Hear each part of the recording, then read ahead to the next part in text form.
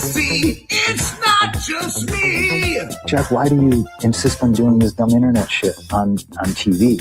I look and see, it's not just me. This place is a fucking joke, man. You're a clown. I quit. So many of us have stood where I stand. We are the young, so raise your hand. So many of us have stood where I stand. We are the young, so raise your hand. They call us problem child. We spend our lives on trial. We walk an endless mile. We are the youth gone wild. We stand and we won't fall. We're one and one for all. The writing's on the wall. We are the youth gone wild. No. It doesn't make logical sense. But it makes yes, of course. But it makes wrestling booking sense. Of course, this makes no sense. Of course, okay, it makes no sense. However, in pro wrestling booking, which often makes no sense, you would do that.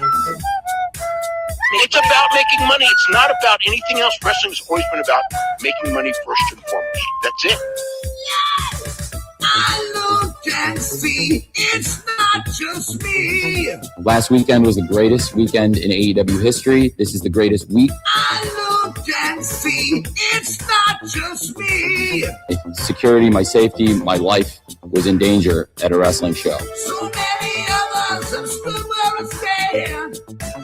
We are the young, so raise your hand. So many of us have stood where I stand. We are the young, so raise your hand.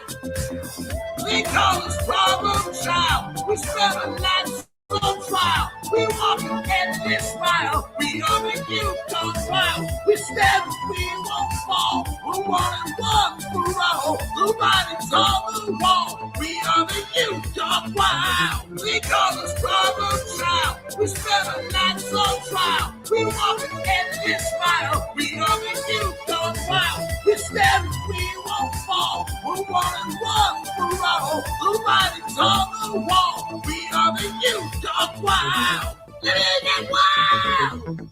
Yeah. If you're familiar with how we do things often here on these Wednesdays, it's a lot like one of my favorite movies, Penta. What? Fuck you. Fuck you. Yeah. Yeah.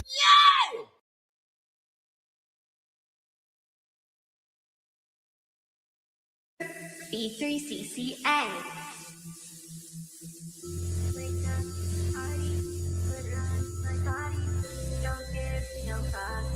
Just live it up.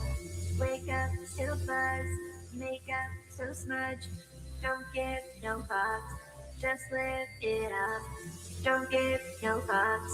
Just live it up, up, up, up, up, up, up, up, up, up, up. Just live it up. Wake up, party, glitter on my body. Pink Maserati, glitter on my body. Just live it up. Just live it up. Pink Maserati, glitter on my body. Glitter on my body. Glitter on my body.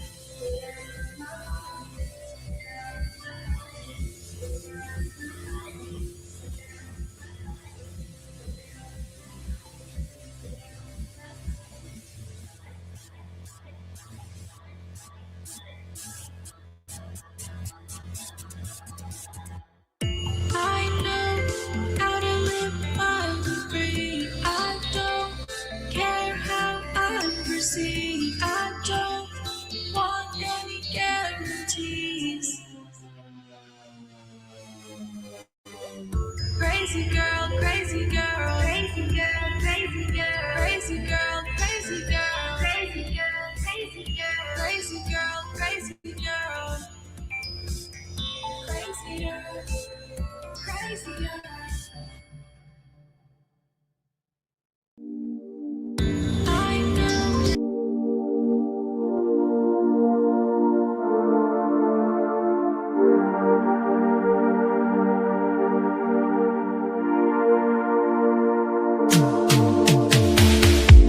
booking is golden, you see. Perfect cards crafted for you and me. Yeah, the best guys, Tony Khan, it's true.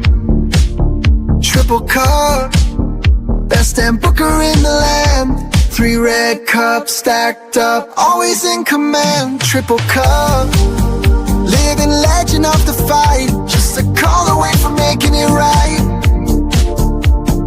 Never see him back hard, no way. Got the whole roster locked in for the day. A Crimson Tower, modern art. Triple cup. Every booking is golden, you see. Perfect cards crafted for you and me. Yeah, the best guys, Tony Khan, it's true. Triple cup, best damn booker in the land. 3 red cups stacked up, always in command. Triple cup, living legend of the fight. Just a call away from making it right. Never see him back hard, no way. Got the whole roster locked in for the day. The Crimson Tower, modern art. Triple cup. Triple cup. Ooh, what's happening, everybody? Welcome to another eclectic edition of PWT Live Show. Let's go. I am your host, Phil. You S. are Mart. a naive, brainless, pathetic, idiotic, clueless, dumbass Mark.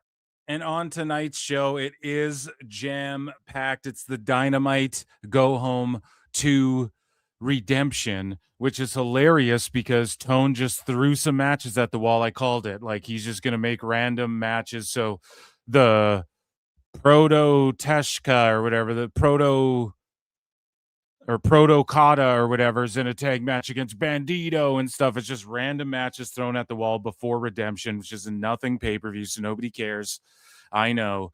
So we are going to get a bunch of drama done here.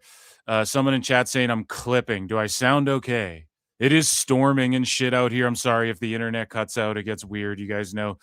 But guys, we are going to watch AEW Dynamite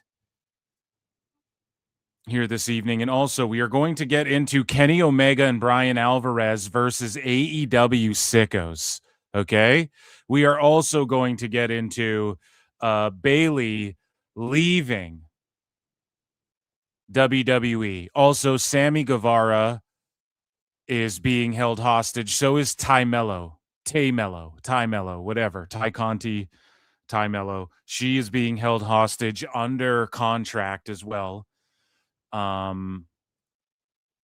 Which is par for the course in AEW. We're going to get into that. We are going to get into Nick LoPiccolo versus Joey Janela. So I know that I said we were going to get into it last show. We didn't have time. We went so long and we didn't get into it. So we are going to definitely today, we are going to get into that whole drama and so much more. We have a jam-packed show. Make sure you guys are locked in and retweet this shit and let everybody know. I want to thank you guys again for 8K subs and growing, okay? 8K subs and growing. It is amazing. And yeah, I'm just so happy for you guys. The 2K26 Battle Pass dropped. We're going to talk a little bit about, well, I don't know. Have you guys been watching Unreal or what? I watched WWE Unreal. I'm on like episode 3. Then I fell asleep near the end, like when they got to the men's rumble, essentially. And then I started watching episode 4.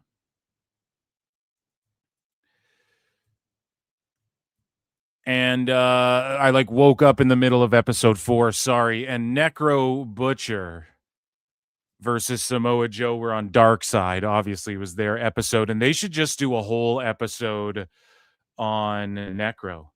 I mean, they really should. he could have his whole own episode if he wanted to. And there's Tiffy calling out fans for crying about Unreal, which we would talk about, but we already do that all the time. So Unreal fucking rules. It's just so cool to see the wrestlers in like a different light, and just to see like John Cena's retirement match, but you get to see before and after, like what really was going on, and whether they're working people or not. There are moments where you see like AJ Styles and John Cena backstage, and John Cena's like, dude, you worked my pace. And AJ's like, yeah, bro, I'm your age. We're the same age or whatever. Like, yeah, dude, I'm one of the GOATs. It's just cool to see those moments, like whatever. You want to take the drama and whether they're bullshitting afterwards to try and work people into whatever. It was so funny how they showed in one of the episodes a scene of them erasing the whiteboard, and then I'm like, oh, that's all the info getting stooged to Dave now, right? They erased the whole whiteboard after Seth gets hurt, right? And all of these things, man, are really cool to see, and cool to see planned out. Cool to see when guys get fucking injured, and then well, not to shit on them, you know, but when they get injured and then, you know, they have to, like, you whether it's, I don't know, man, to see them like talking about it might be torn and shit. I'm a mark for all of that. To see Liv Morgan get attacked by wasps or whatever, like, I'm a mark for that. That's funny, right? So, and then when it comes to whatchamacallit, when it comes to why can't I think of it? Dark Side of the Ring. I mean, that Samoa Joe Necro match is fucking unreal. They told the story really well, and then at the end they just cram in all of the stuff about like Necro had cancer and all of this. And there's like a large section of the IWC that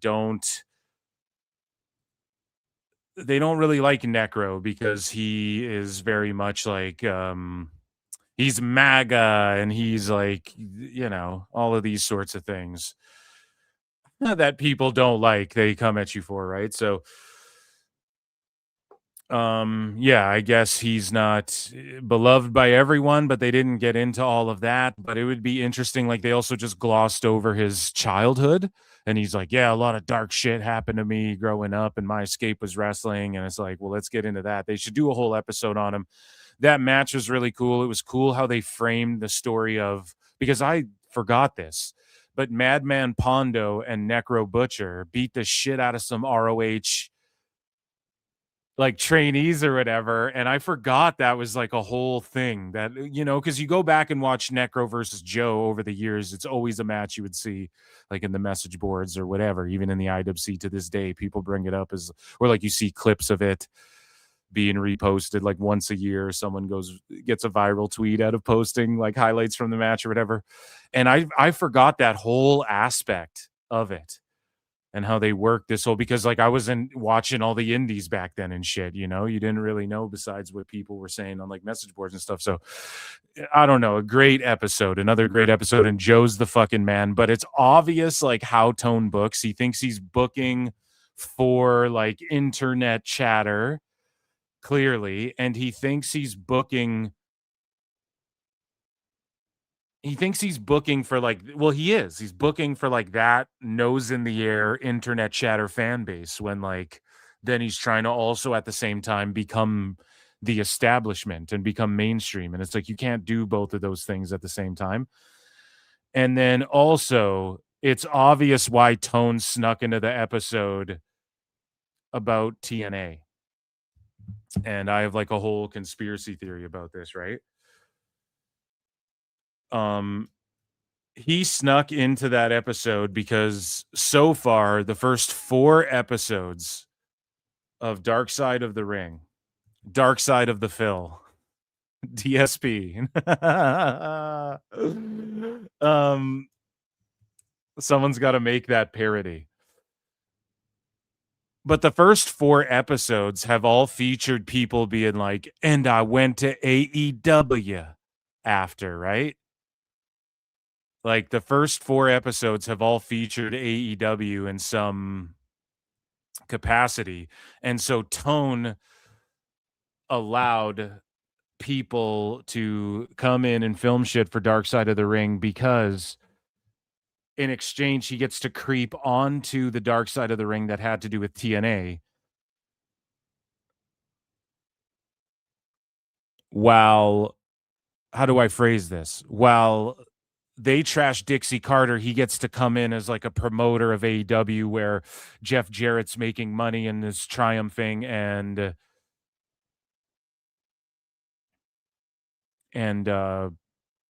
Tone looks as if he's a booker like better than Dixie and shit. Do you understand? It's all about perception.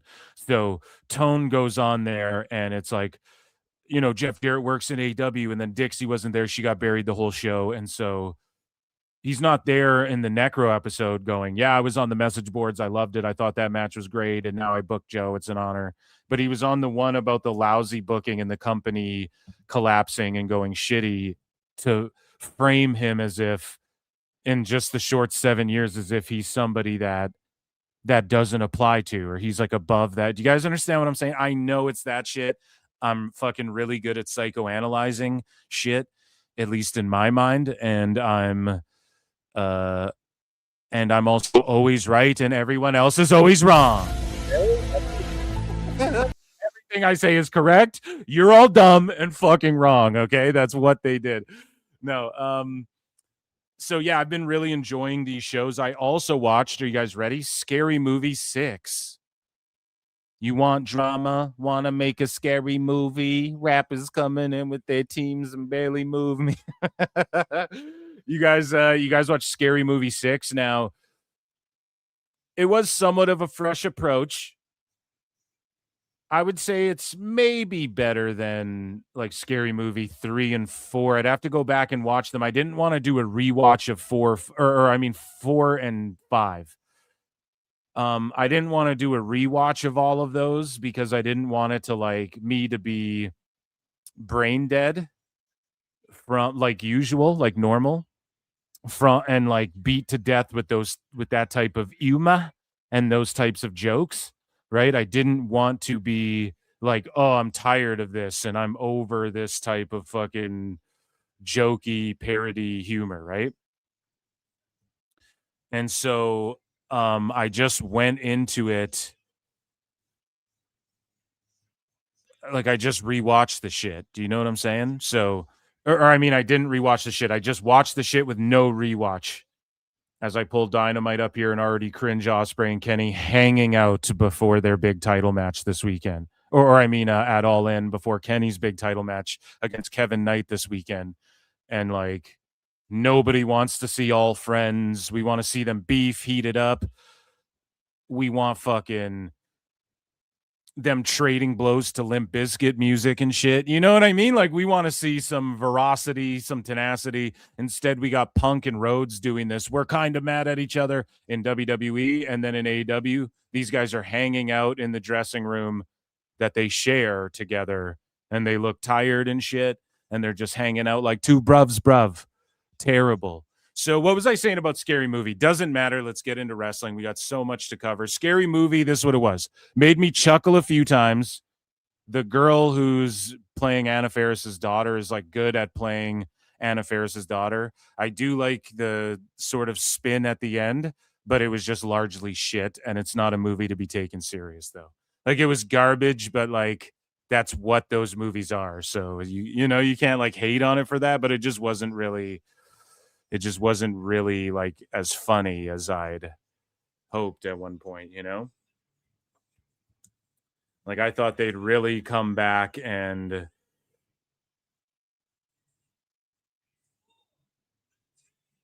like do something good, you know?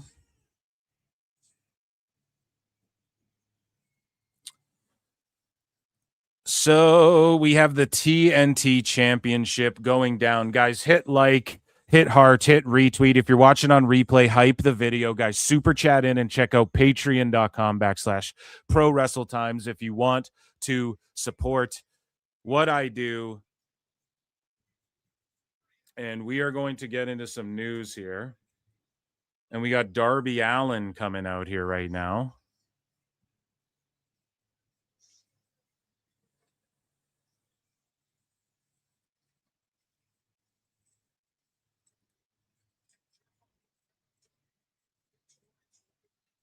And guys, I want to thank you again for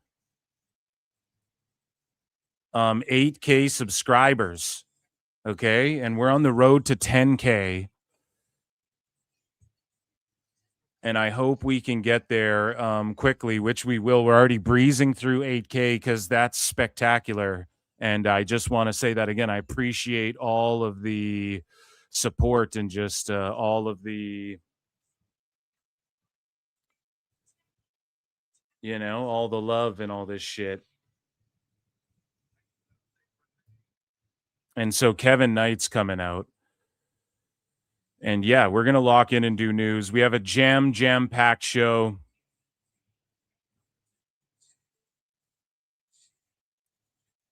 And yeah, so the Jet Kevin Knight coming out. My God. But yeah, let me know if you guys watch. Here, I'm going to start a poll, okay? I'm going to put a poll in the chat. And I'm going to ask you guys, what pro wrestling reality show is cooking harder?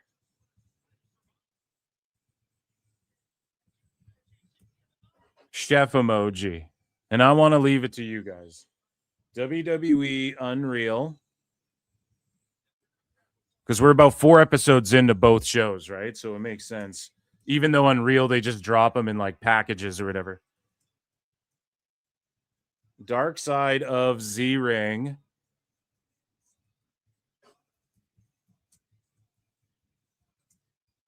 Haven't watched either. Okay, so I'm putting this poll on screen, guys. Vote in the poll. Put a 1 in chat for WWE Unreal. Put a 2 in chat for Dark Side of the Ring. Why is it a person with an egg frying pan with the chef emoji on this dated StreamYard shit? Or a 3 in Phil's poll here. Put a 1 for WWE Unreal, 2 for Dark Side of the Ring, 3 for haven't watched either. Which wrestling reality show is cooking harder, guys? Vote in the chat. I'm going to put my vote in. I'm going with I'm going to go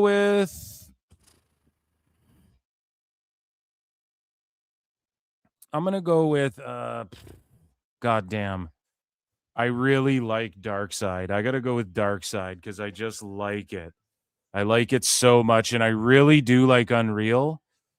But it's not like, you know, I'm a sicko. I'm a mark. I'm a wacko. It's not like anything that I don't know already.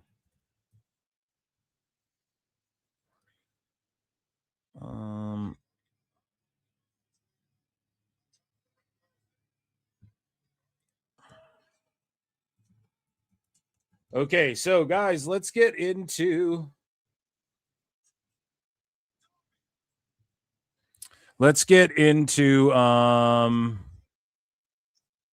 some news finally. Okay, we've talked about everything long enough. I appreciate you all for being here. Sorry, I'm all over the place. I'm doing some fucking there's just some things that have come to my attention. Some people are just putting random numbers. What's chat saying today? Random numbers. We need 100 years of PWT coming. Keep subbing. Keep telling people. Hype the replays. Super chat in and become a patron, okay? That's how you can support what I do. None of this happens without your guys' support. And shout you all out again. I'm so thankful for the 8K subs. It was amazing. Phil become Dave. That couldn't happen. Maybe I'll lose my mind. When I'm turning my TV on and shit, I start losing my mind for sure. I get distracted. Okay, without further ado, let's get into news. Okay, so it is time for miscellaneous news. And shout out Nick LoPiccolo's doing an AMA, I guess, as well somewhere. So we will obviously go over whatever happens in there. I think it's about some sicko, though. That's what I was looking into. I'm like, if it's just about some sicko, then I don't fucking know. It's not as interesting as him just answering questions about the biz and what he knows and doesn't know. But anyways, though, enough about that. We will talk about Nick versus Joey Janela in a bit. Again, a jam-packed show. Put your mittens on your kittens because away we motherfucking go. It is time for miscellaneous news. Ladies and gentlemen, I'm afraid I've got some bad news. Brought to you by Phil Marks Out YouTube channel, which I'm going to start uploading to again. So big news from New Japan on Friday, September 18, as a part of the new Chitose Airport 100th anniversary opening commemoration event. Wow, wordy. New Japan Pro Wrestling has decided to hold Airport Pro Wrestling right in the heart of New Chitose Airport. So they're doing an event. They're taking notes from Tone McMahon, and they're doing an event at an airport. And this actually saves on travel fees for the boys. No, I'm joking. We move along here, and I think we have a little bit more Japan news. We do not. So let's just get into some indie stuff. We were talking about Dark Side of the Ring, and this is cool as shit. So available for pre-order tomorrow, ladies and gentlemen, which is today. Time Cop. Actually, this was yesterday. Time Cop 2. Yesterday. Today. Yesterday dies today. Holy shit, that should be the name of the next Time Cop. Yesterday dies today.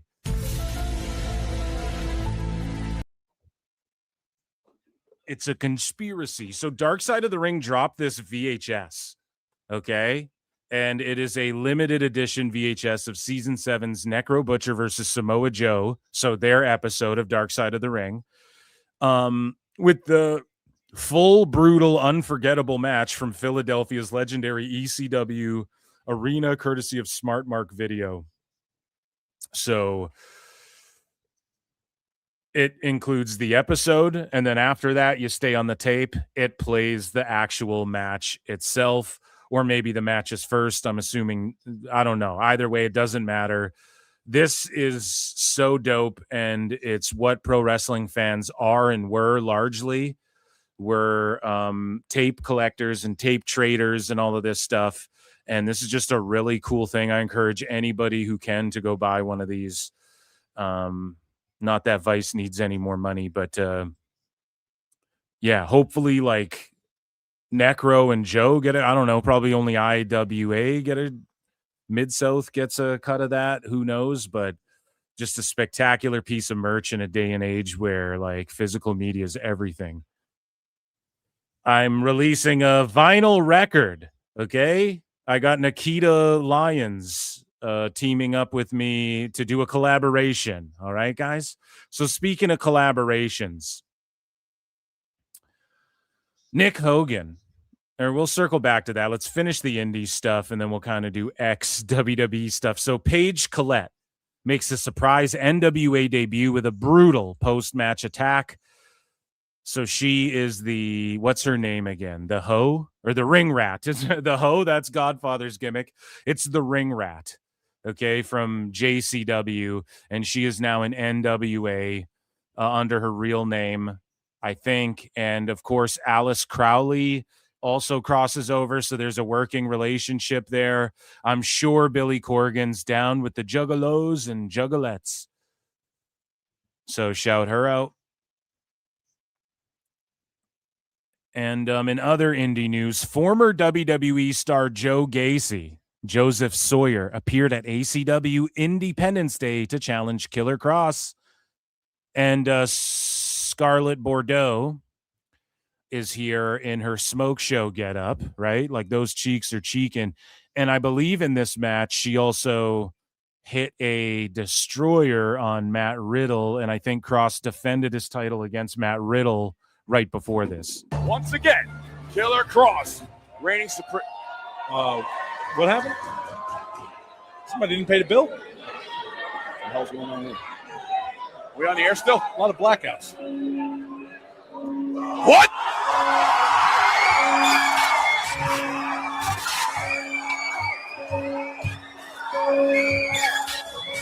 Now, it is an indie.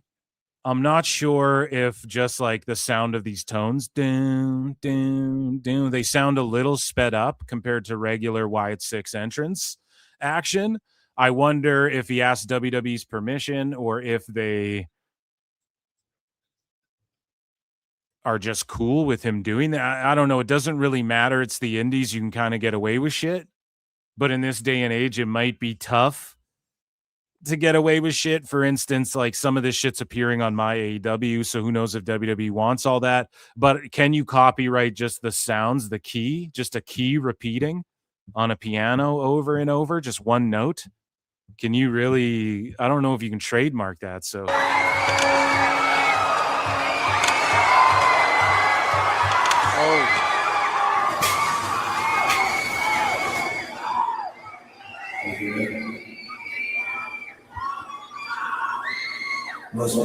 What you can trademark is a 7 to 15 minute long video of the Macho Man on his palatial estates, accompanied by Miss Elizabeth, with Mean Gene Okerlund interviewing them, as we discovered on Member Monday. They're too busy cheering the strongest man in the room that they don't notice the house groaning beneath their feet.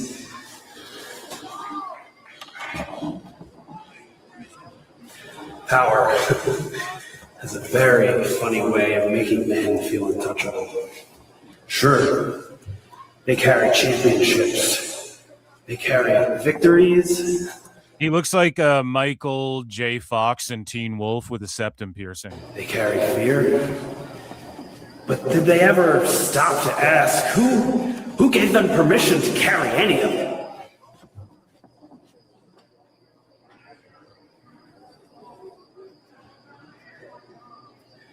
Tonight, a king stood tall. So you guys get it. He's coming back into the Indies, and he is going to take on Killer Cross for, I'm assuming, the MLW title or whatever Cross is defending out on the Indies.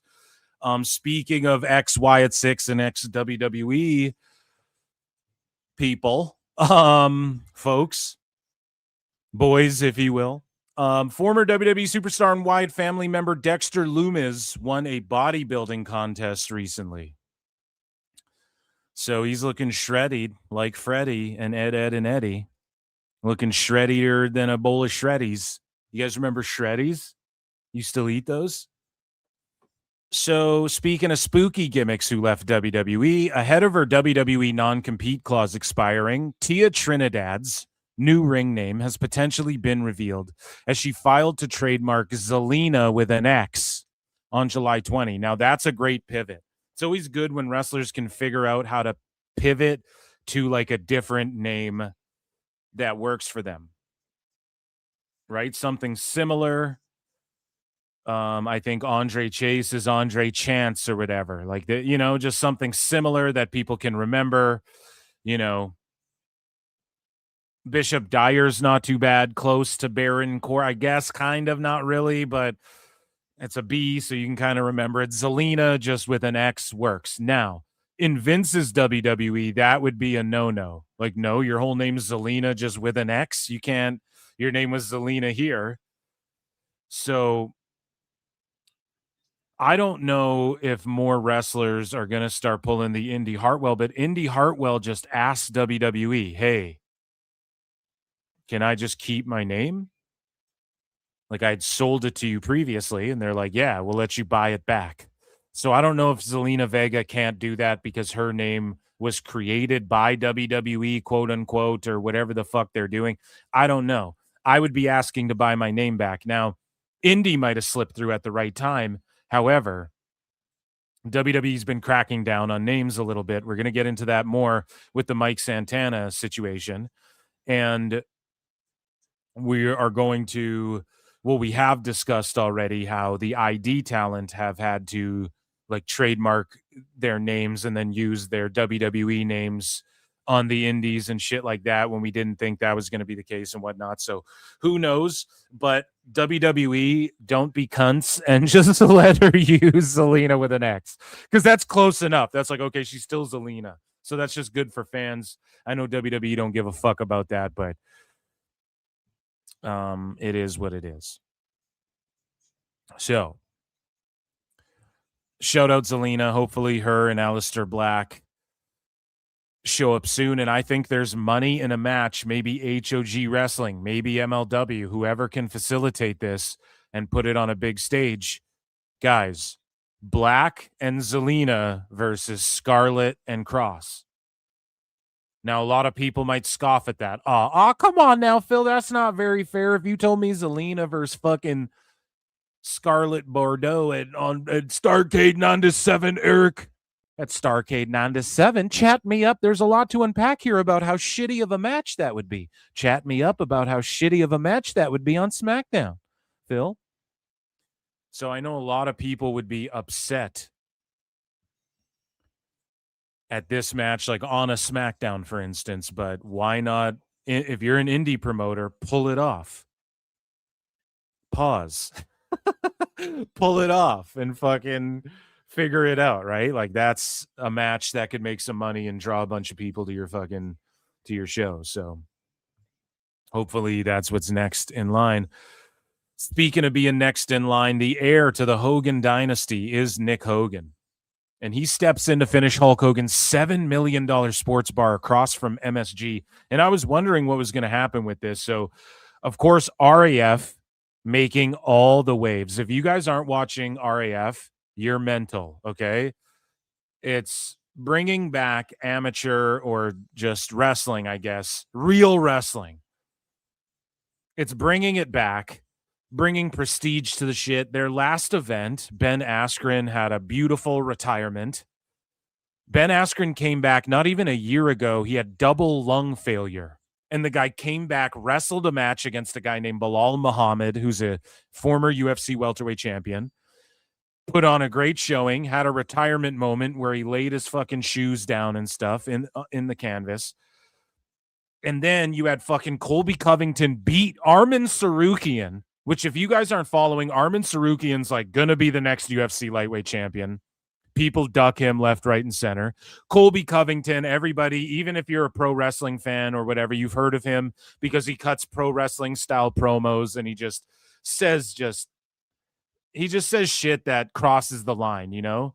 He's like, I'll see your dead father in hell. And he like, you know, goes at people's fucking wives and stuff. Like he's just a piece of shit. And people want to see him get his ass kicked. He beat Armin Sarukian. Okay, and maybe I should have bookmarked it because Eric Bischoff was in the midst of. So they set up the match between the guy who beat Askren and Colby Covington, and Armin Sarukian in RAF is undefeated, beating everyone, sunning, clowning everyone, right? And then Covington beat him like in the last second, pulled out a win. So it was crazy. And Colby Covington like dropped an N-bomb going into the fight, literally at the post or at the pre-show press conference. He's like dropping an N-bomb and shit. And people are like, what the fuck? Like he just crosses lines. So at the post-match presser, Bischoff's sitting there and he's taking questions like Dana White would, right?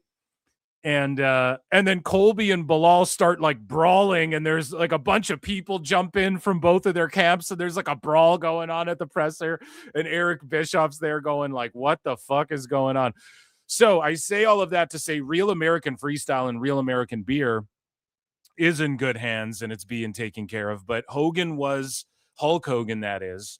Check out RAF. Like I'm putting it over. It's making waves in all of mixed martial arts and wrestling. And he's getting asked about Gable Steveson and Chad Gable coming over. It'll happen.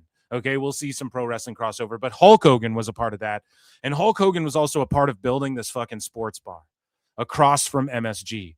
And it was a huge $7 million project that he had going. And we covered it on the show. And after he passed, you know, I was like, what's going to happen with that? I'm curious. His son is stepping in to make sure that this sports bar gets built, and that's going to do huge business. And the wrestlers, they'll get to go there for the MSG show. You can bring legends in, and let's say you're a big fan of WWE. They do an MSG show, and then you go across the street and have a beer. You're there before you go to the venue or whatever. Take pictures with legends. It's going to give perhaps some, because TKO's bought into Real American Beer. They're not bought into Real American Freestyle yet. But there's some business there. There's some politics there, okay?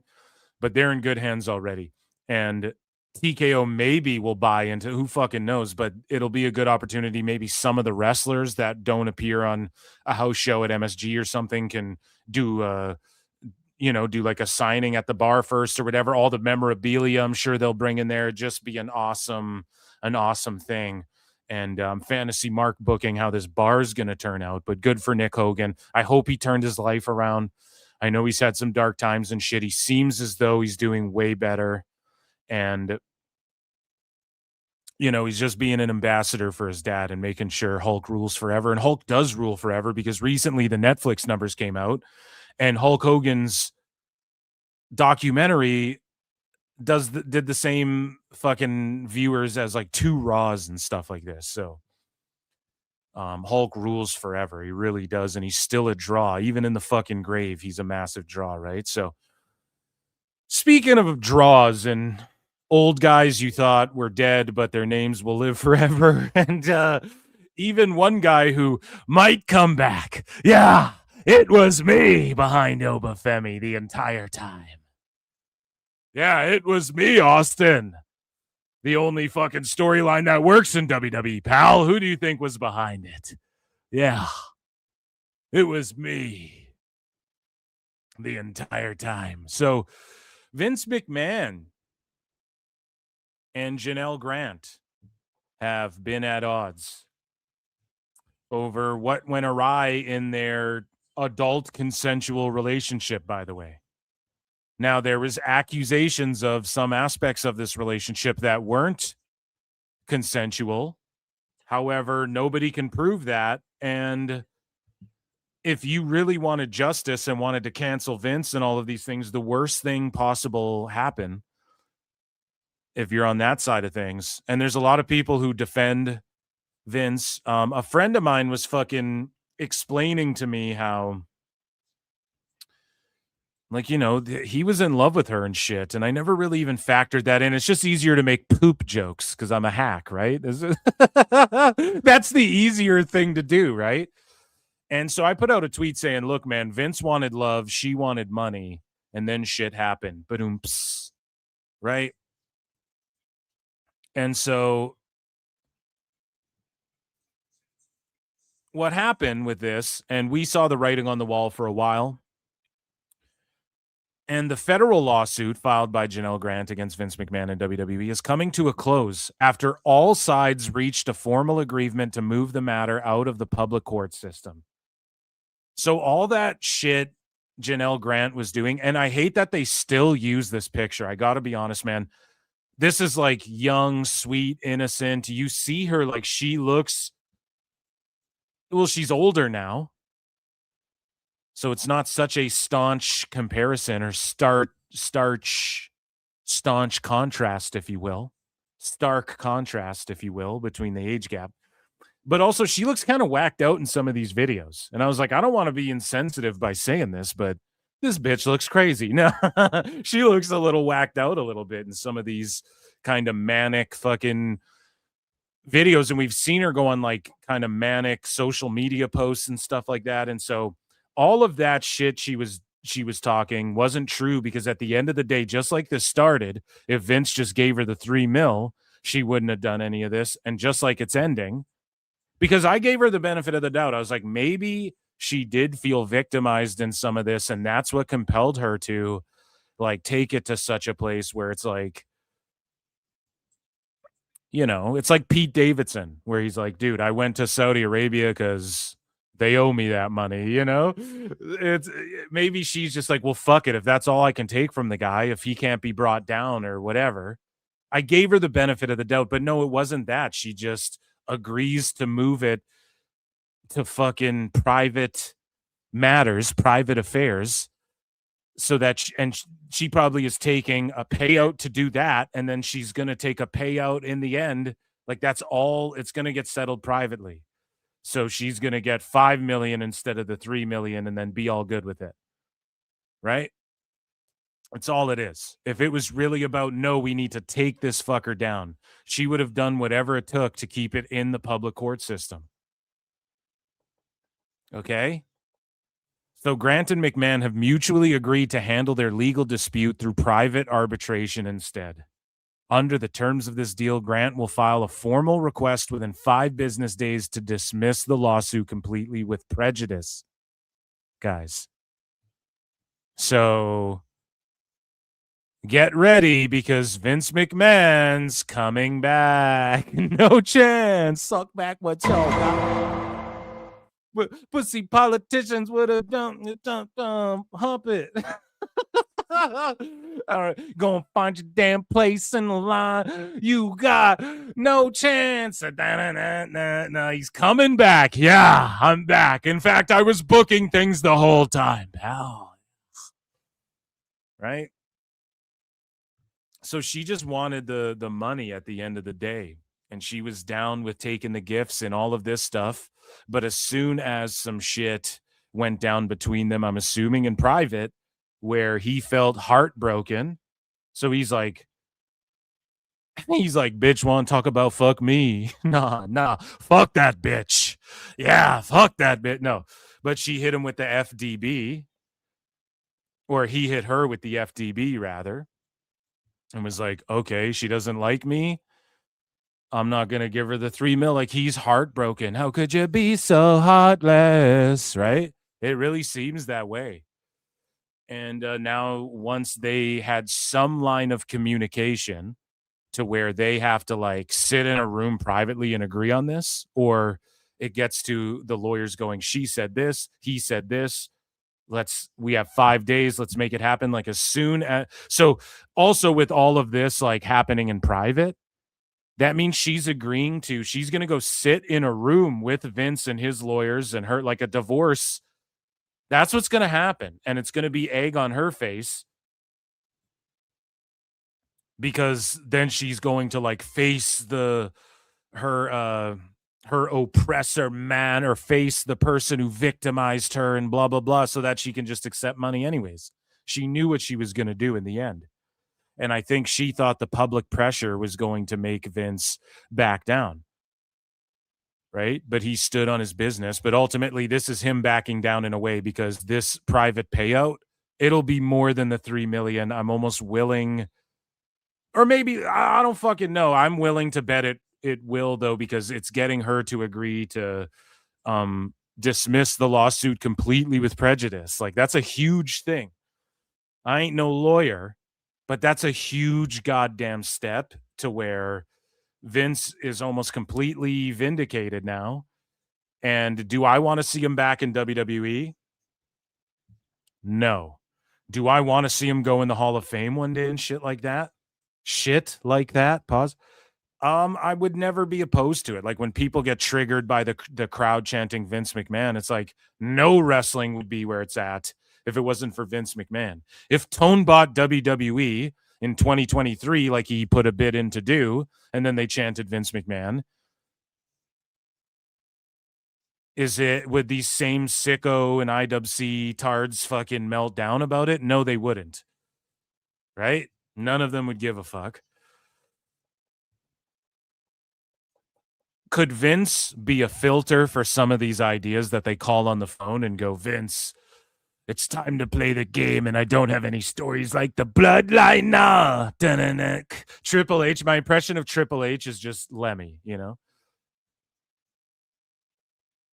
Yes, man. They need one of those knock 'em out of the park fucking storylines set in motion, that Vince is the guy who knows how to do that. He knows how to take wrestling and make it larger than life and just promote it on a level where a lot of people want to say there's cop-outs, there's last minute doing things, and there's just relying on the celebrities' involvement and stuff. Okay, let's say all that's true.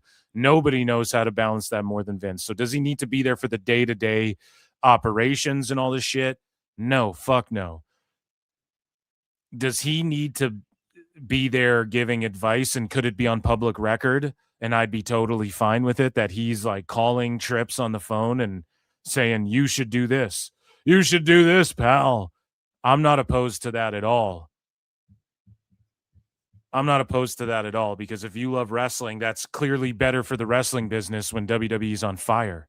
Objectively, using scientific, measurable data, you can see that. And I like when wrestling's on fire. But do I need to see like Roman Reigns getting dog food on him? And do I want to hear more like do I want to see Laurinaitis back and the good old boys running shop and keeping chicks behind on the fucking private plane to do God. No, I'm good on all that. Keep them away from the day-to-day operations. Maybe open the door of like, hey, we're trying to do Brock Oba. How do we...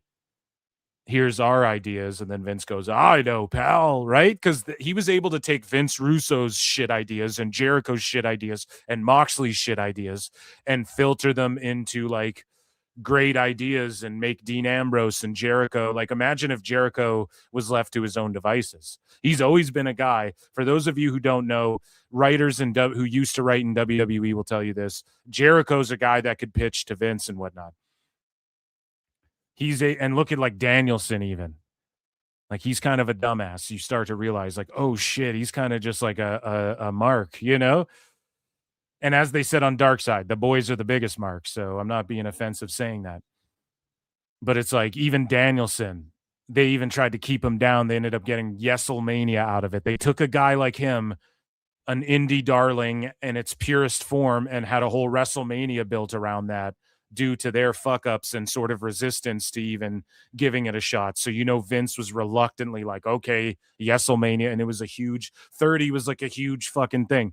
So the point I'm making is, if anything's missing from WWE right now, and if anything's missing from the Triple H era, it's just that one big over-the-top, everything's on fire right now. Vince could help put that in motion, and I'm sorry, you guys have to accept that she just wanted the cash.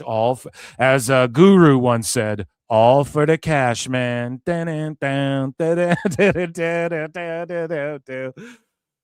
Gangstar. So, ladies and gentlemen, that was miscellaneous. That was Indies and Global News and Law is Order. Ladies and gentlemen, I'm afraid I've got some bad news. So let's get into some other news. We've got news. What's on Phil's itinerary? Speaking of WWE, let's go right into some WWE stuff. Shall we?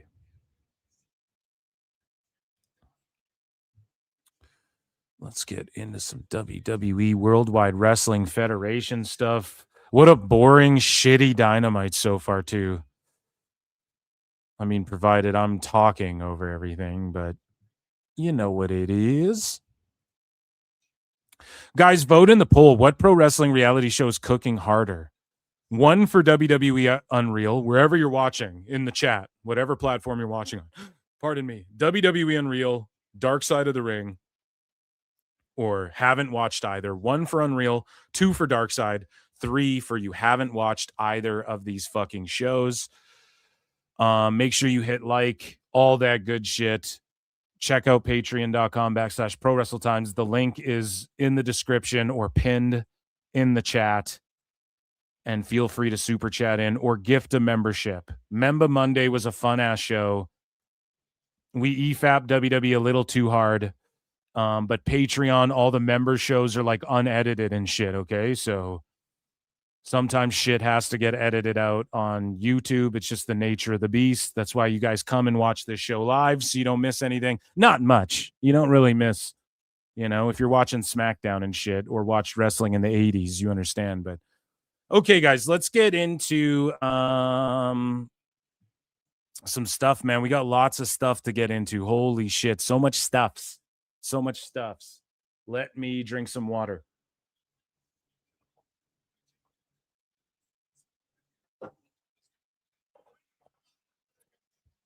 So, guys, let's head over here. And this is a segment called WWE News. And so far, StreamYard fixed the sounds getting all unorganized and shit. But I just got to reorganize them for the final time, hopefully, okay? Because they're staying organized in this unorganized order, like my test order that I did. So now it's back. Everything's good. Shout out StreamYards for being very prompt and getting back to me. And I assume dealing with this issue and shit. And obviously it's not just for me, it's for the whole platform. And we went back and forth a bunch. And yeah, so it is time for WWE. So in random news here, WWE has filed to trademark the name Kyoki. So this could be Takahashi's name in NXT. And I say that we're going to get into some NXT and ID news and whatnot. So I say that to set this up. On NXT, Naraku lost to Tony D, and I thought he'd win for sure. So Tony D is just, once you're NXT for life, Chico. Yeah. He's just an NXT for lifer. Okay, it just is what it is. And so Naraku, he lost to Tony D. So I assume Naraku is going to the main roster. They wanted him on the main roster. He wanted NXT with Takahashi. Did they want him on NXT for a bit? Or were they like, you're going main roster too? And he's like, fuck yeah, I am. And he ain't wasting no time. He's like, I ain't going to NXT and shit. I ain't got time for that. Because I imagine they will squad up. Okay, I imagine that's what's going to happen. Now, let me just quickly search this. Does Evil have any ties to Hiromu Takahashi? Because there is Yujiro Takahashi or whatever. To Hiromu Takahashi and New Japan Pro Wrestling. Because I believe they were in a couple stables together, at least. So they were in LIJ. So Los Ingobernables, which is the faction in Mexico that Andrade, Rush, Dragon Lee, Mystico were all in, and others. Los Ingobernables, but there was a New Japan section of that faction, sub-faction, and it was called LIJ, Los Ingobernables de Japón. And so Evil was in that. Takahashi was in that. Who else was in it? Give me a list of LIJ members here. And we're asking AI. The whole world is run by AI. So Naito is in there as well. And a lot of people are like, shit, man, is Naito. He's done in Nuge. He's retired. I think he's appeared for them a few times, but people are like, could he appear in WWE? He's been vehemently anti-WWE. A bunch of sickos started burying Naito, Tetsuya Naito, when his time came up with Nuge and he wasn't going to AEW. And there was rumors that he might go to WWE. A bunch of the sickos were like, he's washed, he's blind, his fucking knees are shot and shit. They were just burying him automatically, right? So yeah, I mean, Yota Tsuji's was in that faction. So maybe these guys convinced some of these guys, like Atsuji as well, like, hey, come to WWE. Like, fuck this shit. And they're hating on you in AEW and shit. Come on over, baby. Come on over, baby. I'm in a singy mood today. And Titan, of course. Meltzer and Tone's favorite fucking luchador, one of them, Titan. Right, so there's a bunch of people in this faction LIJ, but the ones that we need to focus on, Takahashi, Evil, or Naraku, and possibly Naito, possibly Tsuji, who fucking knows? Maybe they convinced Naito to come over. Maybe his legs are shot. Who fucking knows? But Kyoki, that could be Takahashi's new name. I would just call him Takahashi or Hiromu. But again, they want to trademark names again. They're in the business of that. And it was inevitable. TKO was going to steal that aspect from fucking Vince because you quickly realize, like, independent contracting, like WWE doesn't quite fall under the Ali Act, and TKO is trying to destroy the Ali Act, which is already, like, they're trying to own MMA fighters. Once you sign with the UFC, it's like in their deals now, I believe, where they own your image and shit for their video games and stuff for life, Chico. Which is crazy, especially in MMA, because you could like have 3 fights get cut and then have to go fight somewhere else and they can just put you in their video game and shit. It's crazy, dude.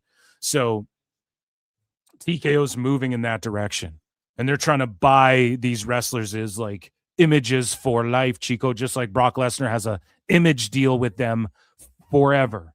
They pay him forever and they get his likeness. They own Brock Lesnar's likeness. So again, people clown John Cena for doing that years and years and years ago with Vince. But Vince knew what he had, and he knew John Cena's aspirations. And John Cena was just ahead of everybody on that. You know, like he was, now everyone's, I guarantee you, Undertaker's got one of those. We just don't know about it publicly and whatnot. So the point I'm getting at, Kyoki and Nareku on the main roster, a Japanese faction, possibly. That's racist, is what the sickos will say. Fuck those people, they're dumb. That could be cool. That could be cool. Or maybe it's not his fucking name. We don't know, but I'm just throwing that out there. Now, speaking of names, okay, another name that we all know showed up in NXT, and currently we don't know what this gentleman's name is going to be. Now let's play clip. We're going to get felted by TKO again, so I'm just going to go. I just want to play you one part of this because the audio is imperative. So actually, let me here, and I'll put this like we won't get sniped for like showing the audio. So did you guys hear that? Santana, what's good? Someone Google for me who does this theme song too.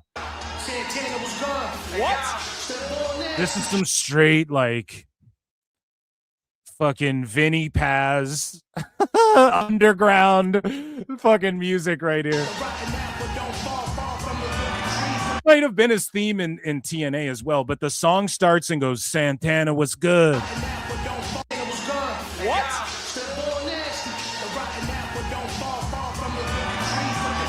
That's some straight like demigod shit right there. Some Army of the Pharaohs. Fucking let's go. Santana fucking rules. So it's Mike Santana, Sweet Louisiana. Okay, and he pulls up and he gets a great reaction, and this shit garnered for an NXT guy across WWE socials. This shit garnered like 6.5 or 7 million, 6.7 million impressions or views or whatever across all their socials. Like that's a huge deal. This is huge. I'm glad Santana is in NXT. He's going to do some shit in AAA. I'm sure of it. He will be on the main roster too. I don't think they'll fast track him though. He's one of these vets that can hopefully bring eyeballs, and he can carry this NXT title for a little bit and get involved in some compelling storylines. He has a great backstory. He seems real. Some people were like, oh, he's going to AEW again. He would never go back there. Him and Kazarian recently talked about it in an interview. AEW, so did Paige. AEW just sucks the life out of you, dude. Your soul's not in it. Your heart's, it's just for money. That's why Ospreay's floundering. Someone left a fucking brilliant comment under one of my videos saying like, Ospreay's become like a parody of himself because he just got a bunch of money. Like he just got a bunch of money. You don't have to try anymore. And I'm not saying like keep people broke and starving and shit, but you are getting paid like you've achieved, like you sold out a rest, like you slammed Andre in the Superdome, brother, in front of 90,000, dude. Like you're getting paid like that, and you never slammed Andre, bitch. You never even like, you know, you never even wrestled. You weren't even in the Cruiserweight Battle Royal where Kidman did the shooting star press to the outside of the ring. And that's a moment. That's kind of an obscure moment that got overshadowed by other shit. You know, you've never had any moments. Like, list your moments, dude. Like, what are you talking about? You point to like old shit from 10 years ago in Japan where you and Ricochet did flips. Okay. Lucha Underground has way more moments and they did way cooler flips. You know what I mean? You fucking dumbass. Like, that ain't shit. So like everybody's getting overpaid, and also like allegedly Swerve as Heat, and who knows, like apparently Ospreay's been unhappy with some shit, his direction, when really it's him. It's not anybody's fault but his. It's the shit they opened the show with tonight on Dynamite. Time Cop. We're doing WWE news, But Santana will not go back there. He got in a physical fight with Angel Ortiz over Santana wanting more out of his AEW time and Ortiz being like, just, hey, dude, let's just chill and collect a check. And as we've chronicled here on PWT, which is a weekly episodic program that is can't miss television, Ortiz even tweeted shit out like, dude, I'm in the best shape of my life. I'd love to get booked more and shit. And he only got used when Eddie Kingston came back. And then he just disappeared again. Because Tone doesn't give a fuck. Never gave a fuck about LAX. He just signed them to sign them. Right? And they completely botched like a huge program between like the Lucha Bros and LAX in Mexico when you guys go there for Grand Slam. Hello. Like, these are huge programs that could have went down. And there's no way Santana was going anywhere but WWE. So he shows up and everybody's like, what's his name? What's his name? Is his name going to be fucking whatever? So one more time, let's just run his theme music back one more time because it's fucking fire. And this might have been his theme in TNA, but I think it was. He might just own it. But at the start, it goes, Santana, what up? Santana was good. So, boom. His name's Santana right there. The Tron says born nasty. Doesn't say his name anywhere. Now, the commentary, we'll just skim through this a little bit. They're like, it's a huge name. It's who Rob Stone has They don't say his name, been on the phone but he appeared. with all day. D'Angelo locking eyes with the former TNA World Champion. The NXT universe is on their feet. They're stunned. They're shocked. What's going through the mind of our champion? Look. So they don't say his name, right? Fuck, that theme goes hard as fuck. You know, Def Rebel did not come up with that shit. So Mike Santana, dude, he trademarked his name. So Santana filed to trademark the name on May 5th of this year. And so that's good because he owns it. But this could be the death sentence of why Rabid Wolverine LC Killer for 2 sweet, says Mike Santana, embrace the grind, bruv. Absolutely. Like a cokehead in the 80s. You're embracing the grind, dude. You just got to grind it out all night, right? And so Mike Santana trademarked this, and that is smart. At the same token, that might mean they're going to change the shit. Because otherwise WWE would have trademarked it, right? I believe Ethan Page let WWE trademark his shit, for instance. So this could be a good sign that he's keeping it, but unless you're AJ Styles or Samoa Joe or a name like that, unless you're like Kenny Omega, I don't know if they're going to let you keep your name like that, you know? So we move along here to discuss Santana a little bit further, and pardon the doom scrolling. I think we have one more bit of info about Santana. We may not. Because there was some more evidence that's okay here. So WWE said his name on their Facebook account. Mike Santana makes his presence felt in his first action as an NXT superstar. Now, you know, the name Mike Santana was trending. You know that for sure it was trending. Okay. So I think that WWE was considering changing his name. And then when they saw how much Mike Santana was trending and the 7 million impressions and like evil Naraku, he didn't get all, when they were teased evil in the Japanese writing and shit, he didn't get all, he wasn't trending that big. Even when he debuted, yes, they picked the name Naraku and all of these things, but, and they want to own trademarks and shit. The whole thing is this, though. They might have seen how big this blew up and went, oh, we're just going to call him Mike Santana. Let's feel it out. They have the luxury of social media where they can do that. Again, this is doing big boy shit. This is doing like what you're supposed to do when you have this option of feeling out social media. And Dave will go, oh, well, they absolutely. But this shit got 7 million some views. Mike Santana's trending. Everyone's like, oh, shit. The next day, they might have went, okay. He owns the trademark. Okay, we're going to have to change your name maybe, bro. And then he goes out there, fucking goes super viral, and they go, all right, we'll make a deal with you. Clearly, you hold some weight. You can use your name. You know, you keep your name and we'll fucking, and then he works out an AJ Styles Samoa Joe deal, CM Punk deal. That's all it is, guys. Okay, so hopefully they keep him Santana. If they change his name, a lot of people are like, who cares? Who gives a fuck? No, we cannot defend WWE at every fucking corner. We can't. Shut up, bitch. It is fucking lame when they change names, but is it a big deal? Is Nikki Blackheart or whatever the fuck her name is?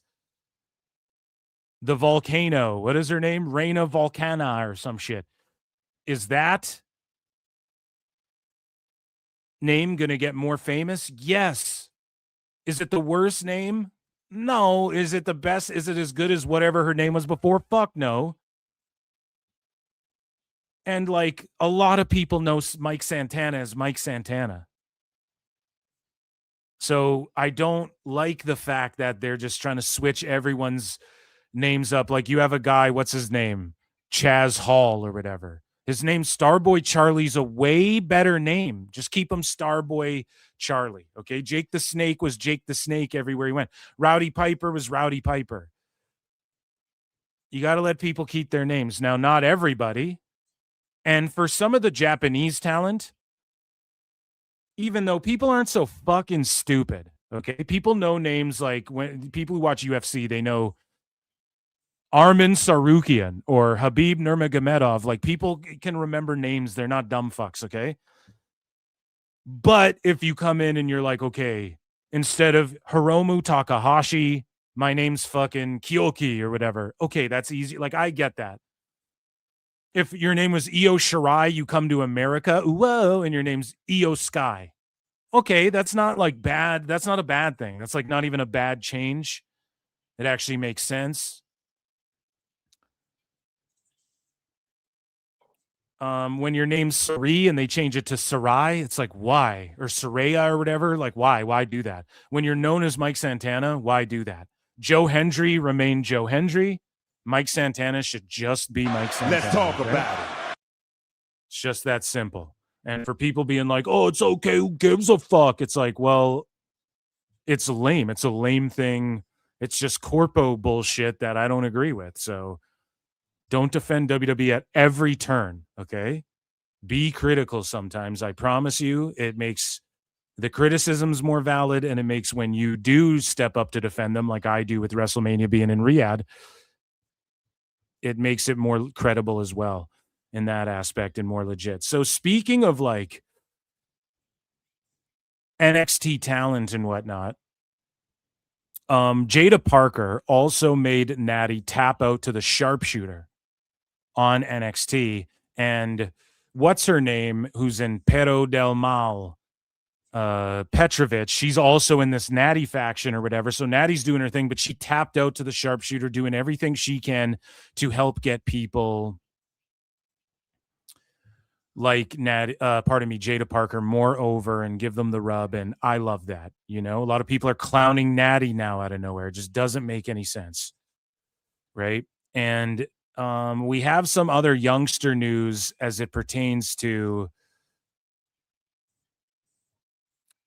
pardon the doom scrolling today, guys. It's things are just kind of out of order. But we have tryouts at SummerSlam. So every SummerSlam they hold tryouts, right? In WWE. And there's two names. Now there's a bunch of fucking wrestlers and some names we've talked about on the show and some names some people might recognize if you're a big fan of indie wrestling and whatnot. But there's two that really stuck out to me. I wasn't going to bookmark every single one of them or give you guys a list because not all of them are going to make it either. Two names really stuck out to me here that need to be discussed further. So Conan Lycan. Conan Conan Lycan announced that he'll be a part of the upcoming WWE tryout. And you guys might be going, who? But we've talked about him on this show.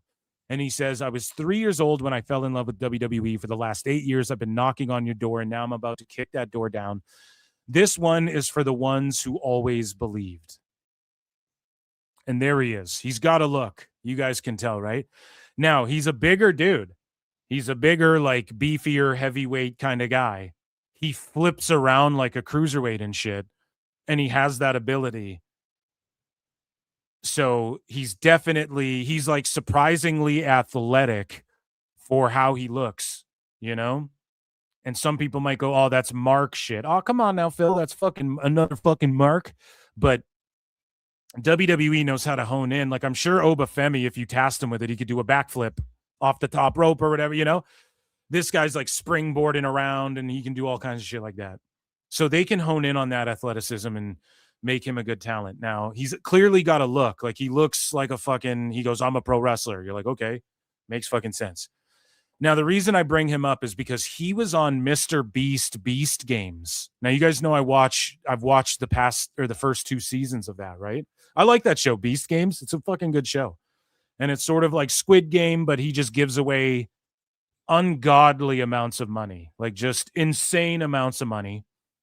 And this guy here, Conan Lycan, is a guy who was like sleeping in his car making fucking towns and stuff.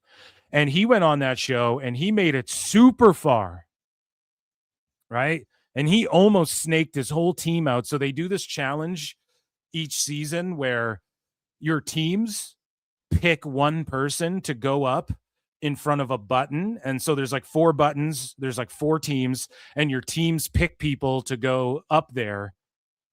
And fucking this money counter runs up and it'll go to $1 million. And you can hit this button, accept $1 million, stay in the game, but eliminate your whole team. They've done it both seasons, right? And this guy hit his button like a minute after, like a split second after another guy. And this Conan Lycan guy snaked out. He kayfabed and worked everybody. He just kept working his way into getting a bunch of money throughout the show. And he made it to like the top 6, I want to say, and then purposefully got himself eliminated, but made hundreds of thousands. I think he made like $500,000 or more in doing that in cash by like working people and allowing them to buy his way of like eliminating himself and whatnot. And like he was going to snake everyone for $1 million. But he was like a hair too late. And then once he got down, he's like, yeah, I wouldn't snake you guys. I told you. He's just such a carny fucking, it's so good. This guy was just working everybody on Beast Games season 2, right? So enough about that. I got a point. Sometimes you know what in they life, say. you got to be a hoe. But this is why I'm compelled to see this guy, because he was like a standout, kind of popular on the show out of all the characters, and millions of people watch Mr. Beast everything. Okay? So he is getting a tryout, which is awesome because he can work. Now, I don't know how his like headlocks and takeovers and his mat game and all that shit is.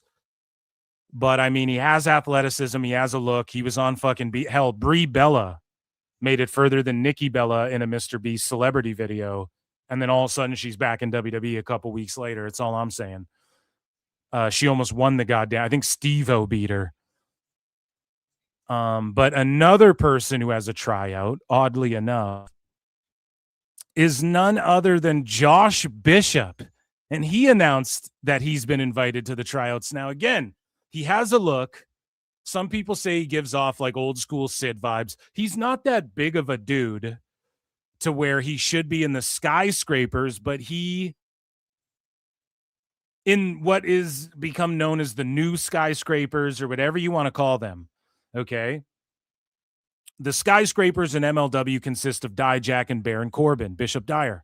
Well, Corbin signed back to WWE, appears on SmackDown. He's been on the last couple shows. He was also on the last MLW, which is, I think, filmed 2 weeks out. Someone explained to me that they tape shit like every 2 weeks or something like that. A couple weeks where the stuff.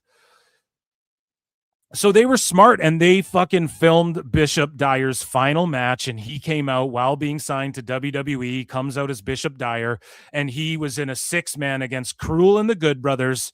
You had Josh Bishop, who replaced Bishop Dyer in the Skyscrapers with Dijak, and they're like, we need a third, right? And then Corbin came out and fucking wrestled on MLW Fusion. Super smart. Because that came out on Saturday, the SmackDown after Corbin was like cutting a promo, doing a vignette or whatever. Okay? So all of a sudden, Josh Bishop, Dijak getting left in the fucking dust again. And it's unfortunate. I've told you guys this. I don't know if Dijak is ever... I don't know if they're ever going to want him back there. Sure okay? thing, bro. Sure thing. Don't take my word for it. Just take the actions of WWE for it, okay? I don't know if they're ever going to want him back, or they would just bring him and Corbin back in together. But could you imagine if they snipe Josh Bishop and then stick him with Corbin, and then they just completely, and then Dijak? That would be fucking crazy. For Dijak to get felted like that and get his other tag partner taken away like that after he just formed the Skyscrapers, and then Corbin came back. And people are calling it like the Skyscrapers 3 or whatever. Because Big Trouble Ben Bishop, who's been on PWT, by the way, shout him out. He put out a tweet saying, hey, I'll be the next guy in the Skyscrapers, which would rule. Dijak and Big Trouble. That would be awesome. And you know, Big Trouble's actually like 7 feet tall, and you can't teach that, right? And when it comes to Big Cass, it seems like he's not returning with Enzo, and they're doing like, I'm rebuilding. It's a Rocky story. I was a drunk, my personal issues. They're leaning into all the real life shit there with Big Cass. But it's just crazy that Josh Bishop, who I think WWE would scoop him up. He's got a look. He can work. And if they stick him with Corbin, that's just crazy how they just redid the Skyscrapers without Dijak in WWE. I totally see them doing that. But he's got a tryout, so we'll see where he goes from there. Shout him out for that. So we're talking about SummerSlam, right? And one match that is being teased that I think at SummerSlam we could get a moment between these two guys right here. The match itself, if they do have a match involving Tom Brady, they'll save it for Mania. But I could see like Brady showing up at SummerSlam to like punch Paul in the face or something. I could totally see that. But Tom Brady and Logan Paul were about to throw hands at the World Cup final. They're obviously working, guys.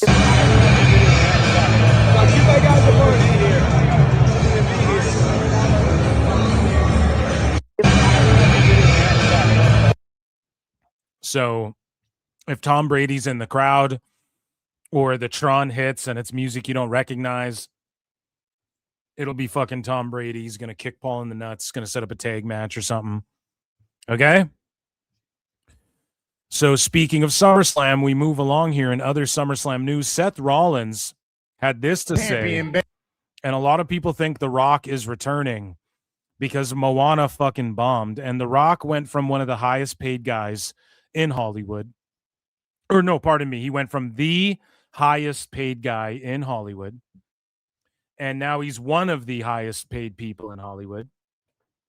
And he still has the freedom to do whatever he wants. And he is a box office draw. It's not like 1 billion people won't stream the live action Moana. But from just the little clips I've seen of it, I don't know. The movie looks kind of fucking silly. And they just did it too early. Like, you're supposed to wait 50 years and then do a live action to a cartoon. Like, just make Moana 2, 3, 4, 5. But The Rock being a mark for himself, he stars in a live action Moana. People don't want to go see it.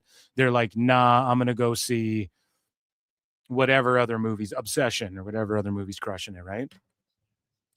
So a lot of people think that, you know, whenever The Rock is bombing in Hollywood and there's bad favor towards him publicly in the public eye, he returns to WWE, gets all of his good favor back online and social media. And that truly shows you the power of the IWC. We're powerful. And then The Rock might dip out. So some people have speculated before Seth even said the shit. Before he even said the shit, people have speculated that The Rock has been on the phone when people are taking phone calls. All right, boss, the people higher up are telling me. People have speculated it's The Rock. Here's the other thing. Tama Tonga and Tala Tonga have, quote unquote, been taking orders from a higher elder or whatever the fuck they said on SmackDown. That could be The Rock. It could be him going, yeah, this is the new bloodline that is here to fight the Usos and whatever the fuck, right? It could be The Rock being like, here's my heel. He comes back as the final boss. Seth Rollins dropped this line, and I just think it's because, in my opinion, I think it's because Seth was just being cringe, bit some shit by accident, because it's hard not to just say, like, I'm the people's champ. DDP was saying the people's champ before The Rock. The people's champ is vernacular that's been around in combat sports and entertainment for a long fucking time.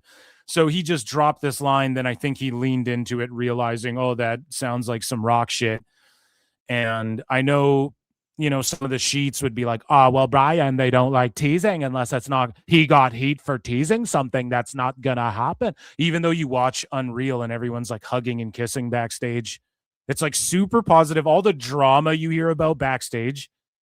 One thing you can't fake is like, okay, so in Unreal, when everyone's in Gorilla and everyone's making out and talking about how fucking happy they are and telling everybody it's great, like fucking Tony Khan at a New Japan press conference, you mean to tell me those guys are all angry with each other? Misery.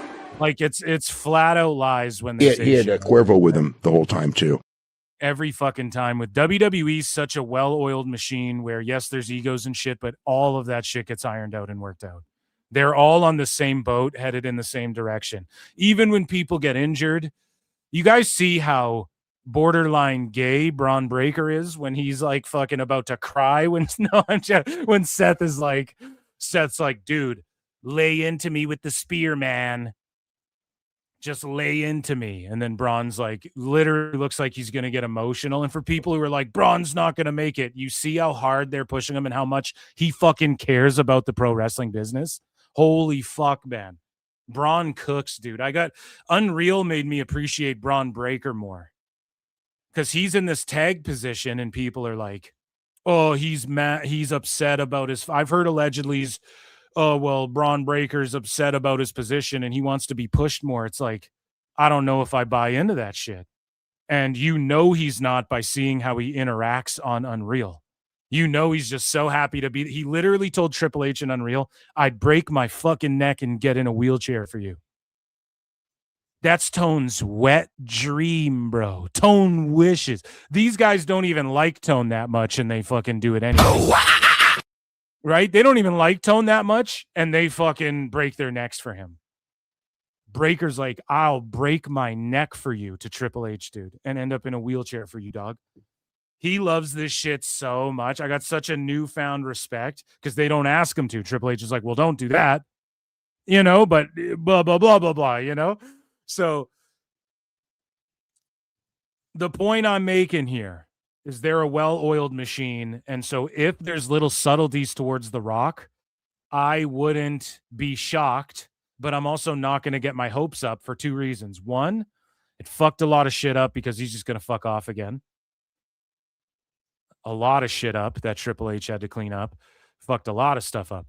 And then two, I think Seth just fucked up here too during the promo and like salvaged it with a drop to The Rock, but also it would make sense because like he was involved with The Rock storyline and The Rock was like, I'm going to beat Seth's ass. And I was like, dude, that's a match right there. Seth versus The Rock. Like that's a match you could do. That's why I kicked your leg from your leg. That Seth would take care of The Rock. Like he'd bump his ass off for him and like he'd know how to work. Say what you will about Seth, but he has gotten hurt, but he's pretty graceful in there and he flops around like AJ Styles and shit. And for his veteran status, his body's like relatively good to where he can bump around and make it look good at least. So This is what Seth had to say while I'm off on a tangent. Champion, as far as I'm concerned, I'm the people's champion, baby. If you smell what I'm cooking. So, like, that's enough right there for the final boss. Like, let's say Tama and Tala get involved in a match, beat the shit out of Seth, and then the final boss is behind it the whole time, but he even is like, yo, Bloodline, what the fuck is up with that? Why did they help you with blah, blah, blah, or whatever the fuck? And then they're like, we don't have anything to do with that.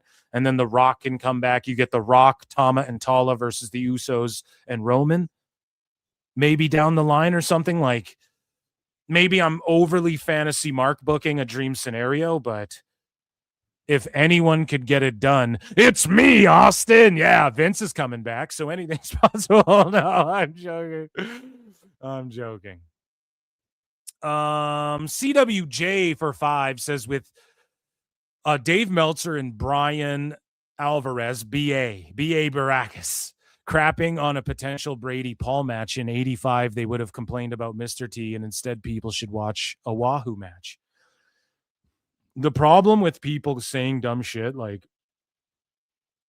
even Jonathan Coachman and Vince Russo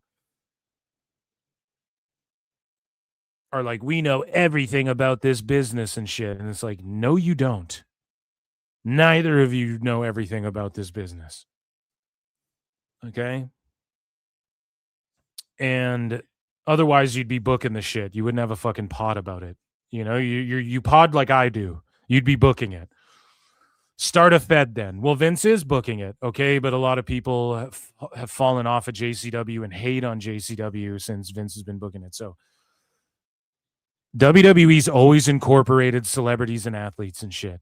When people are crying about Jalen Brunson, shut the fuck up. They did a whole WWF Superstars versus NFL Battle Royal and stuff.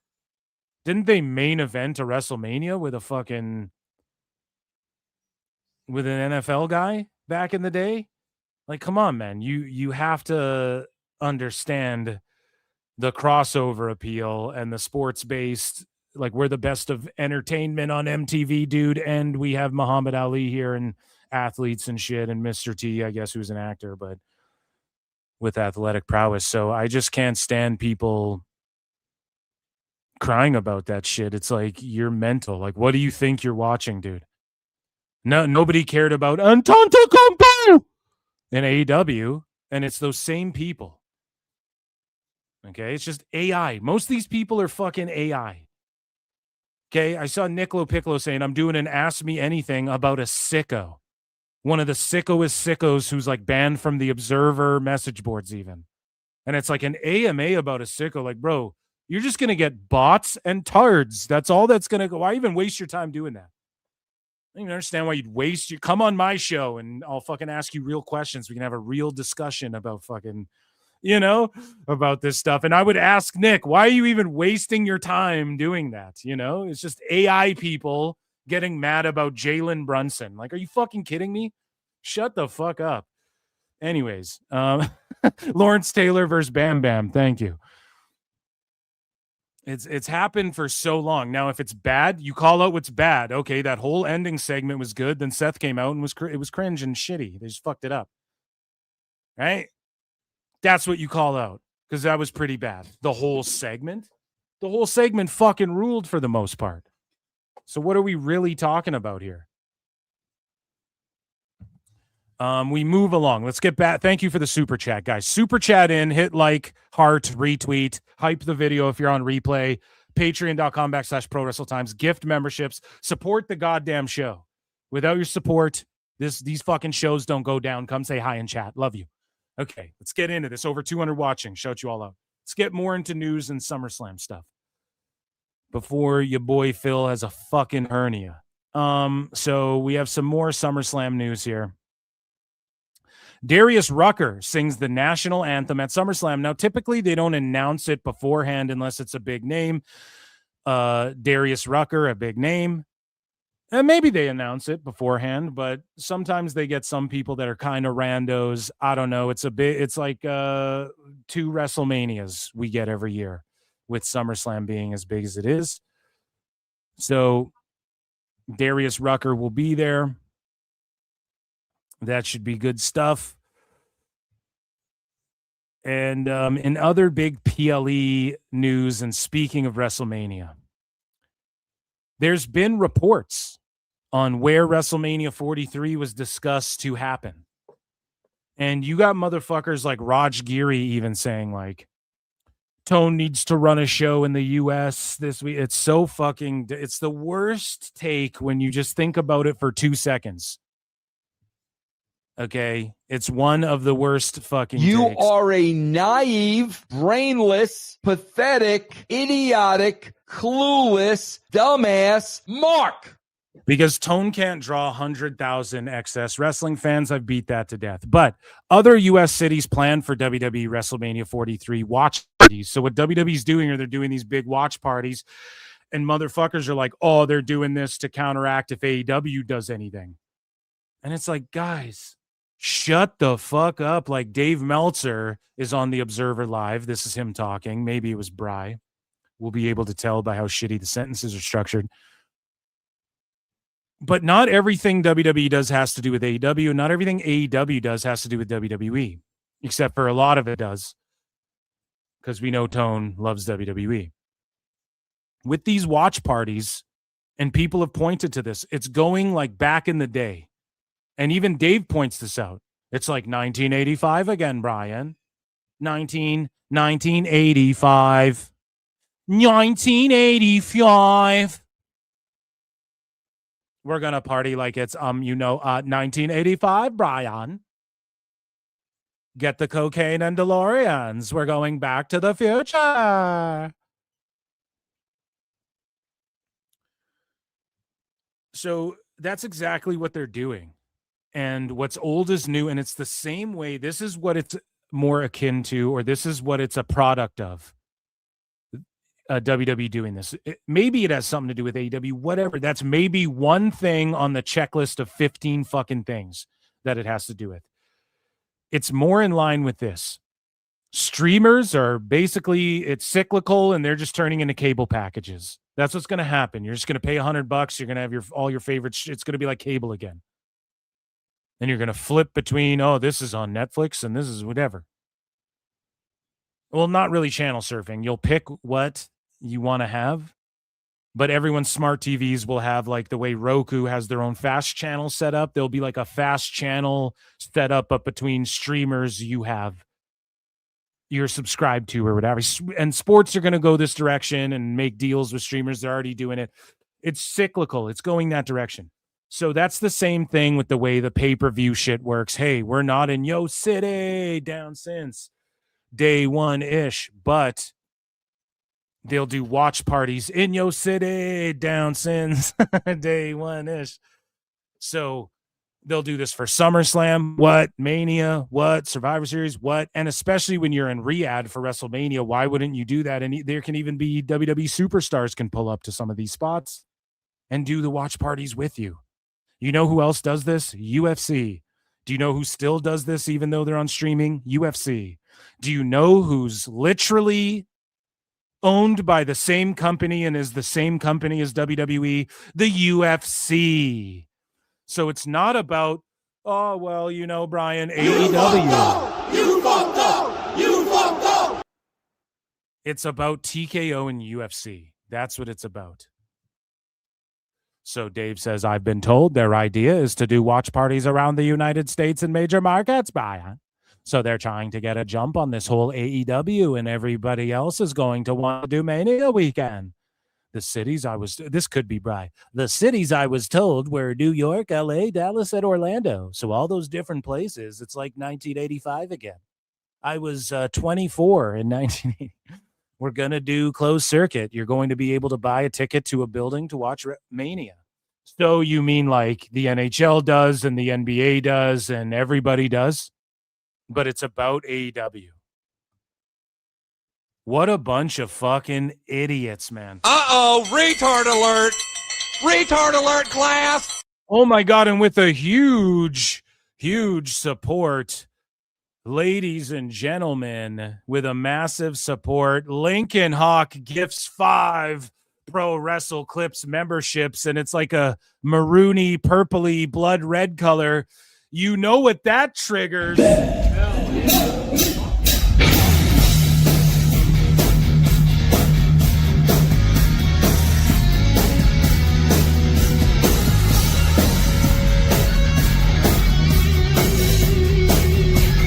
Shout out the 5 people who got memberships.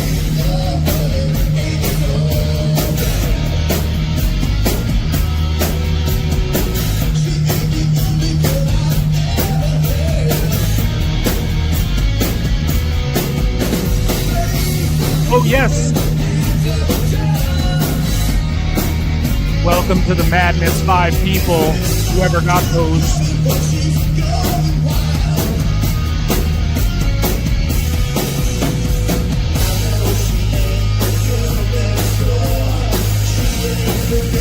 She ain't the girl she was before.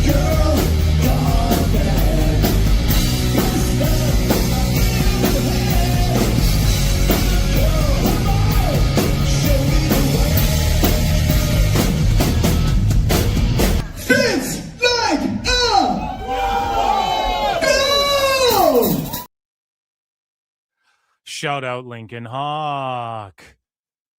Thank you for the huge support, man. Appreciate it. So, in other WWE event news, Info-Size Theater at the Garden in New York City, I probably botched that, Infosies Theater, will host NXT Stand and Deliver, AAA Eternal Glory, and official WrestleMania 43 watch party, all in April 2027.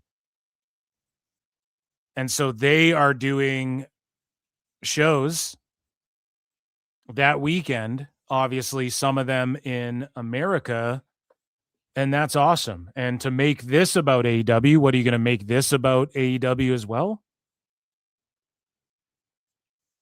Like, obviously, this is what you do. And people are going to try and make this about AEW, and I'll tell you something right now. The indies are going to pull up and do shows around NXT Stand and Deliver and AAA Eternal Glory.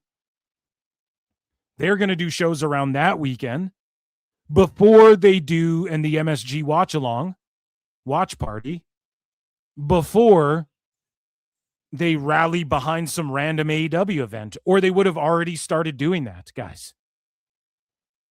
Tone draws anywhere from 10 to 15,000 people per pay-per-view. It doesn't matter what it is. All in Texas drew anywhere from 18 to 20,000 people. Tickets sold. These are Thurston's numbers. Okay, this isn't Phil Mark saying this. This is what Thurston, he sued the building and got the actual what tickets were sold, how many people were there, as opposed to the 25,000 they said that they distributed or whatever. They papered the shit out of it. And they said it was like 28,000 or whatever. And we know they papered the shit out of it. We've covered it. We covered it extensively here at PWT.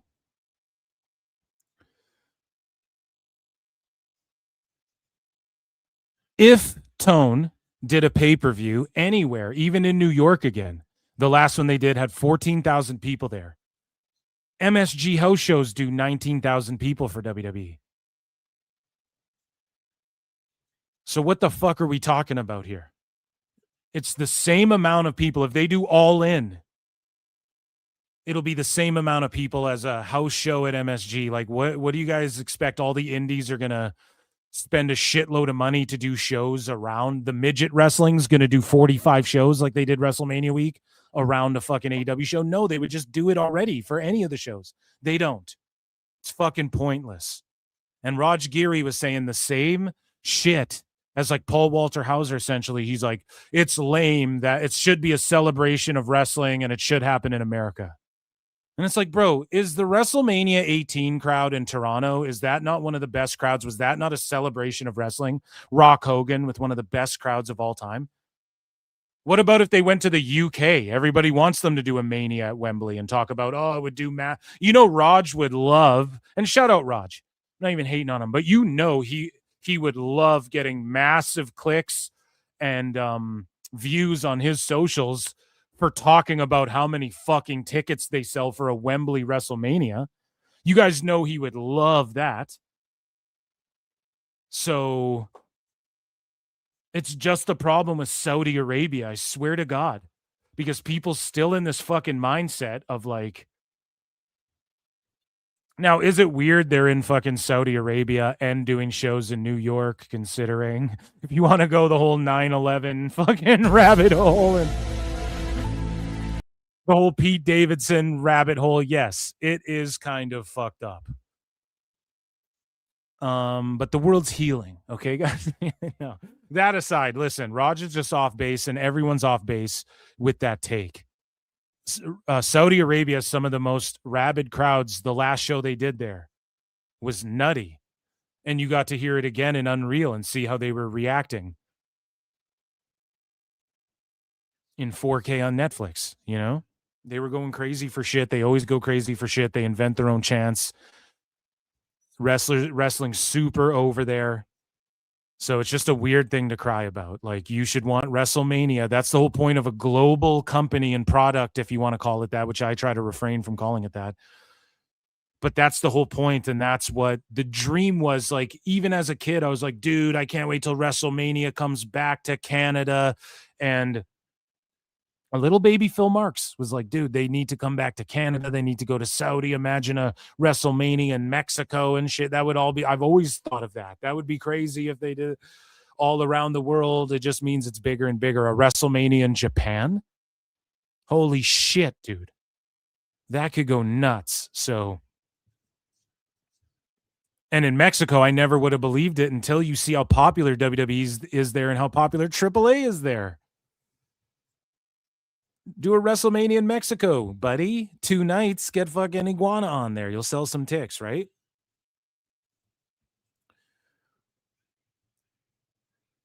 I just don't get why people aren't down with it being in Saudi. It's such a stupid, dumb thing. It's just a dumb, like, okay, the lies about them being held hostage, people still believe that, and they still want to make believe that the fans there aren't really good fucking fans, okay? So we're talking about PLEs and we're talking about fans, and fans can sometimes be pieces of shit. Now, this is somewhat of a sicko / wacko segment, I suppose. Okay. Segment within a segment. So Fallon Henley tweeted out, "Don't touch the wrestlers, period." Right. And this was at the last PLE they did. I want to say SNME, right? So here's JD coming down to the ring. And also this happened to Fallon Henley. I think I have video of both. So here's JD coming to the ring and some kid. Now, we should blame the parents of this kid. This kid should not feel so comfortable crossing boundaries like this with anybody, right? And the parents are to blame. Like, this is the kid that starts hitting other kids in the playground and their parents are just texting, ignoring them. Not giving a fuck. So this kid just whips something in his face, flips him off. Now, a kid flipping off a wrestler at a wrestling show, it's not the worst thing. This kid here looks like his brother, just built on how their faces are. And like, where are your parents? You know, you two little shits. And he just whips something in his face and is flipping him off. Like, that's not the worst thing, but this kid like full on fucking grabbed Fallon Henley, which I believe I have footage of as well. Yeah, so look at this. He didn't grab her, he shoved her. A full-blown push to a girl. Now that's what's crazy. Like, if you have sons, you teach them to respect women and stand up for women, and to not be a fucking simp. Those are the 3 core tenets that you should be teaching your goddamn sons, okay?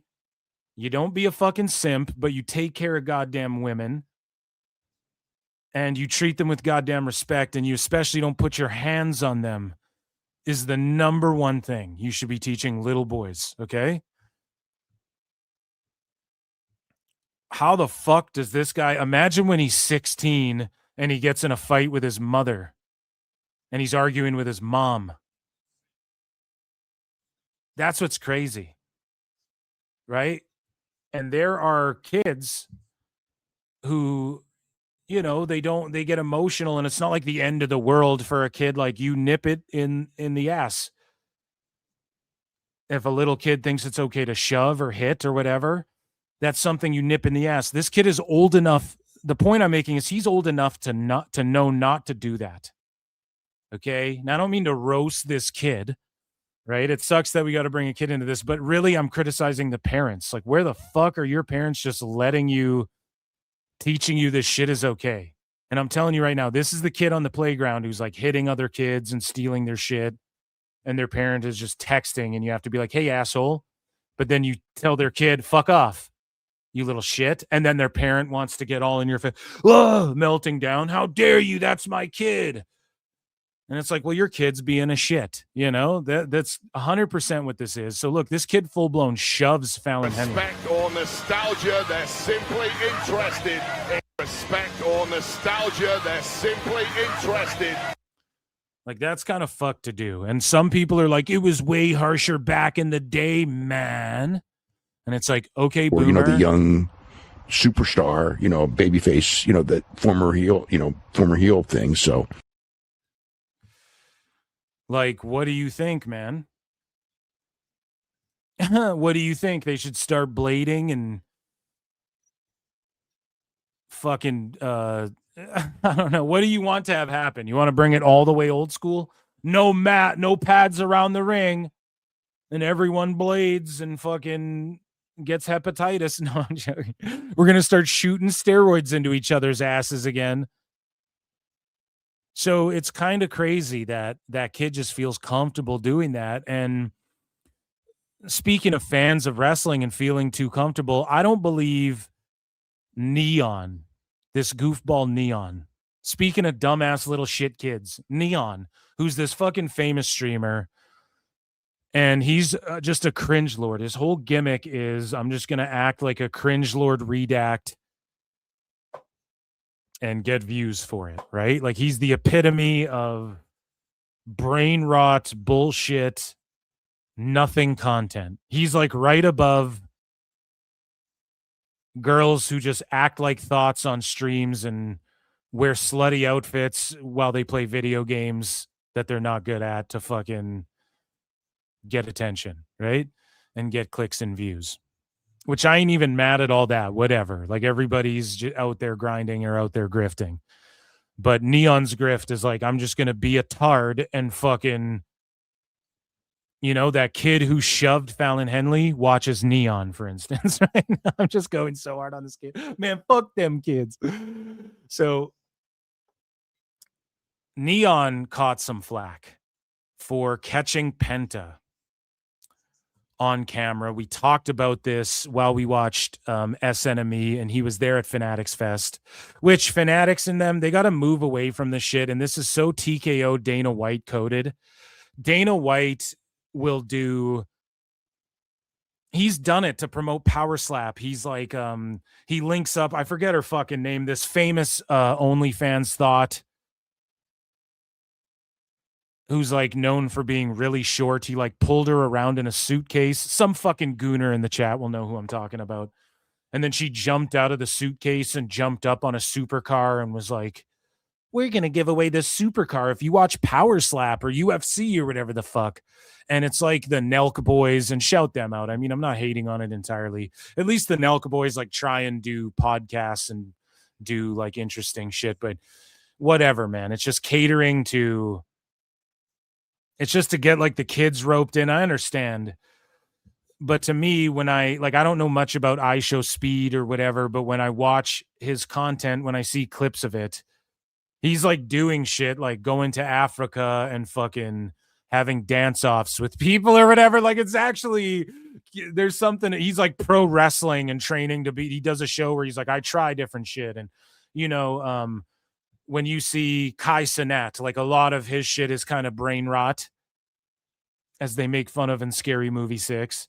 But at the same time, like, you will get Matt Hardy or John Cena or somebody on there like dropping gems that you can actually take away of like, believe in yourself, or you can achieve anything, or listen, this was what, you get the best of both worlds. You get like, here's John Cena eating a Whopper, and then here's John Cena like actually providing value in the content. I've seen that with any clip I've ever seen of Neon. He's a fucking moron, idiot, buffoon.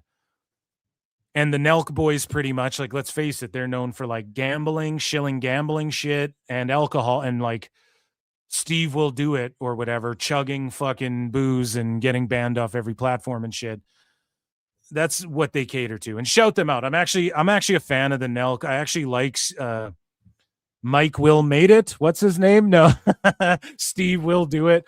I'm actually like, because their shit it's just kind of like college bro Yuma, and it's college bro shit, and that's fine. Like, there's a market for that. There's a niche for that, and you know, they brought a lot of eyeballs to fucking to UFC and stuff like that. So I'm not entirely trying to hate on them. I don't think they're entirely brain rot either. Like, maybe Steiny is. I don't know. I don't pay attention to him really. I think their interviews with people are just boring surface level bullshit, but they're catering to like a huge audience where it's got to kind of be that, you know, you don't want to give like thought provoking takes on that shit. Otherwise you're going to lose your audience. So I get it. But Neon is just like the bottom of type of streamer.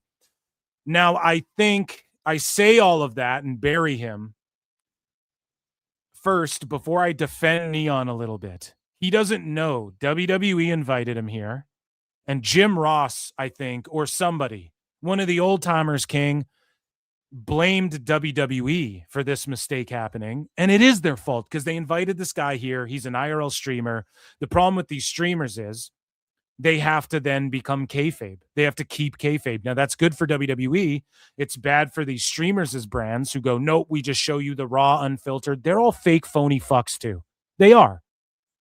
They will, if they get invited to WWE because it'll get them clicks, they're not going to show you what WWE tells them not to fucking show you as well.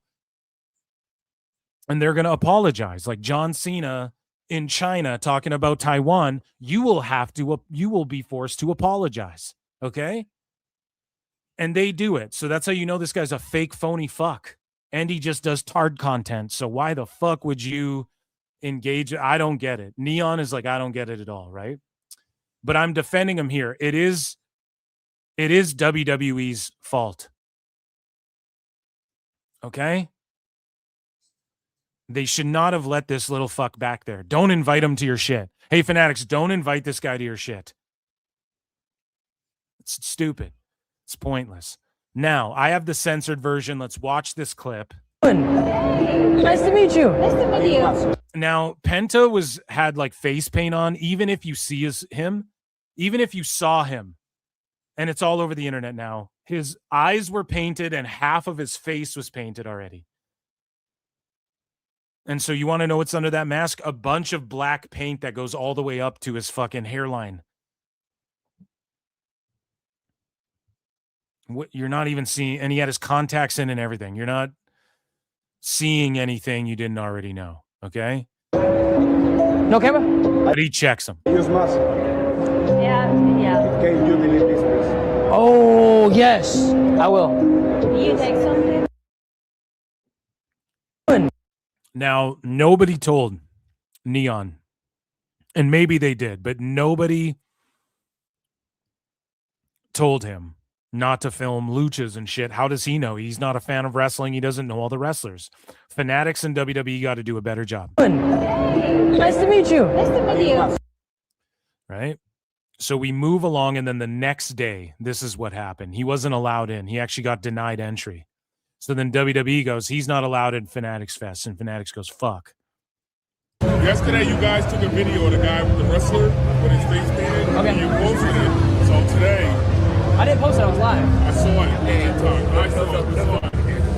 I didn't post it. But I'm just saying, like, shout out this security dude. I swear we've seen him in videos with like John Cena keeping the peace as well. Yesterday, you guys took a video of the guy with the wrestler with his face painted. Okay. And you posted it. So today, I didn't post it. I was live. I saw it.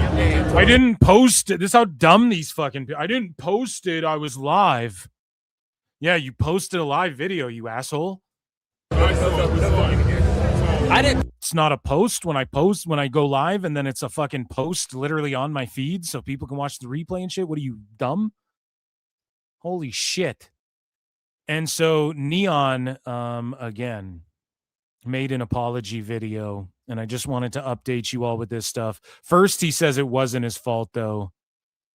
Let's take a listen to what Neon had to say. You're mad because I leaked a guy's face that I had no idea. Bro, it was not my fault.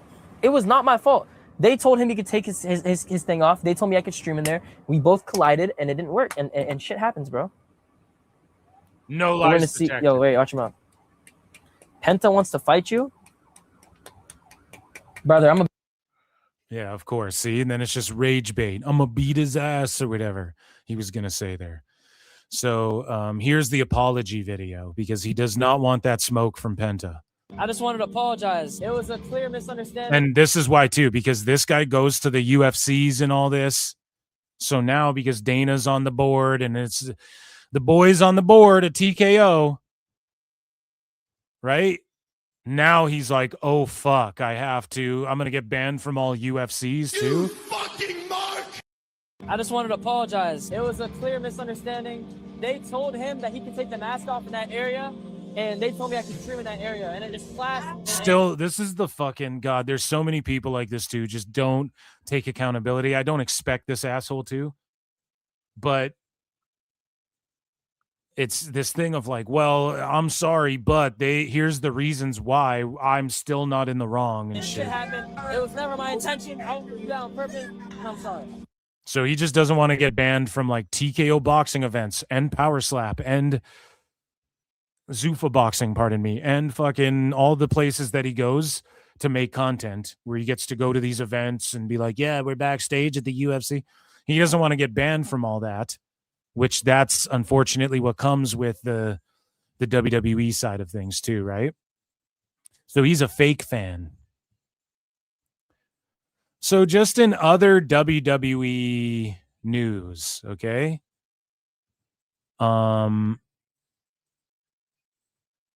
If you follow, I'm sorry with a what, but you are not apologizing. Neon never took ownership. What's chat saying? Just checking in. UFC banned him from a fight with some other streamer a while back. Exactly.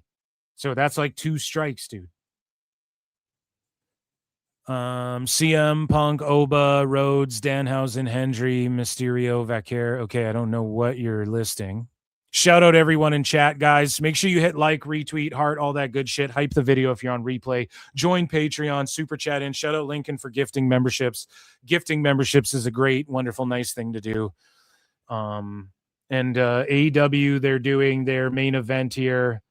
I think it's like a 6-man tag, I think. Ospreay, Mox, and Kenny. Oh, no. Okay, it's the Bucks versus... So it's babyface Bucks versus babyface Ospreay and Mox at Redemption and shit. Just stupid. Just terrible. AEW stinks, man. Zero motion. Okay, let's get back into this. Into this WWE news. Smashed your knee to obliterate. So just in random WWE roster news, Santos Escobar tells Triple H and Nick Khan to watch him in his farewell message to WWE as he hits free agency. And he says, 2DS, WWE, I gave everything, and that's what was taken. No regrets. Grateful for the people, the places, and circumstances I was put in. I'll keep growing my legend and my indentation in the industry. Watch me, Paul and Nick. Lodi todo y eso, as I don't know what any of that means. Sin. Someone can translate that. Listen, hopefully he's not taking shots. I think it's just the same thing he wrote, but on Espanol. Hopefully he's not taking shots, but it's the right thing to say. Yeah, watch what I do outside of the biz. And then he can come back. Like, the door's not closed on Santos for sure, but he was injured. He was dealing with shit. They didn't know where or how to book him. And then he got fucking hurt again, right when they gave him his new return to AAA with the new gimmick and the new vibe and the new heel run and all this shit. You got to go, buddy. They're just letting people go. You got to go. It's unfortunate. But if he goes and makes waves elsewhere, good on him. And I'm sure he'll be in CMLL and shit like that sooner or later. But he, called out Nick Khan and Triple H there and said, watch what I do outside of the biz. Speaking of watching what people do outside of pro wrestling, Pat McAfee, or outside of WWE, Pat McAfee also stepped away from WWE quite a bit. And there was rumors and allegedly going around that Vince was actually supposed to come back and be the guy on the phone because they thought they were going to take that with Randy Orton, that is, because they thought they were going to take that that lawsuit private way earlier. This is just rumors I've heard, right? I don't know who Coach's sources are, Jonathan Coachman's sources are, but this is shit I heard as well, okay? Allegedly. And so if that's the case, then that's fucking crazy, and that might be the only reason McAfee came back in the first place. However, I don't want to believe in these conspiracy theories, okay? Because it's like The Rock coming back, Vince coming back. I'll just wait till it happens. Because I don't break my heart, my achy, breaky heart. Not that my heart would break if Vince never came back, but with The Rock, if he comes back, gets everyone hyped, and then dips out again, that'll just break my heart again. So McAfee came back, whatever. The rumors were that was supposed to be Vince, and then the IWC was like, fuck this, we hate this McAfee stuff, da-da-da-da. McAfee, before that, also dropped a song that was super cringe, and we played it on this show, and we made fun of the fact that, Liv Morgan, any wrestler, like once you start making money and you realize like, oh, I can just hire a guy and I can record music in my house, even relatively inexpensive, or you can just like rent a studio time, and it's not like the record labels, how they used to do it. Like you could just set up a studio and record an album in your house. Right? A lot of these major fucking artists too, like Beyonce and shit, like DJ Khaled and stuff. Eminem was accused of this too on one of his albums. I think like 2 albums ago, people were like, you could tell he just recorded this in his basement. And it's not because it was just the shits, but it has this sound. Like there's like these home studio guys all have this certain sound that you can pick up on. But these celebrities realize they can do this, and then they make cringy ass music. So Pat McAfee, The Diary of a Polarizing Figure is the name of his album. Like cringe, super cringe. And like he's super famous, but who is gonna buy this? I just don't understand who this is for. It's just rich people doing shit for themselves, which is fine. But it's a waste of sound. Like there's real musicians out there who he's just taken the Spotify space from, and it's just whack. And like so many of these big artists these days are fucking, their streams are all botted, man. They're all fucking botted. All these record labels do this shit. So I don't know who he's partnering with. I don't know if this is the official cover. It just looks like AI slop, which you can't escape. Like if you're using Canva, if you use Photoshop anymore, it's all AI tools. They redid everything with AI. So even if you're like removing a background from an image, which is just standard fucking practices on Photoshop, or you're like replacing something, it's all AI now and shit. It's crazy. The whole world is just AI. So everyone's got to get used to it, but it just looks like a shitty cover. I don't know who made this. And again, it's a picture of him as a kid. Like that hasn't been done before 80 billion fucking times. And this whole Don, he's got his You Never Sit Don. And this is like the most prolific. Let's read some of his lyrics because this is in a song. Dear Diary, you talk too much. You're going to end up working at a gas station. You never sit Don. So many things said, only hateful breakthrough. I wonder when I'm dead if they'll ever tell the truth. Wow, prolific shit, bud. Wow, fucking Shut up, bitch. Crazy.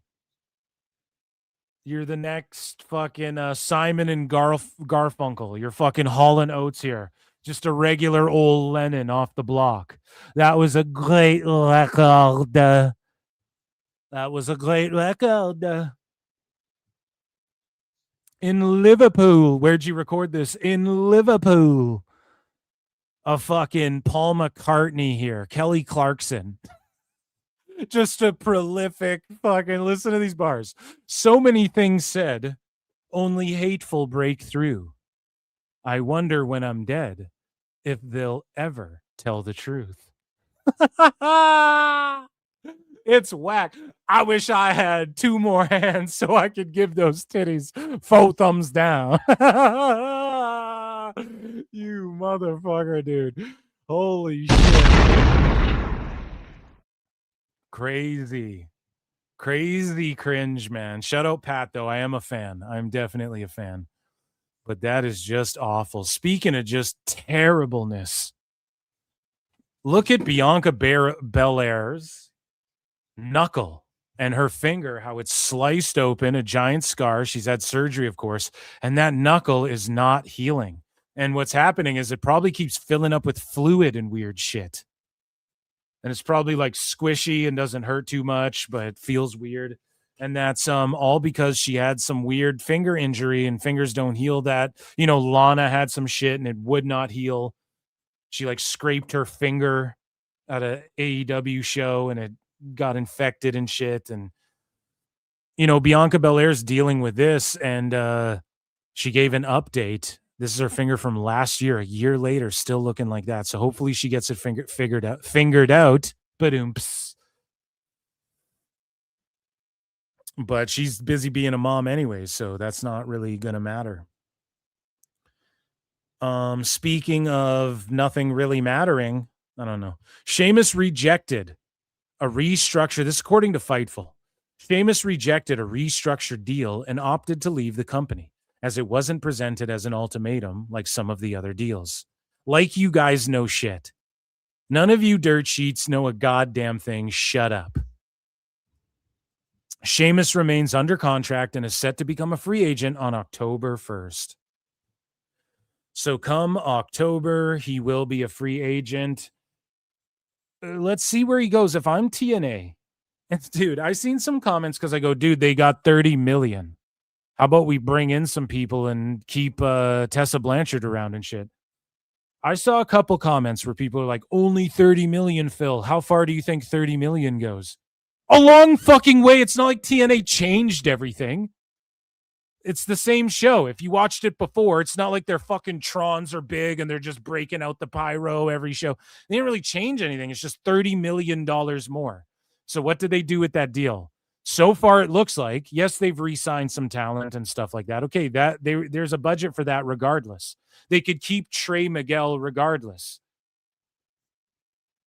They could keep some of the talent they kept regardless.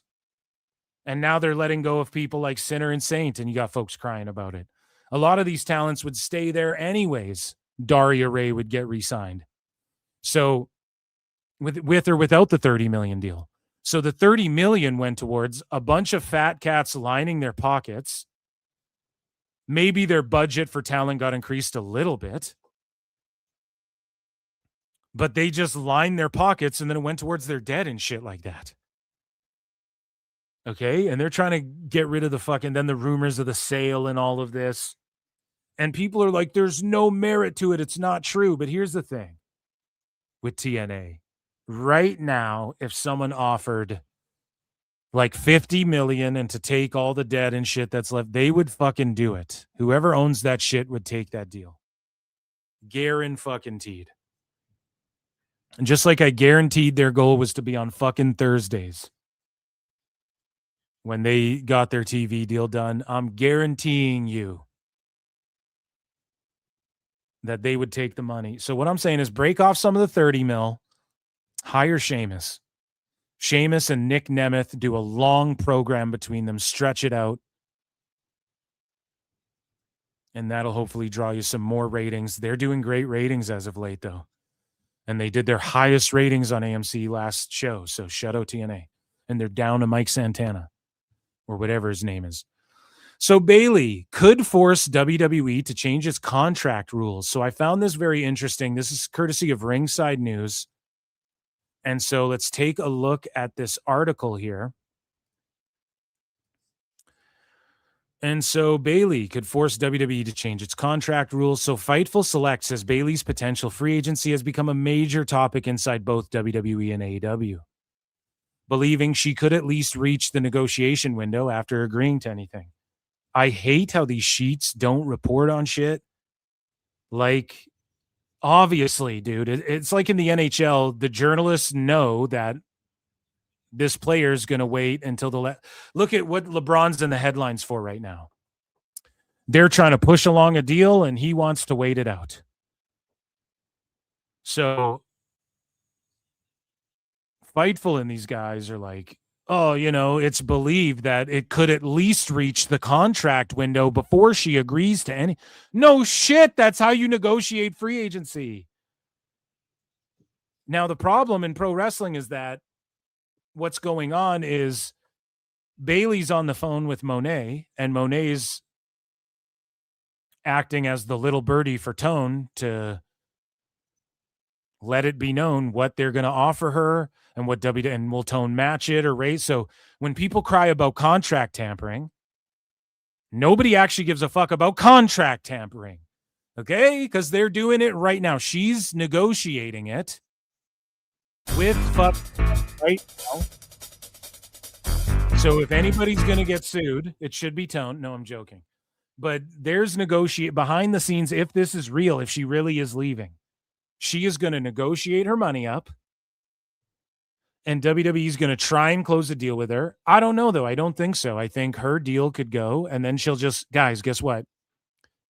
Everyone's going to spurg out. I'm telling you right now. She's going to leave WWE. She's going to go to AEW.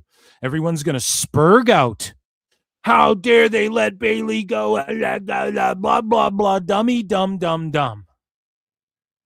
Dumb, stupid. That we hear every fucking week. With some shit, and every time, and I enjoy it. Fuck, I make content out of it, so keep it coming. But this is what's going to happen. Everyone's going to melt down like dummies.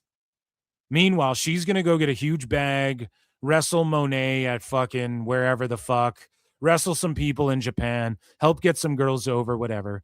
Then in 1 to 3 years, she's going to come back to WWE, get inducted in the Hall of Fame, have her CM Punk nostalgia. I'm back on part-time run like AJ Lee. So why are we crying? This is the best thing for Sheamus. You think Sheamus isn't going to go in the Hall of Fame and come back and maybe have a one-off and retire or some shit? You think Bayley's not going to do that? You think in 3 years she won't be able to still go? Even Monet will come back to WWE. They all will come back to WWE at the end of the day, like Paige. AEW, you do it for the bag. Your heart's not in it, okay? So she's going, and she fucking lost to Lyra, and Lyra's crazy ass bitch. That's one crazy ass bitch, right, Chris Tucker? That is one crazy ass bitch. What is that from again? I think that's Rush Hour like 2. Maybe even 1, but yeah, Rush Hour, Chris Tucker. That's good shit. All right, now who kicked me? Which one of y'all kicked me? He gets kicked again. I gotta rewatch those, man. I don't think my wife's seen those, dude. I gotta rewatch those. Those are so fucking good. Apparently, they're making another one. But anyways, the crazy bitch gimmick was supposed to be Bayley's with her schizophrenia, obviously. Because if the swerve was, hey, we're gonna show you her talking to herself like a crazy person, and then Lyra's going to be the one to turn heel and go crazy, though, that would be the dumbest, most insulting to our intelligence shit you could ever fucking do. Yeah. So obviously that gimmick, which I think it's better suited for Lyra. Way better suited because she's really running with it and she needed this. And I called that too.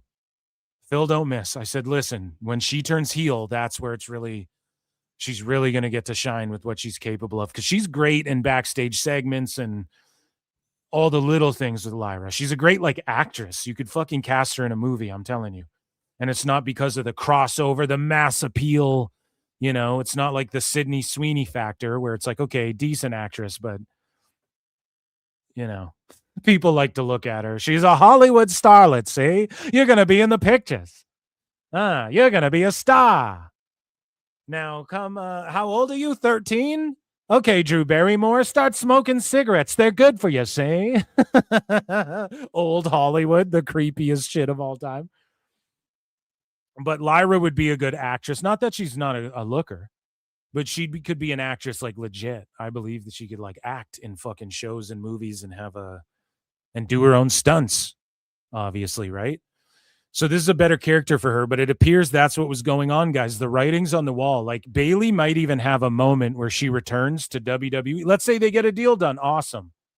But right now, WWE doesn't like need a Bayley. Bayley's not moving the fucking needle like she once may have. And they have so many ladies they can call up, who can play heel, who can fucking, like, they have so many people, dude, that they're trying to build, and they already have stars. They got the Bellas there, Paige. They got these names. AJ Lee's going to come back out of nowhere, take a spot. Becky's going to come back when she's ready to take a spot.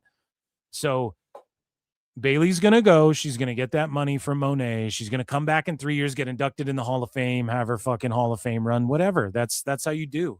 And good for her. Okay? Let's continue with this article. So I just want to say, Fightful, you guys suck. Write some shit like what I'm saying. It's actually compelling. My viewership's peaking. Let's fucking go.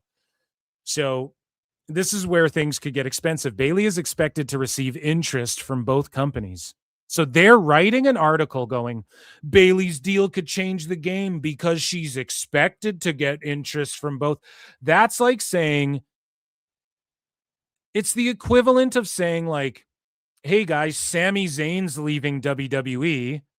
He's expected to get interest from AEW. It's like, no fucking shit. You guys are trying to signal boost like AEW's going to throw her the bag, man. That's what these sheets do. And it's so shitty and hack. And they do it so many different ways. It's as shitty and hack as Hechicero falling down off the buckle. No, I'm just joking. This match sucks dick though. But obviously, Bayley's got more world titles than Sami Zayn. She might even have more world titles than Kevin Owens, dude. It's like saying Steen's a free agent and he's expected to get interest. No shit. The fuck are you talking about? No doubt. Like, it goes without saying. And so they're saying many WWE deals do not include fully guaranteed years or no-cut protection. So listen to what they're doing. They're pulling a Dave Meltzer. So what Tone has done, and not a lot of people are breaking it down this way and succinctly the way that I'm going. Guys, Tony Khan. What the sheets are doing are they, just like what Dave did, going, Javon will get paid 10 times as much if she went to AEW. She's a superstar. I mean, Kendall Gray should go to AEW. And then shows like mine, DMDMW, live every Thursday on YouTube, calls them out and goes, yeah. What Dave is doing, and I've been thanked by wrestlers for pointing this specifically out personally, okay? What Dave is doing is letting it be known you'll get paid this much on behalf of Tone. That's what these sheets are doing. Tone has co-opted all the fucking sheets, and so what they do is put it out there, hey, Bayley, I want to know, will you be my girl? But not just that. They're saying, hey, Bayley, Tone will not cut you if you sign with him. Like, there's no cut guarantees. You're guaranteed this whole bag. So Bayley, hey, come on over. Like, it's literally letting them know what Tone will offer her if she were to come over. Okay. The belief is that Bayley may be one of the few stars powerful enough to change that. So WWE is expected to want her back, but AEW can offer some benefits that WWE usually does not. So they're like, oh, maybe Bayley can be the one to go, well, if I resign, you can't cut me. And then she asks for some clause that other wrestlers can't ask for? You think fucking wrestlers, you think Edge isn't big enough of a name to go, oh, well, I'll stay, but you got to have a no-cut guarantee. Guys, if you're fucking Stinkashay, you can sign to a company and request that. That's where you are an independent contractor at the fullest. If WWE wants you bad enough and you go, look, I have to keep my name. Even Mike Santana, they will keep, like, bet on yourself. They will keep you. So yeah, Bayley could change this. So could fucking every wrestler. So could have Daniel Bryan. They were going to let him start doing dates and nuge and shit like that. So yes, it could knock down the doors for other people, but it's just like, come on now, Eric. Any one of these wrestlers could do that. But shout out Bayley. Hopefully she is the one to do that, right?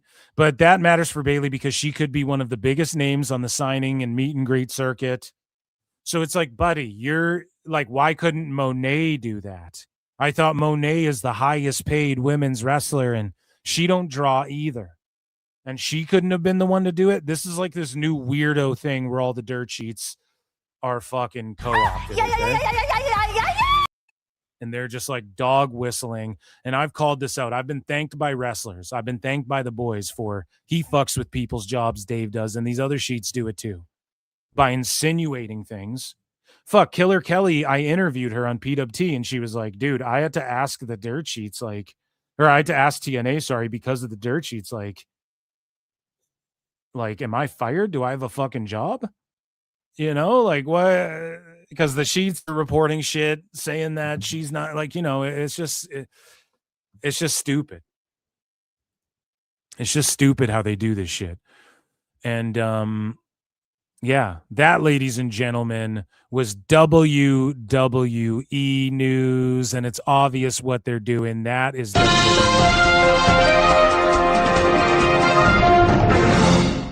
and Dynamite was a fucking snooze fest. Lincoln Hawk for 10, huge support, says Lyra has the charisma of a cardboard cutout, and the talent is average at best. God damn it, dude, you know that's not true. You could do better with half the NXT roster. She's lucky she's Becky's girl, or she would have been gone a long time ago. I disagree. I think you're just a fucking Lyra hater, okay? And I think her in-ring work is good. Her offense is great. Her whole gimmick was like, she's just a good wrestler. That's the problem. Okay, it's like Kenny Omega. She has the wings and everything. You're just a good wrestler. Now, what else about you? Okay. I think she's now has a chance to show the what else about her, but I know you're also kind of kayfabing me here and you're just a Lyra, or maybe you're being real. Maybe you're being real about that, Lincoln. I don't fucking know, but, I don't know. We will see. So, to wrap up WWE news, your boy Phil almost did not bookmark this because Kendall Gray is in this shit again. Now,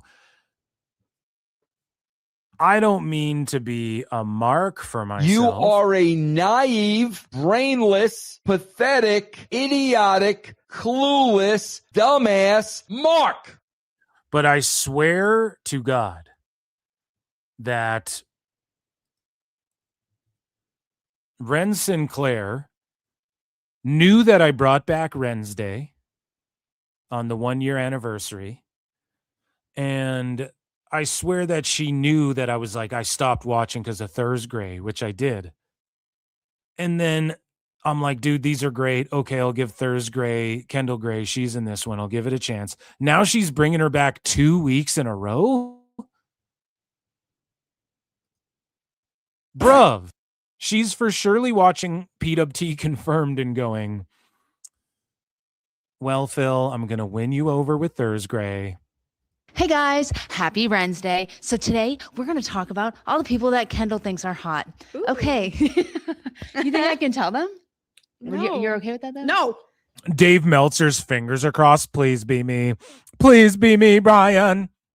Please be me. But you just said, ooh.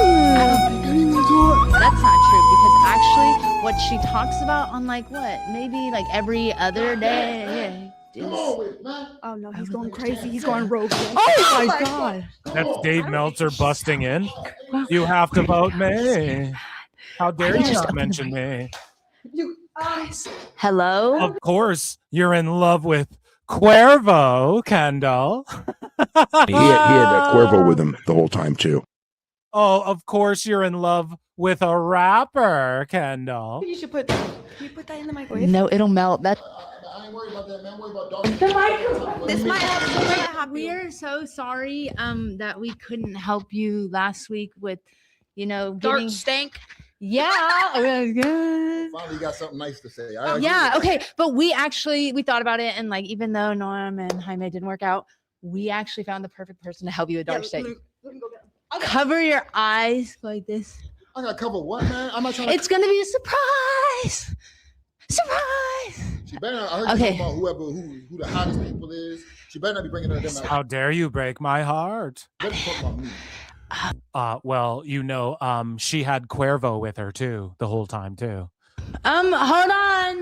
Just stay there. Keep your eyes closed. Man, I don't got no time for these games, bro. No, you gotta stay eyes here, closed. Tony. Eyes. This is. I'm not leaving. I'm sorry for yelling at you. I know. If you start a fight with me, if you start fights, if you start fights with me, go ahead. I'm ready for it. Hold on. I'm not going to handle it with you. No, man. we're not. We're gonna help you.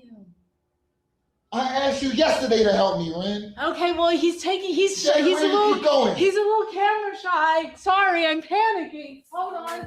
Okay, so I'm dizzy, just think Ren. about like your favorite wrestler. Well, if I was your boyfriend, Kendall, would you be my girl, Bryan? Right? You got a mirror? Well, hold Okay, on. this is sexist.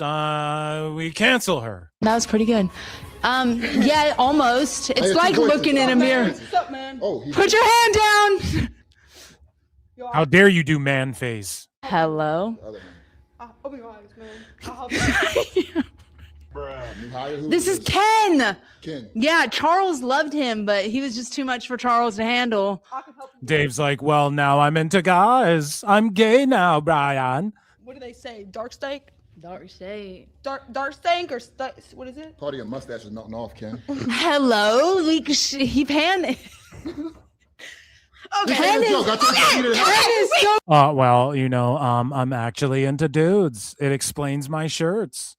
serious. He tried to help you. Did you really try, Ken? Well, this is why your stuff doesn't work out because Have fun. you don't appreciate us. Yeah, Dave is like, my abs are better than my abs look like that, Bryan. Holy This is why you have no friends. Who are the hot ones? This is why. I don't know. Not you. Hello. Oh my God, that's Hey, pretty guys. funny. Yeah, that was a good one. Shout out Thursday. She's winning me over. Dave's abs are better than Shaquan's. And that was Thursday / Wrensday, ladies and gentlemen. See, I'm even saying it. I'm even saying the tag for them. We have some AEW news to get into. We have fucking dramas to get into. So let's get into it all, guys. I can't wait to get into it all with you, my friends. Guys, vote in the poll.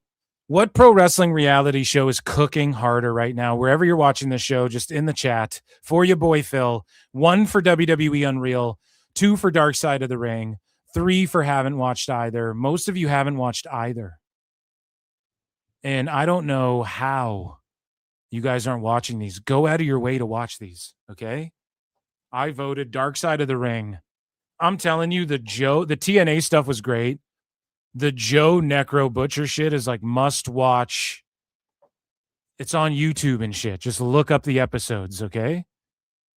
I think Dark Side's cooking a little harder. Unreal's good, but like I'll go to sleep to that shit. Dark Side, I can't miss a second. I need to know everything. So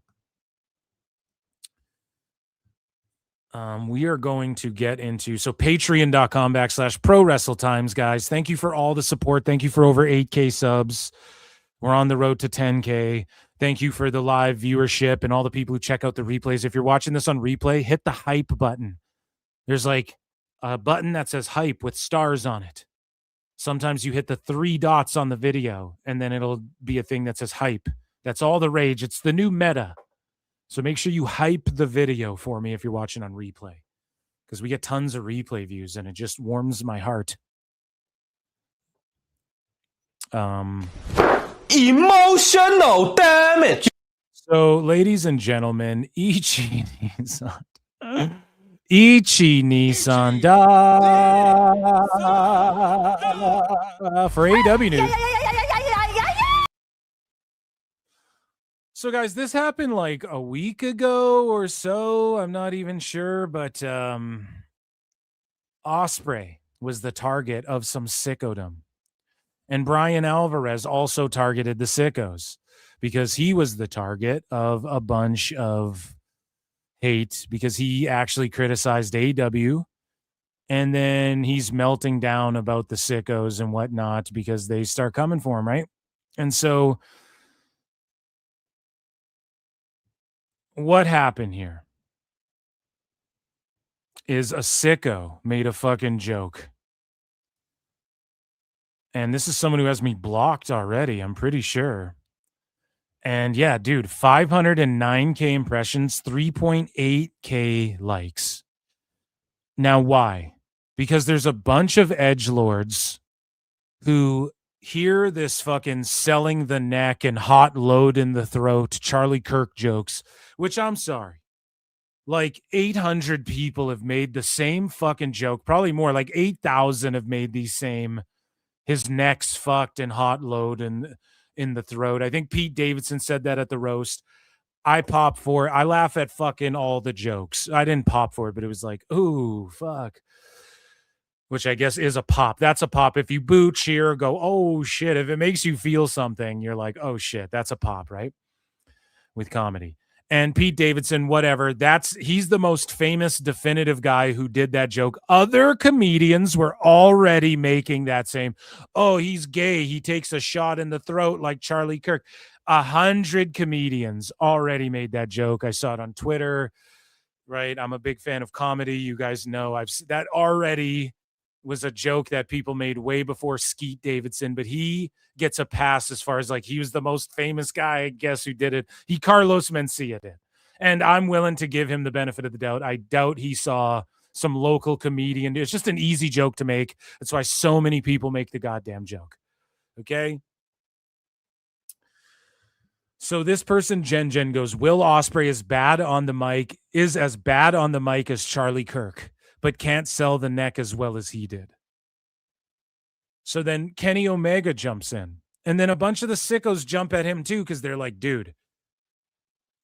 They like try to make it, what are you defending Charlie Kirk and shit? It's like, dude, he's defending Ospreay from a hack joke. Like, this is just a hack unfunny and not like hack and dry in a funny way. This is just like a hack joke that 1 million people have made the same fucking joke. Okay? That's the problem with this shit. So saying Will Ospreay's is bad on the mic, I mean, I don't know. I don't know much about Charlie Kirk, but he went to campuses and like he was a debate me bro, right? So he has good oral skills, we'll say. I don't know. And I know more about his wife being a fucking weirdo, okay, than I know. But either way, Will Ospreay is as bad on the mic as Charlie Kirk and then can't sell the neck as well as he did. So I get the connection there. I get it. Okay. Maybe the being as bad on the mic is one, whatever. But this is just like edgelord dark humor, which most dark humor is fucking cringy edgelord shit. That's like, okay, you know, you're just morbid, right? So Kenny Omega goes, what the fuck is wrong with you? It isn't hard to try having some class. And like, regardless of what his fucking politics are, let's say he was like, man, that's fucked. That kid got shot in the neck. Yeah, that's fucked up that happened. You know? So, especially like over political opinions and shit, like that is where it's like, whoa, dude, you know? Everyone exists in the world. Like, what do you mean? Like, you're supposed to... People are supposed to have different political opinions, and that's why there's different political parties. Otherwise, you're just in like what? So everyone, we're North Korea then? It's just, nope, these are the fucking people who run everything and no one can say anything or oppose anything or anything like that. However you feel. I don't, right? Like, I don't even know. I don't know his stances on everything. I don't know if I agree with him. I don't give a fuck. If I did, I'd watch more Politabro content and I would fucking do a show about politics or whatever. The point I'm making is like, isn't that the whole point of like, hey, here's Lay's chips. Here's plain flavor. Here's ketchup flavor. Here's fucking all dressed flavor. I'm naming very Canadian chip flavors, right? What do you guys eat? Here's dill pickle and salt and vinegar, right? Here's a bunch of different choices. Options are good. George Carlin's classic bit was like, it's the illusion of choice, right? Like you get 15 choices of bags of chips. You get 2 political parties to choose from. And they're all in cahoots with each other. I'm more in that camp. I'm more in the Carlin camp of like, it's, I think politics is pro wrestling. Let's be honest. Like, I don't think any of these, it's all just a show. It's like Jimmy the King says in fucking Ready to Rumble. It's a show, baby. It's like a dance. It's a show, right? So anyways, Kenny Omega just goes, what's wrong with you? It's not hard to try and have some class. And it's like, these are the biggest sickos stan accounts, dude. These are the biggest sickos. These are the ones who fucking love Meltzer and Nick LoPiccolo doing an AMA right now about these are these sickos. They're just dark humor, fucking Joshi in the profile pic, fucking weirdos who like want to see a wrestler die. If you had a match on the internet, this is the type of person like, hey man, this guy wrestled till he died. Tone paid him and he signed his life away to wrestle till he collapsed. These are the type of people who'd watch that show. I'm sorry. Like, they're fucking just, it's cringe, So Kenny's just like, have some class. It has nothing to do politically. And Kenny kind of got, some people were like, what the fuck are you defending? It's a joke and you don't like a joke. It's just hack. That's all. And it's not classy. It's for sure. So Kenny goes, a dear friend battles back from a career-threatening injury, is no doubt still fighting pain today, and is somehow mocked and compared to a dude that was murdered. And that's what it boils down to, And he says, I get that a joke is a joke, but these things should really be kept separate, in my opinion. And I agree with Kenny, but also it should be kept separate if you're a fucking, if you're Kenny, it should be kept separate professionally and whatever. If you're some mark on Twitter,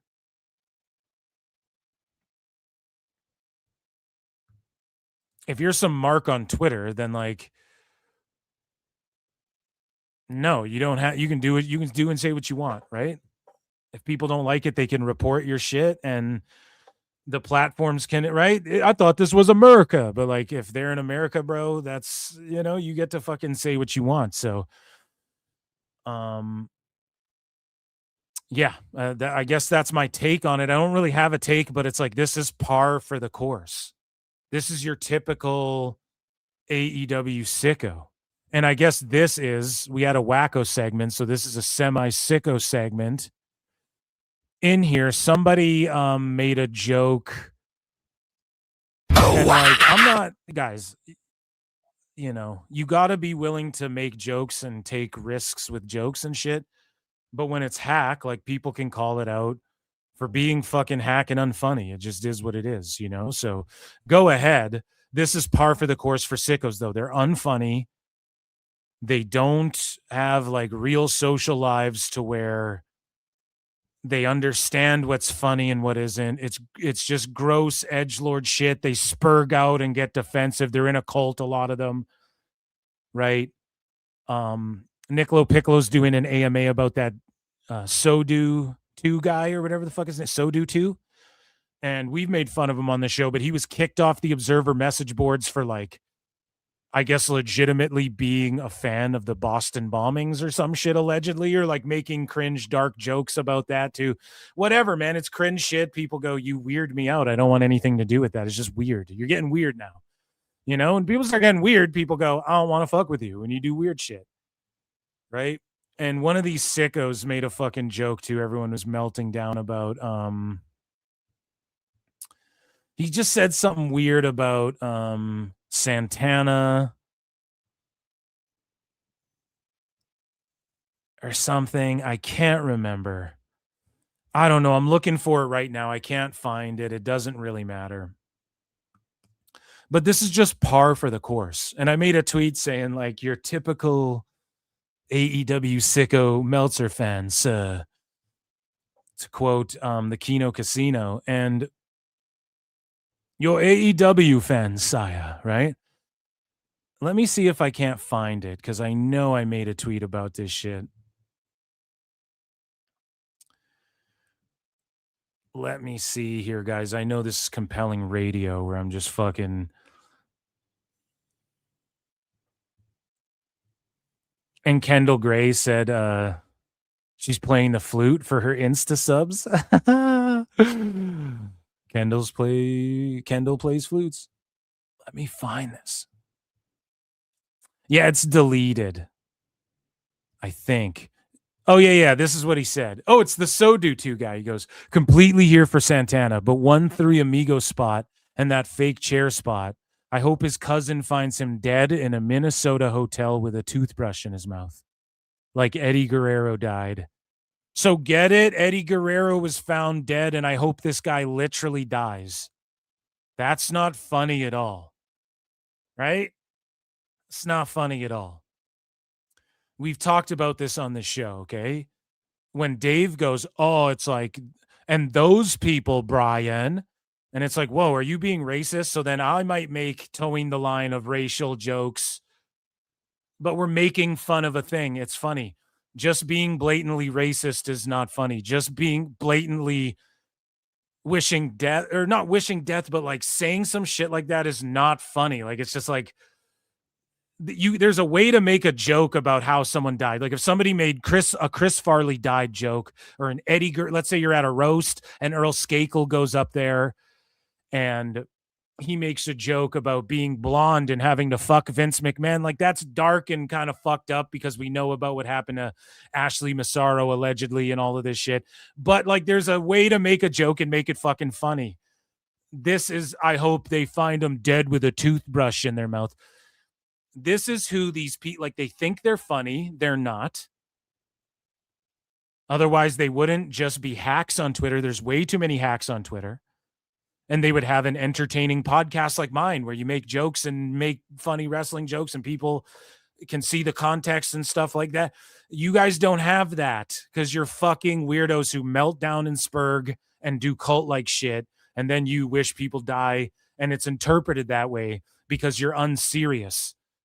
Or you're just unfunny in general, and that's how people interpret you. You have like feeble little kid edgelord minds. It's like edgelord middle schooler shit. And that's why you're fans of AEW. That's why you guys stan Meltzer. And even Meltzer has to ban some of these fucking sickos from his platform because they're too goddamn sicko-ish. And this is who Tone caters to. Like the bottom of the barrel internet fucking trolls, and this is who AEW fans see as like the key. Like Dave will respond to these guys.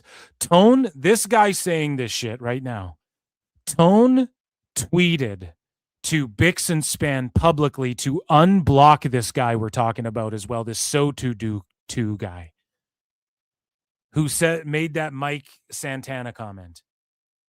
Tone tweeted publicly, Tony Khan, to Bix and Span, hey, this guy's one of the good ones. This is who Tone thinks is one of the good ones, guys. And we're going to fucking roast Tone's bitch ass. Hopefully drop played. There you go. So I'm telling you guys right now, like, it's just fucked up.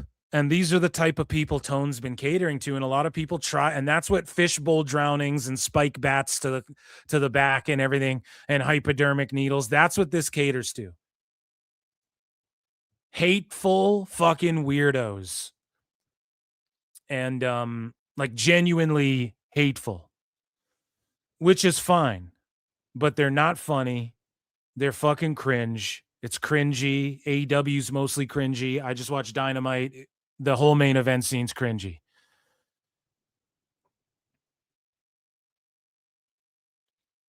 And again, people pointed out that this would happen and it keeps happening. And then this other, even Kenny's like, whoa, you're fucking nutty, bro. Like, why are you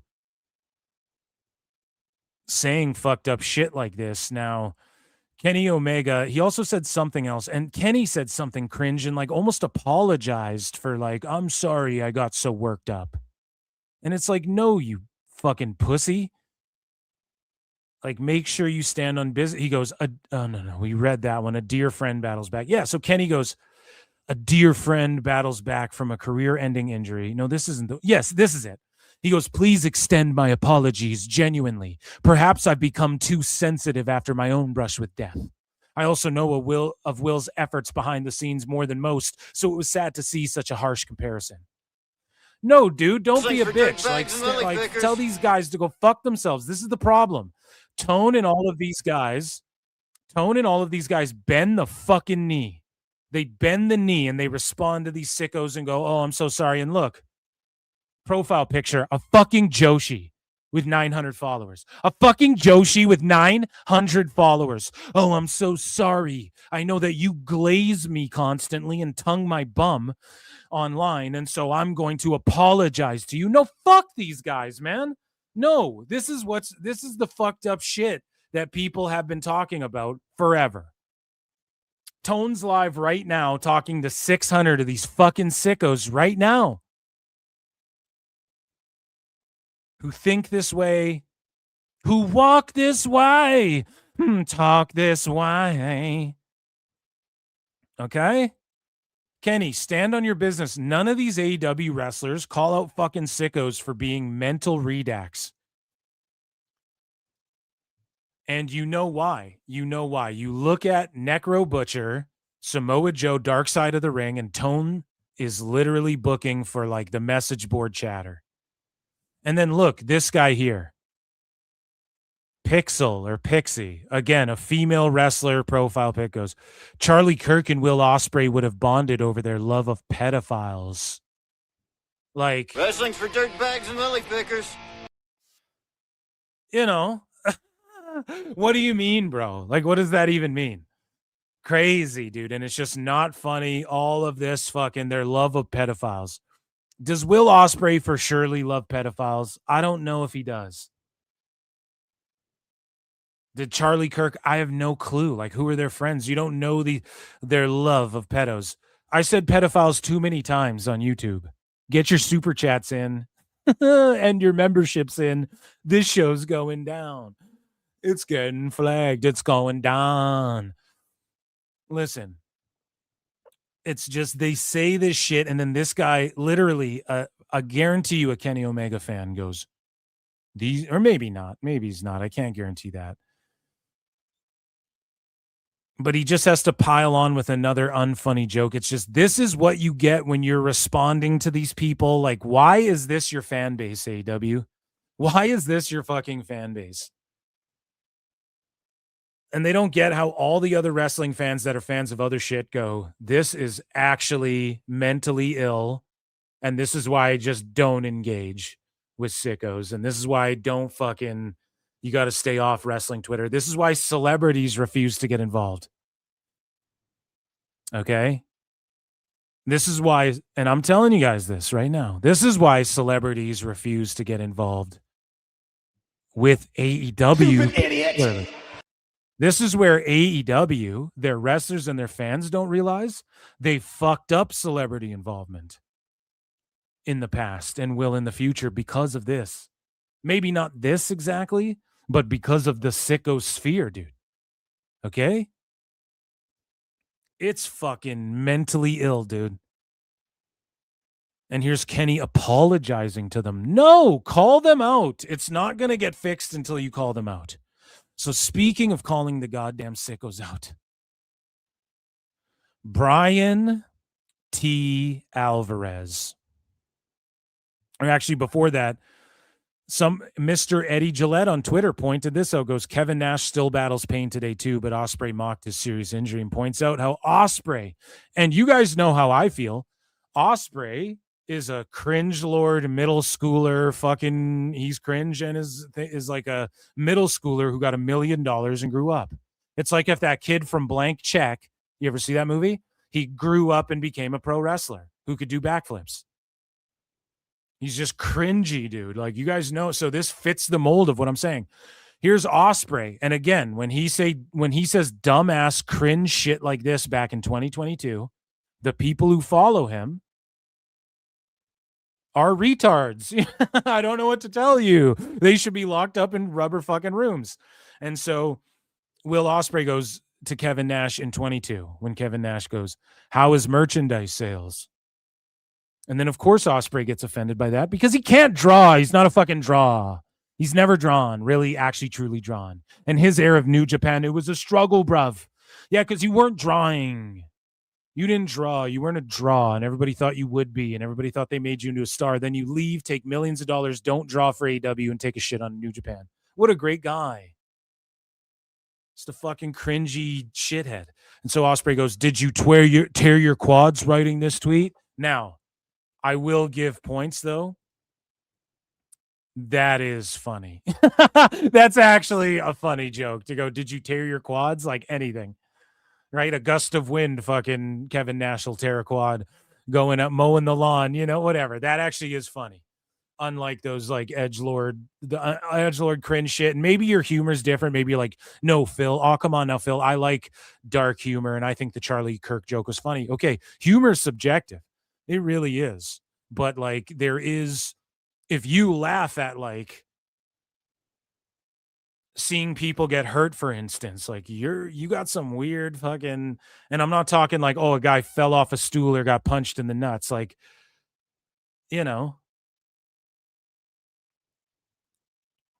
like there's levels to fucking to like, you might be a fucking crazy serial killer sociopath type shit, right? So to each their own. But again, Will Ospreay and Kenny aren't above making, like Kenny told Gail Kim she did the splits on it for TKO. I mean, and now she's in a lawsuit with TNA and shit. I mean, that could hurt doing the splits on it. Oh, come Holy on shit. now, Eric. If I tried to do the splits right now on anything, it would fucking hurt, let alone on it. Doing the splits and having something inserted is what Kenny is. That's fucking horrible. That sounds like a rough day at the shop. You know what I'm saying?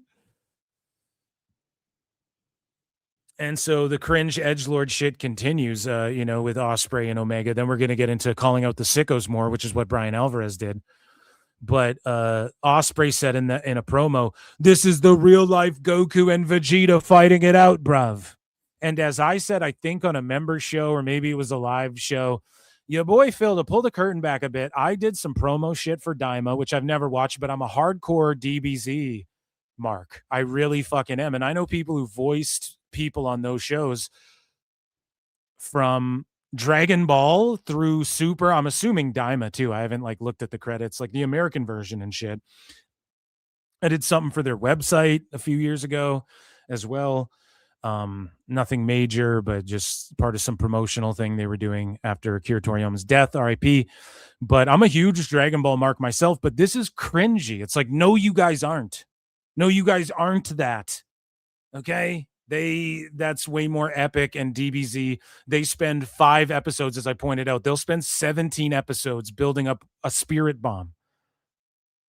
You motherfuckers just go move, because you all think it's like a instant transmission battle where you guys are like instant transmissioning and like throwing blows back, throwing blows and shit. So I love Dragon Ball. I'm not going to hate on Dragon Ball ever, but no, it's not that. Take it from a fan. Okay?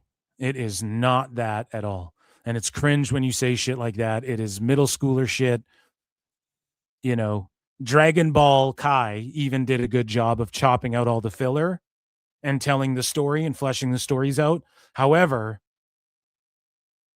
Dragon Ball's known for its filler episodes and just dragging things on and charging up moves and shit. So go fuck yourself. Because you guys don't do storytelling at that level. So speaking of storytelling at a level, Bryan Alvarez is telling his own story about AEW and how the sickos are really starting to get to him.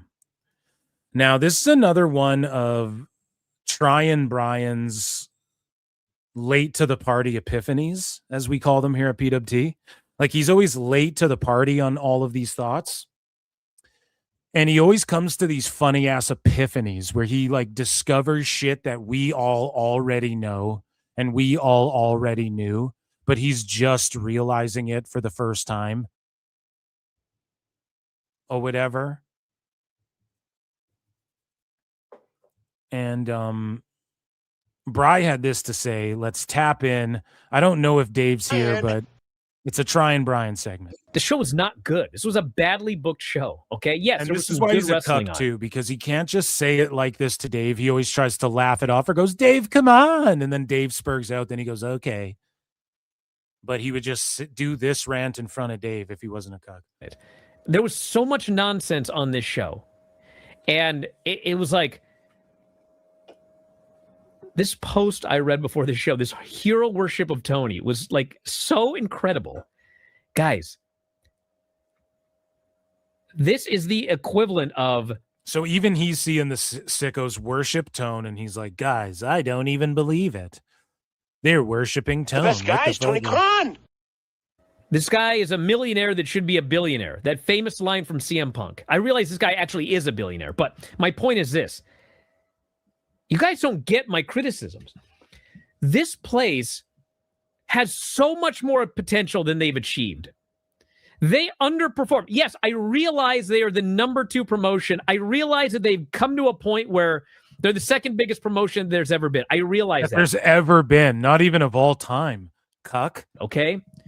They are distantly behind WWE. Allegedly a cuck, I mean. Their television tapings do I say all the wrong words for YouTube. I don't know. Get your goddamn support and sign up for Patreon, okay? Half a WWE house show.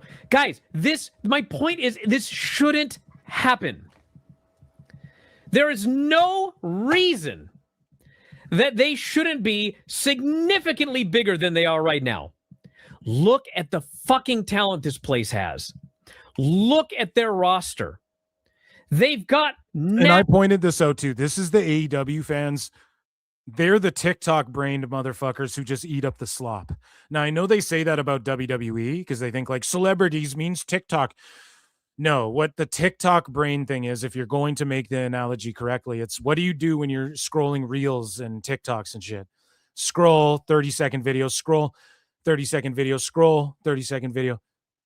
That's what AEW is. Move, false finish, kick out, finisher, move, false finish, kick out.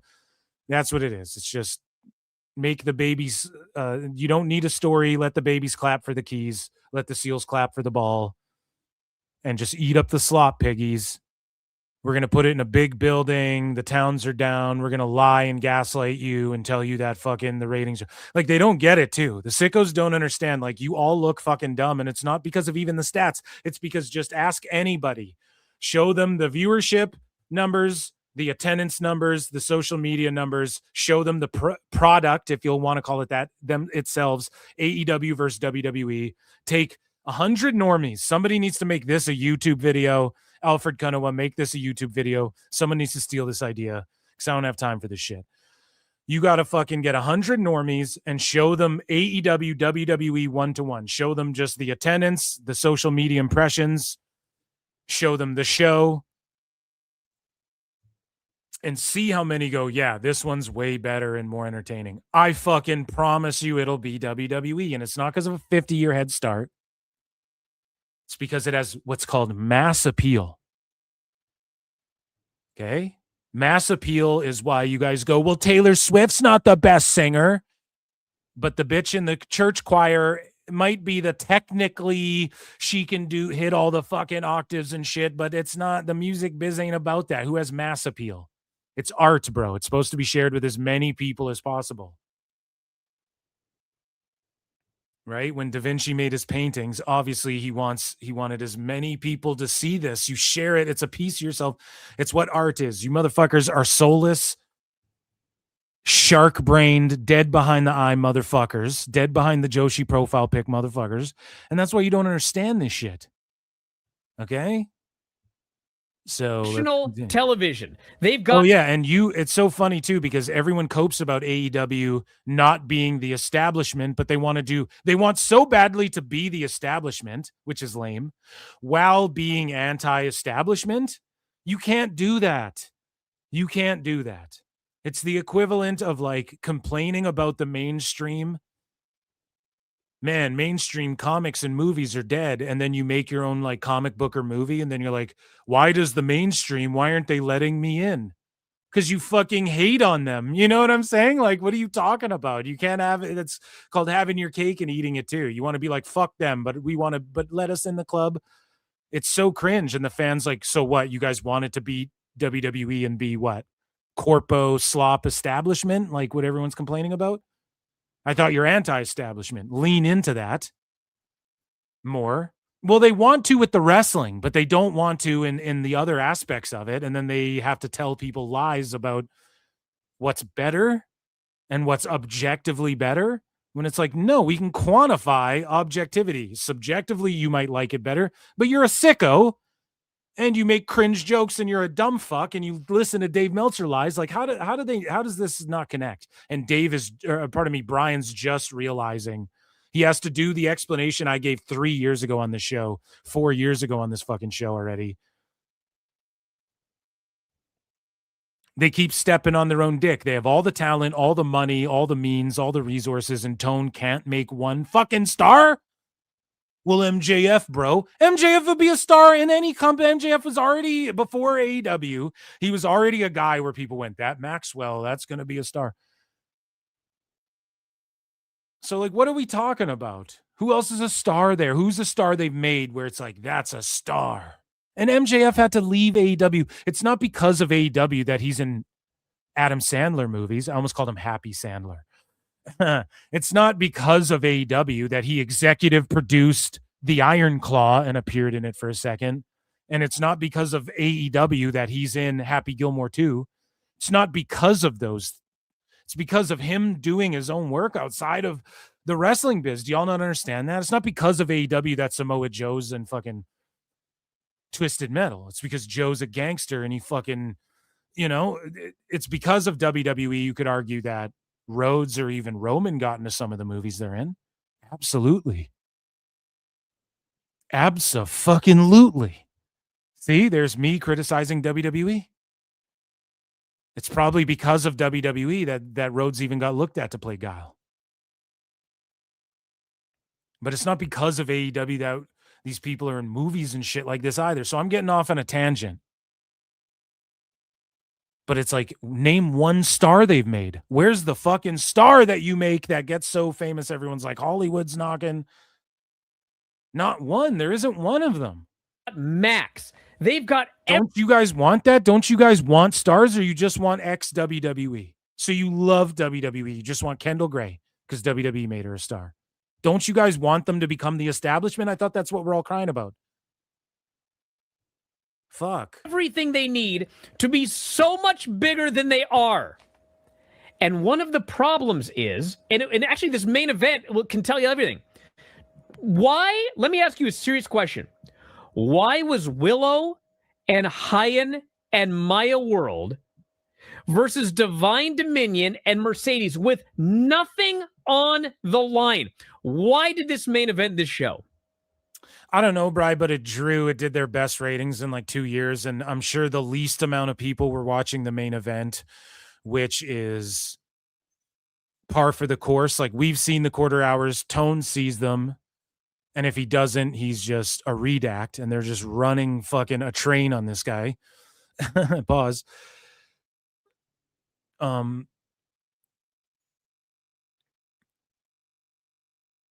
Tone knows the quarter hours. It could have been a really big lead in. We really don't know anymore. That's the problem. But it drew, so Bri, who gives a fuck what they put in the main event? Either nobody's watching it anyways, which we already know, and that's probably why Tone put it there, or it actually did help draw, and that's why their average was the highest it's been in 2 years or whatever. And this is what I hate too. Talking about ratings. So we pointed out on last show how Nielsen uses a multiplier. Netflix is just straight up views. But not only do they use a multiplier, but they use an average viewers, whereas Netflix's are just what the views were. And then if you want to figure out their retention rate, I don't know. That's a whole other thing you got to ask them. That shit they won't release. But that just felts Nielsen even more and the sickos even more, who are like, oh, if there's 500 billion on Max, it just destroys them harder because not only is it a multiplier, but they're using an average. Netflix is just saying, here's how many people viewed the shit. Not even using a multiplier for how many people are in the home. And all these sickos are too fucking tarded to know this. And Bryan and Dave, and Bryan should be saying this shit to Dave, but he lets Dave sit there and just regurgitate this shit. And I love how Bryan's so animated and happy when Dave's not there. And he actually has energy and life in him when Dave's not there. But when Dave's there, he's just like, oh, let's get through this. And he sounds all bored. That was my question when they announced it early in the show. Okay, well, fuck what these other old guys are talking about. I don't care about that. But this was my response. And I go, the problem is that everyone who's ever said this exact same shit for the last 6 to 7 years has been called old fraudcast grifters by your boss and attacked by sickos for not liking, quote, real wrestling and being E-Drone's man. Tony Khan doubled and tripled down on listening to Meltzer and the very sickos you're finally realizing can't grasp reality or handle being criticized. Another one of Bri's late to the party epiphanies, as I called him on my show. Sorry, Bryan, you've come up short. Again? Ba-doom-ps.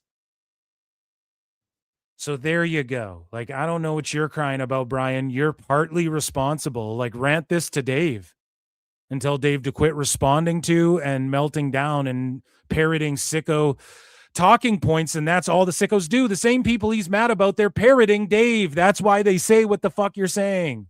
Dave says that Danhausen has shelf life and buries him. Why? Because Danhausen's a fucking star now. Dave Meltzer went on his message board and said Ethan Page won't be shit when his own message board people were saying, but Daddy Dave, Ethan Page could be a star. It's really what Tone's been giving him. He's great on the mic. His work is really good, but this MMA shit's garbage. Nope, he wouldn't be a star anywhere he went. We must protect Tony Khan. Dave literally said that in 2021 or 2022. Dave on his message board was like, he wouldn't be a star even if he went to NXT. Ethan fucking Page, who's on Raw and is getting over and was a star in NXT. And they were bringing him up on SmackDown randomly for Chelsea Green, and he was getting pops. And he is living up to the hype. And not only that, he was making a name for himself. Love or hate what he was doing. The North was over, and him and Josh Alexander, separate of each other, made names as both coming to AEW. And guess what happened to Josh Alexander? He just floundered, and nobody gave a fuck anymore. The same way Page was trying his best but floundered and nobody gave a fuck anymore. Weird. So what's the common denominator? Tone? What's the common tone denominator? Tone? But Dave goes, oh no, Ethan Page would never be a star, Bryan. Nope, he's becoming a star. And so here's some more trying, Bryan. Meltzer said what post? Over 800 replies in 3 hours. And Sanyo on the observer board crying because Alvarez had the audacity to mildly criticize Tony Khan's basic flubs. The Nepo baby hero worship of a billionaire son by the deranged sicko should be studied for centuries. Kim Jong-un is jealous. Fuck yeah. Shout out the GOAT. Meltzer said what? My guy. That's my fucking guy right there, guy. And so r/squared circle, man, in Reddit is just disturbing, dude. They're disturbed. Ooh,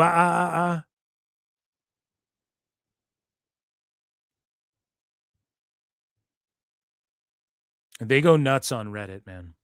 But on r/squared circle, Bryan Alvarez goes nuclear over AEW's bad booking. And then this is the Observer message board. And this gets tons of impressions already because, all these sickos are on Reddit. And so the biggest sickos are on Blue Sky. And Say Reddit. it louder. So Sanyo, and I don't know who this is, but this is right from Dave's message board, the Observer message board. Shout out, Meltzer said what?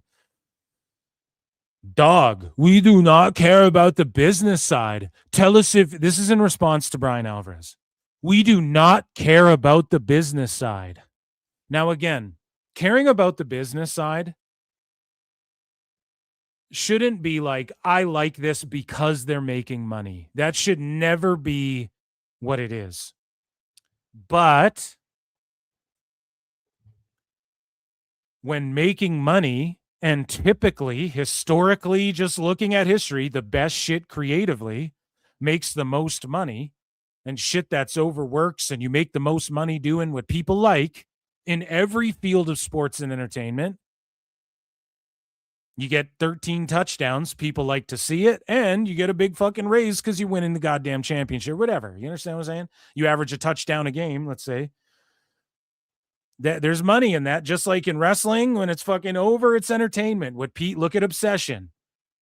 Why did that guy put a movie in the theaters? I don't even want to make money. Did he not want to make good art and money? It's obviously to do both. Why? Because millions and billions of people want their bread in circuses, bro. Millions of people pay to see movies. Why? Because we're all just dumb fuck dumbasses who are stupid and there's never been a good movie.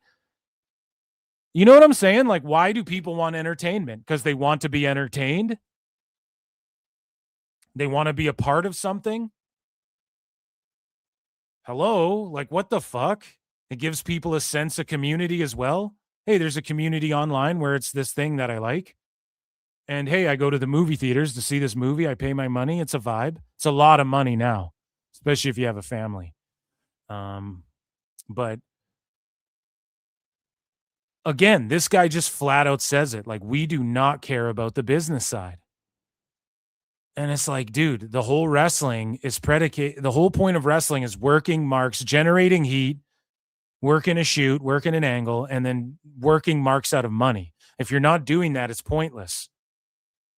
And if you're not doing that, you likely have a shitty product. So again, there's indies that can't draw shit. Some of it's geographical location. AEW doesn't have that problem. Some of it is because it's shitty mud show indie shit. You look at HOG, look how far they've come, even in MLW. So AEW keeps fucking up. They can't make stars. They're overpaying people. People point it out, and then you want to go, we don't care about the business side. But then when wrestlers get paid more and get more dates off, and then they do a good TV rating or pop a huge pay-per-view number, and your Daddy Dave, you're on the Observer message board, so your Daddy Dave cares about the business. And guess who else cares about the business, you fucking marks? Tony fucking Khan cares about the goddamn business. Or he wouldn't be saying things like, we're doing the best year viewership-wise we've ever had. He wouldn't even say that. He wouldn't even say that. So you bet your ass these people care about the business side, bro. You best believe. You're anti-Tony Khan. I'm more pro-Tony Khan than you. Tone caters to you because he's fucking mental. He's a billionaire weirdo. There's a billion billionaire weirdos out there. Show me a billionaire, I'll show you a fucking weirdo liar. Okay?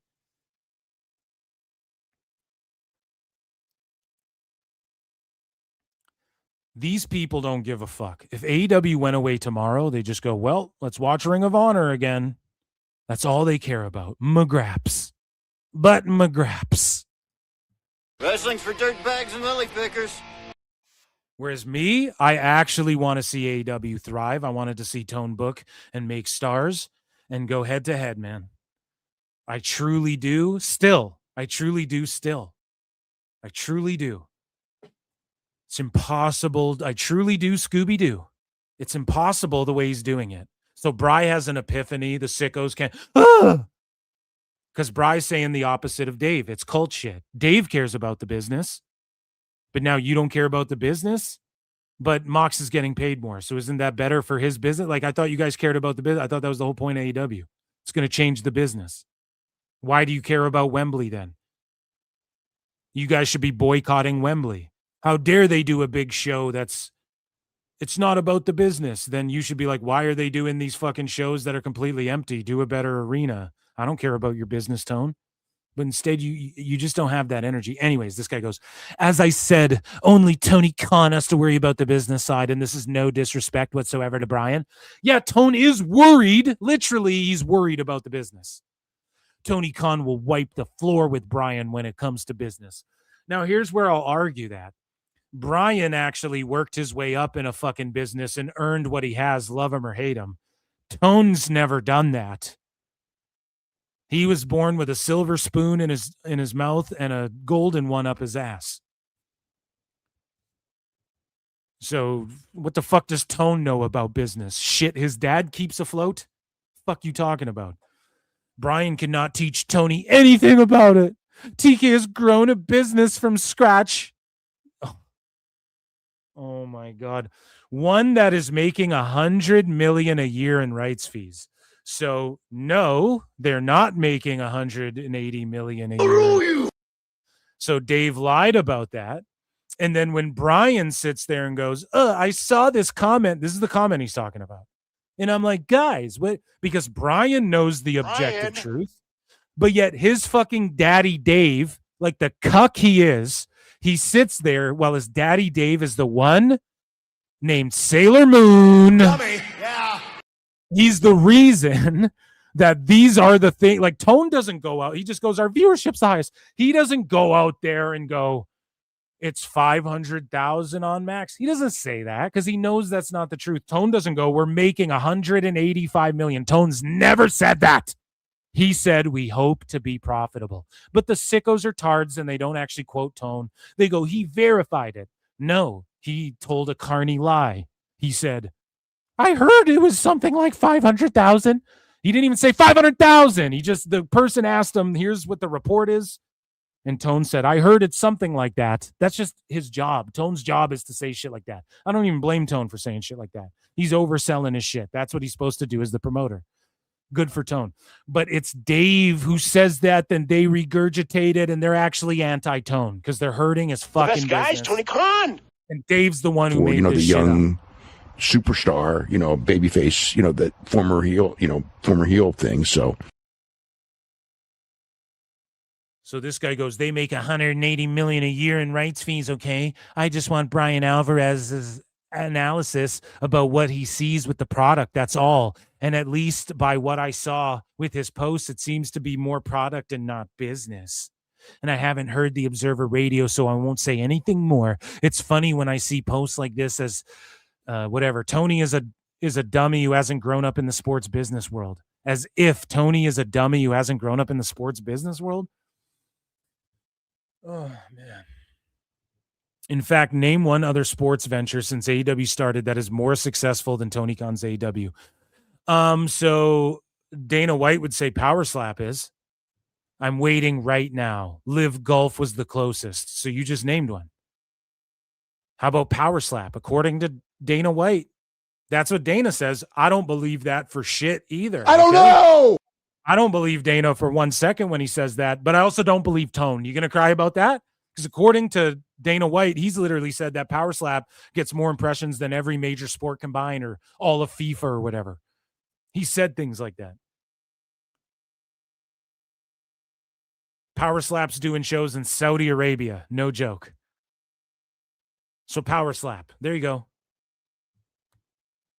What am I not supposed to believe Dana? Okay, I don't believe Tone either. Goofball, dumb fuck, asshole. And so this asshole goes, and they still weren't successful and are shutting down. Do you get how successful AEW is now, business-wise? And here's how dumb these motherfuckers are. Live Golf was the closest, and that's because the Saudi investors, this is who Dave caters to. People who don't realize how dumb they are business-wise and shit. We're going to break it down. Live Golf was the closest, and that's because Saudi was invested, and they still weren't successful and are shutting down. So let me ask you, Sanyo, why are they shutting down? Because Saudi has infinite dollars and they could just keep Live Golf around if it wasn't working out, right? Right? Like he's listening, right? But they didn't because it fucking failed and didn't work out. They could keep it around if they wanted to. They could just keep feeding money into it. So what does that sound like? So Tone, it's not that AEW isn't a fucking complete botch and failure under his watch and under his creative guys.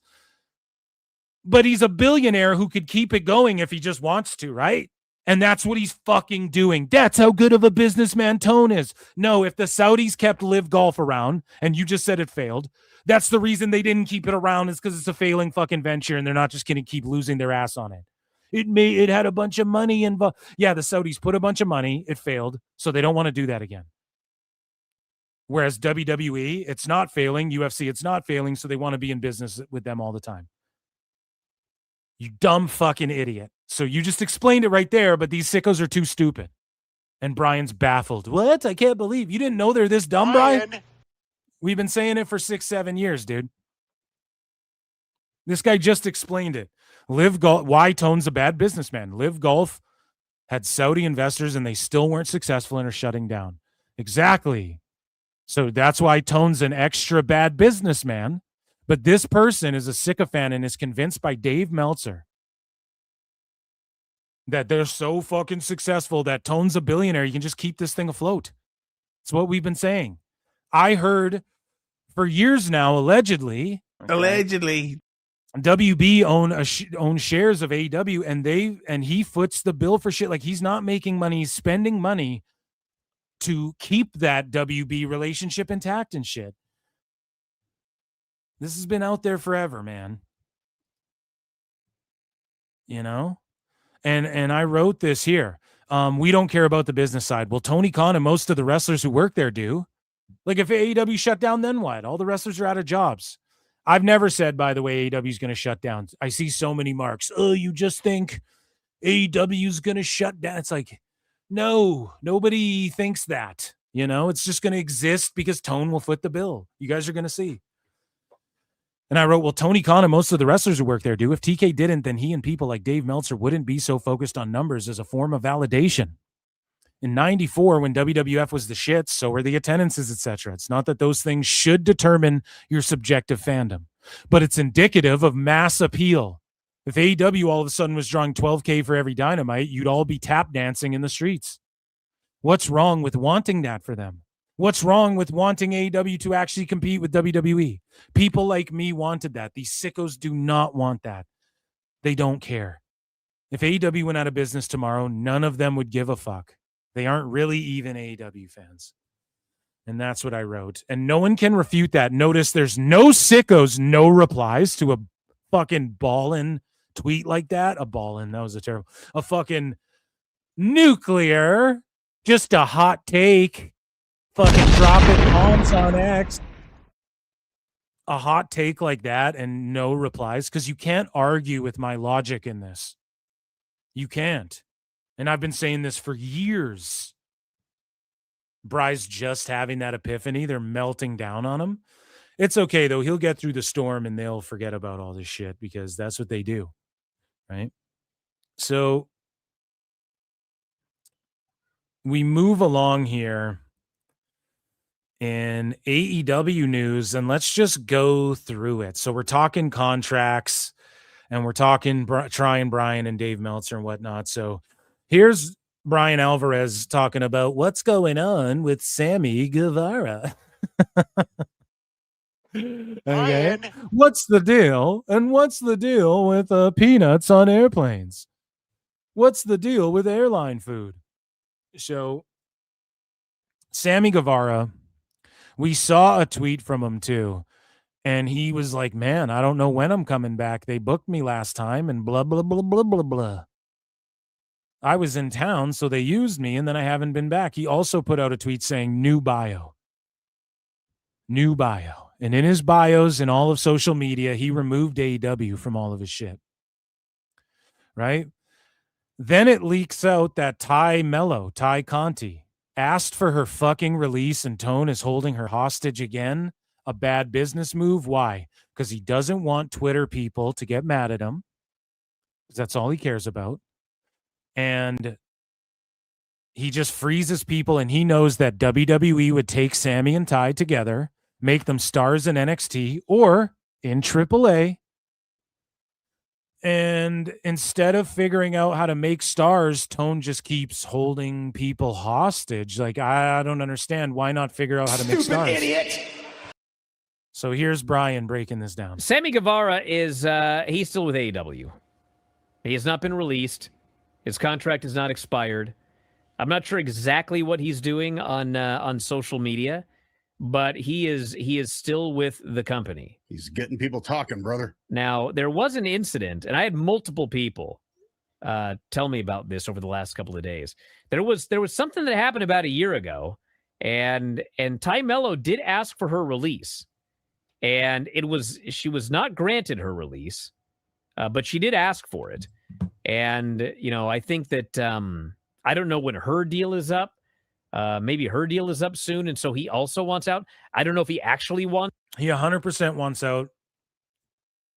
And if Tay asked for her release, when? Is that why Ty J randomly had a 2-week comeback and then they're back at home? Because Tone's like, no, please don't go. I'll use you for 2 weeks and then back to the Shadow Realm. But they're making all that money. Yeah, but they're young and they want to be stars in the wrestling business. This is what we've been saying this whole fucking time. Acknowledge me. Saying this for years. Bryan's boss calls everyone old fraudcast grifters. He may just be trying to mess with people on Twitter, or he may actually want out. But what I can tell you 100% is he is still with AEW. His deal is not up, and he has not been released. So, and for those who don't know, those two people are married. Yes, and have a child. So, and she fucking docks him, Bri. So yeah, Tone is just holding more people hostage, and again, people's hearts aren't in it. Same with Ospreay. Like, he's so cringe and shitty because he never earned those millions that he's getting. And he's just resting on his laurels and has become a parody of himself. And that's what happens to everybody. You have one of the pillars of the company wants out of the fucking company. And so does his wife. And I'm not sure if Sammy wants out. Everyone wants out. So speaking of people who got out, Paige admits the fucking truth. And again, Sickos got mad. They're like, so she lied when she was in the ring and said that she has a boss who listens to her. Yes. And here's the problem. Tone is the liar. Because Tone gives them hugs and kisses their bums and fucking makes them believe that he's going to make all their dreams come true. And he just signs people to sign them. They're fucking action figures. They're Pokemon cards to him. That's all it fucking is. I did go to AEW, and you guys, Shout out fucking Xfinity. What are the Bellas talking about? The Bella, I don't know what their pod's called. AJ Lee Page, the Bellas, shout them all out. did have a great time there, but my heart wasn't in it. Yeah. And I feel like you could see that in my performance when I was in the ring there and my character. And it was just like, I'm a WWE girl, man. Like, I love WWE. And so, yeah, like I went there for a couple of years and, we went our separate ways and it was like, it ended really, really great. And like, I have nothing but love. It was really, really great. That's why she said that. She's having a flashback. She's channeling Tone. When it comes to AEW and Tony and stuff like that. But yeah, when it comes to WWE, like that's just where I've wanted to be forever. Yeah. Like I've been there since I was 18 years old. I gave my neck for this company, like I grew up here, you guys. Like, right. You did. I was a kid. I was a baby. Like she asked for her release too. And Tone granted it. You're such a baby. Yeah. So, and then when it comes to getting the call and being... When it comes to Tay Melo, what Tone knows, because this is why Paige was already a star, but he wasn't using her, but he's paying her a shitload. What he knows is that Melo will go, and then Guevara and Melo will show up together on fucking NXT, and they'll start doing good ratings and shit, and he'll get felted again by his stars, quote unquote, his talent being on NXT and getting turned into stars, and they'll go to AAA and all of these things. And he knows that, and he'll get fucking cooked again. And he doesn't want that because they get compared to NXT in the ratings. Right? And they go head to head with pay-per-views, like NXT shows go head to head with AEW pay-per-views and stuff. So she wanted out. Okay.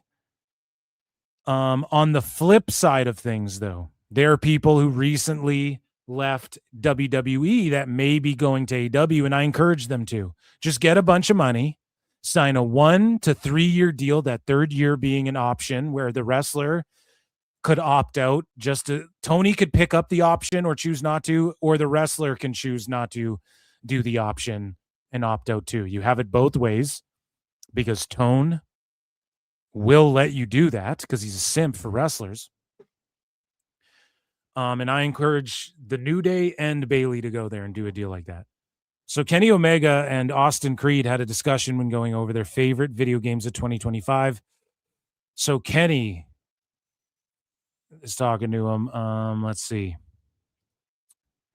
Kenny goes, okay, like a 6-year-old girl. It's only 6 months. No need to panic. Finger bang. How much could have actually changed in such a short period of time, right? Kiss, kiss. And then Creed goes, I mean, a few things are different now. This literally looks like an overeager girlfriend texting a dude who doesn't really care about the chick. He already smashed, and he's like, yeah, I mean, whatever. A few things are different now. Yeah, what could happen during a measly 6-month window that I would care about? Question mark, question mark, question mark. Nothing monumental, that's for sure. Finger bang.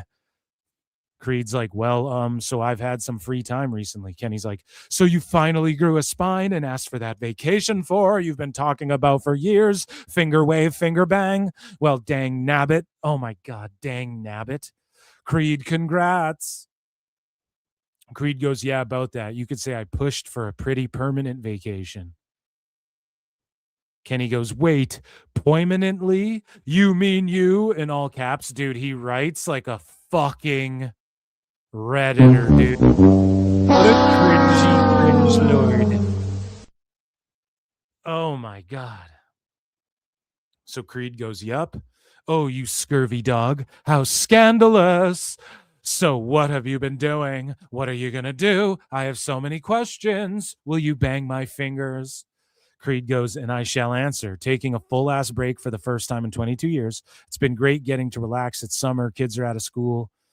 Have been going on hella vacations and are enjoying just existing and sleeping well. Does Creed have kids? Or is that him just like saying that in jest? I don't know. I don't care. Kenny goes, is that all well and good? Or that's all well and good, but what the people want to know is, Creed goes, not talking about it, but I'm not talking about it. I just want to know.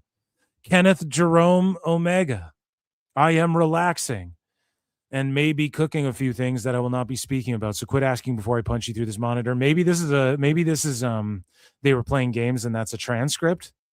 An AI did that, so I won't hate on it so much if they were actually just talking to each other, but it's pretty cringe how that's typed out. And I say the New Day should do that shit. Speaking of contract negotiations and contract situations, right? Steve Macklin, according to Fightful Select, and they do have insight on like TNA guys. So it wouldn't shock me if they actually knew about this, even though it involves AEW, right? I wouldn't be shocked by that. So it was said that there's been at least preliminary contact between Steve Macklin and AEW, but a deal cannot be confirmed at this time. Okay, cool. He's probably going to go there, hang out in ROH with his wife. He's not getting fucking Bayley money, but he can go hang out with his wife, work part-time, be in ROH, be on Collision sometimes. It is what it is. I mean, that's the best case scenario for a Macklin. I'm not clamoring to see him in NXT or fucking anything like that. Okay? So, speaking of roster stuff and the Young Bucks and tag teams and shit, right? Matt Jackson comments on a potential Young Bucks versus Copeland cage match. And this is what the Young Bucks say. They go, I think it's one of the few final big money tag matches. So again, the Sickos, that the Bucks cater to, that Tone caters to, that He Dave had caters to, Cuervo with him the whole time too. who don't understand business and go, who cares about business? Look at how the Bucks talk. They go, yo, this is a big money tag match, even though it's not, because the Bucks are not big money. They are not. Tone gives them big money, but they're not like objectively. They're not to the masses. They're not big money at all. And so they go big money matches that are currently left on the table. For years, we obviously counted this one out as a possibility, but now here we are and the match is possibly at play. It doesn't feel real. So again, if the Bucks hog this match and just do E&C versus the Bucks at All In, instead of like them and FTR and possibly the New Day and including everyone, I don't know. If they do that, they'll go on first too. They're just cocksuckers, man. Them and Kenny, the way they go first on the pay-per-views, the EVPs just run amok in that fucking company and the Bucks have done so much damage to this company too. It should not go overlooked. But while we're talking the business side of things and people coming and going, they're paying big money for Daniel Bryan. But Tony Khan admits that Bryan Danielson's too beat up to be on commentary. He's too beat up to even talk. Put me out of my misery. And this is the problem too. You're paying Danielson so much. The doctor's like, don't get physical. He goes out there. He's doing dives. He fucked himself up to where so he's in agony. And it's what I said. Phil don't fucking miss, man. It's what I said. Bryan, when you listen to him on commentary, he sucks too. He fucking stinks at commentary. He's good for like the first match or two. Then he gets tired. And you can tell he's dealing with neck pain. He said as much. And he's just sitting there in pain, groveling, and he just loses steam. And he's not as entertaining come the end of the show. You got to keep the same energy through the whole show. That's what I try to do at least. And he fucking can't do that. He's in pain. Excalibur's laughing. Whoa, whoa, whoa. And he can't even sit and do commentary and listen to the crowd cheering and shit. That's how fucked up he is because of AEW. When are we going to talk about Bryan, Cole, Keith Lee, like all these people, Britt Baker, who just never wrestle again because you're either held hostage or you get fucked up and sick or whatever. He's too hurt to do commentary. That's fucking a bad business move. That's crazy. But Tommy Dreamer, who's looking for a job right now, says AEW is running hot and Wednesday's Dynamite in Boston is evidence. So he says when the wrestlers are walking out, some are getting very, very big reactions. Yeah, from the 2K fucking Uber sickos who show up to their shows, dude. Did you hear tonight's Dynamite? Dead ass crowd. Some are getting very, very big reactions. I hate to say this for AEW, superstar reactions. He's glazing to get a job, right? I love Tommy Dreamer, glazing to get work. It's all I'm saying. I say that because superstar is a WWE term, but the AEW audience really loves a lot of their performers. On the Cope and Cage tag title match and Bang Bang Gang Fallout, they've done an amazing job telling stories without really telling the story on a microphone. See, he's glazing now. He's like, well, they like ex-WWE and they're getting ex-WWE pops. And he's like, well, they don't really tell stories, but they're doing a great job of telling stories. Brutal, Tommy. And so, yeah, he's just like, they're white hot. They're telling, like, he's not really, he's like, yo, this is what they're not doing, but they're doing that somehow. He wants a job. And speaking of, people who might want jobs and who have jobs in positions of power, Bushiroad's CEO, Takaki Kidani, who these guys love Tone. Tone has taken them out for many steak, Ribera fucking steakhouse or whatever it's called. He got them all the jackets. He's taken them out for many dinners in Japan. I promise you. And just like the Stardom boss and Tanahashi-san, Bushiroad CEO Takaki Kidani, I think these guys like Tone because they've schmoozed him up, and there's like an honor code as well in Japan. There's a code of like, we don't want to take these Japanese businesses and just sell them to the Fed because like American corporations, we will schmooze these guys and they can schmooze us, but there's got to be like a respect thing. And then we're more willing to work with you rather than sell shit and make, if you look into this stuff. So around 2019, this is what Takaki said. I begin to wonder if Bushiroad was already running out of steam when it came to global expansion. Just as I felt we had done everything we could, AEW, a promotion second only to WWE, was launched in the US. Up until then, New Japan had, to some extent, been fueling enthusiasm locally by serving as an anti-WWE alternative. So I had, and this doesn't translate one-to-one. So when he says anti-WWE, he doesn't mean it the way we interpret it, but they are that too, the way we interpret it. So I had anticipated that the emergence of a powerful rival promotion would cause demand to shift elsewhere. And yeah, he was considering selling Nuge back then. Thank God he didn't, because Tone would have bought it, but Tone's already running amok with it, unfortunately. So in other business moves and roster news and all that, Matt Taven is back. The Kingdom are back in ROH. So Bennett's got a job again, and so does Taven. Again, because Tone only released them because he's like, I want to save money, but then he just ends up hiring them back because he's like, I need bodies who are in town for this fucking show. He's a clown, dude. He's a fucking clown. He doesn't know how to run a business. So the Triangle of Madness pulled up to stardom and won these trios titles, which everybody knew they were going to do. Everybody knew they were going to do that shit. Speaking of Japan. And in other business-related stuff, the roster for AEW Presents The Last Match just got bigger. So the last match, a Pro Wrestling Rock Experience, added Simon Miller.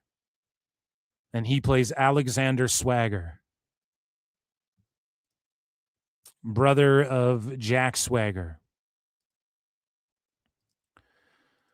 So shout out Simon Miller. It's good he's there. That's a net positive for whatever that fucking show is. But AEW announced the All-In Welcome to Wembley fan experience. So we covered on the show, they were charging like $800 to be Maya World, like Serpentico and a referee or some shit. And people are like, what the fuck? And again, when you don't have stars, people don't pay the big bucks like they do WWE for Fanatics Fest and shit.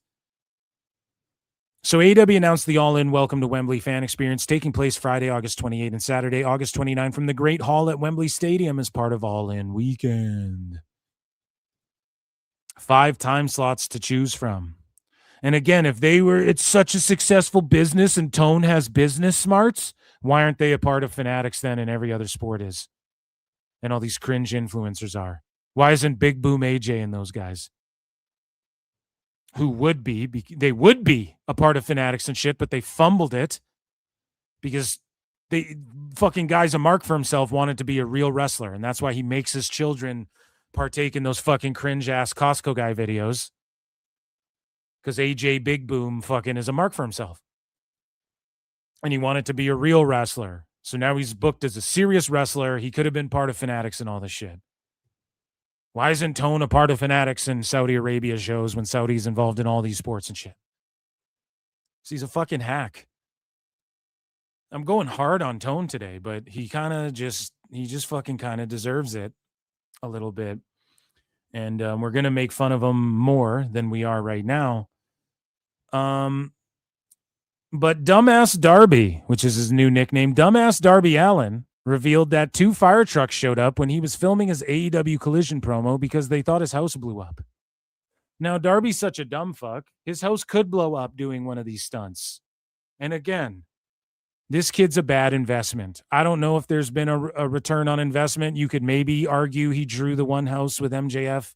I maintain that was just MJF doing that. And Darby reveals here, his Instagram says, when 2 fire trucks show up because you're filming a promo and they think your house blew up. So here's the police report.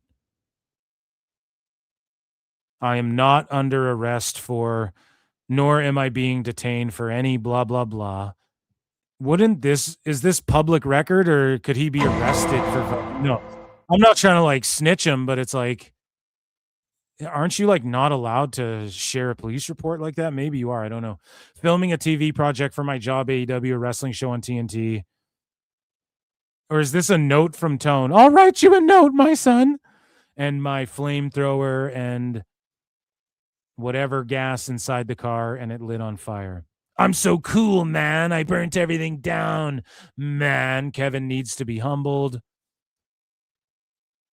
I'm so edgy, man. I lit a car on fire in my own property because I'm so cool, man. And the firefighter came, man. It's like Bam Margera, man. I'm friends with him. He was at my wedding, bro.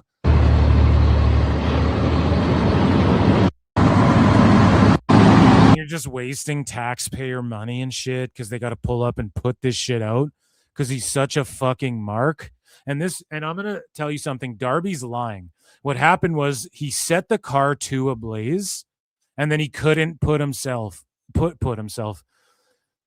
He couldn't put it out himself. My misery. He put himself out of his misery in a promo. He couldn't put the fire out himself, so he had to snitch himself, call the fire department. They had to come put it out because he's a little bitch. I'm going too hard today. Typically, I don't go this hard, but Darby couldn't put it out, so he had to call the fire department. Then he tried to act cool, man. The fire department had to come. Isn't it so cool? And that's why he had to fill out that thing because he had to call the police. And he had to write that note to let it be known in their record that him calling the police result. Of course, I'm just making all of this up, but I wouldn't be fucking shocked if this was the truth. Lock him up. It's illegal what he did. I got a super chat here from Ollie by Golly for 5. Says Edge and Christian versus New Day could be money for AEW. I think it might draw a lot of WWE fans for that one match anyway. Yeah, it absolutely will. It would pique interest in Allin and whatnot. That should be the match. Fuck the Bucks, man. Honestly, it should be New Day versus Edge and Christian. And then if New Day are with you for a while, you keep New Day. You pay them the big bucks because they'll get 7 figures each. They win the tag titles. Edge and Christian, release them. Release them. You don't need to pay those guys. They're not moving the needle. Tone squandered all the heat they had. Yes, Edge and Christian are like stars and everyone sings their song at pay-per-views and shit and at shows because they'll do it anywhere. They're fucking big stars from the WWE. So those guys, I would just release them and let them go back to WWE and have their fucking retirement run. Like, what are they doing for you? Or start booking smarter. Now, if Tone was a better booker, I'd say keep Edge and Christian in the New Day and do a big, long program with FTR. Yeah, do all of that. But he's a dumbass. He doesn't know how to do that properly. Thank you so much for the super chat. Guys, get your super chats in.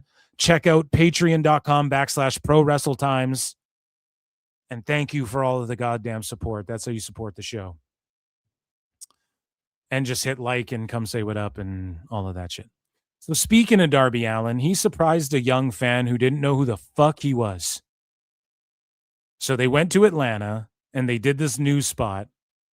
And this kid is not excited or nervous at all. This lady knows it.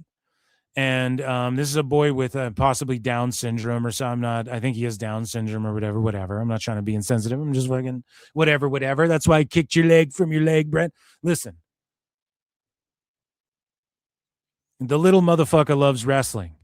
And he may have some AEW dolls that they gave him for this one shot, but he's playing with John Cena figures. He could probably, what do they call it, redact strength? He could probably beat the shit out of Darby Allin if you got him mad enough. Do you know what I'm saying, dude? This kid totally rules. And he doesn't know who the fuck Darby Allin is. And he's like, I challenge you to wrestle, right? He taps Darby out, but he couldn't give a fuck. The wrestling ring is Buddy Divins. Look, he's wrestling with Cena and Cody Rhodes. He doesn't give a fuck about Darby Allin. Favorite place to be. 1, 2, 3. Every entrance, every storyline, every larger-than-life character. And on this day, he had no idea he was about to become part of the show himself. Or who the wrestler that we sent in the room is. He expected John Cena. What he got didn't live up to the hype. Look, He's wearing a fucking WWE shirt too, isn't he? Hey, yo, what up, buddy? Ahead of 1FW. That might be one of those new AEW shirts. But look, he's got his WWE figs lined up, like a Finn Balor.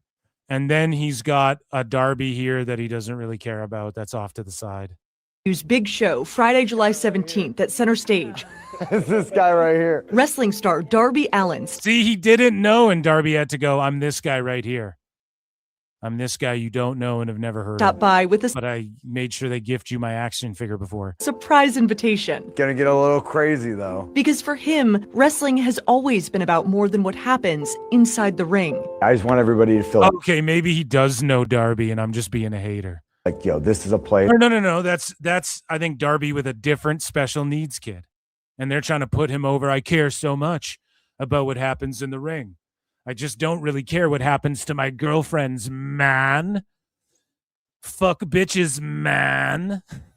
Where I belonged. Because me, growing up, I didn't feel like I had a lot of places that I belonged. Now he's making sure every fan, including Buddy, knows there's a seat for them. It's a Maybe that was Buddy. I don't mean to be a hater if he does know Darby. But like, look, he's at a bunch of indie shows, not one fucking AEW show. And then he's here at a great WWE place show. to just escape everything that's going on in your life. You can literally, the moment you step into a wrestling show, you can get lost in the magic. And the magic was right here. Buddy got Now this guy, he might be a full-grown adult. I don't know what his age is. I don't know if they mention it, pardon me. But he's a young man, let's say. And imagine this young man, imagine this kid, you know, they show him fucking AEW and it's the Rizzler and spiked bats and hypodermic needles. Like, that's not what you take. And the news doesn't know. They just go, oh, the WWE. You know, it's like his own front row preview, not from the audience, but from inside the action. Oh, what's the going on? reporter's insufferable. Oh, come on, you got to see the action. She's doing radio voice. I can't hear him. What's going on here? The wrestlers turn the room into a ring, Hey, you can't beat him. giving Buddy his own private match before Friday night's main event. Every move, every punch, every moment, just for Buddy. Here, Buddy belongs. All right, buddy. I took care of Kieran. I'm going to finish the job July 17th. He's like, who the fuck are either of you guys? Rock and roll. Nice to meet you. Have a good day. And then he bows, and the kid's like, okay. Do you see the look on the face of the kid? Then Darby looks at the camera because he's like, what a botch. July 17th, 1FW, Center Stage. I took care of Kieran. And he does like satanic imagery and brings Satan into it. I'm joking. And then it fades out because they're like, the news is like, we're done. Stop. This kid didn't know what the fuck was going on, man. He has no clue who the fuck Darby Allin is. And speaking of people with no clue, Mikey Ruckus, who, if you look on Twitter, this guy, all of these sicko guys that are just crazy, say crazy sicko shit, he follows all of them. Okay? But he makes some cool beats. And before AEW, I had actually heard of Mikey Ruckus before AEW, well before. He makes some good themes. But AEW music composer Mikey Ruckus responds to Jim Johnston's criticism. And instead of being like, yeah, dude, music, Jim Johnston's a legend and music inspires me. Mikey Ruckus, who, again, there's something in the water at AEW. Everybody becomes marks for themselves because they're getting paid too much for being mid. And he's just a shithead. I don't give a shit what he says, man. I'm a little kid. And I don't give a fuck what he says, man. Jim Johnston, a fucking legend. You think you'd be cool. Like, what a baby. You think you'd be like, man, that fucking guy, he created amazing themes, you know. He makes me want to step my game up. And I think if he heard some of the bangers I made, I think you could argue that they're better than some of the ones WWE makes. And you can identify Joe and his music hits and shit. Damn, I'm going to step my game up. This inspires me to do better. No, I don't give a shit what he says, man. That's the sickos. I don't give a fuck what anyone says, The best man. guy is Tony Khan. McGraps. Tony pays me, so Who cares what anyone says? Fucking babies, man. For your mid fucking beat stars beats that you fucking, get out of here. Fucking ass. So let's head on over here. Because we're talking about tone a little bit. And this portion of the show is called The Best Guys. Tony Khan, ladies and gentlemen, you know how it goes. Sing it. Where is it? I can't find any of my sounds. The best Here we guys, go. Tony Khan.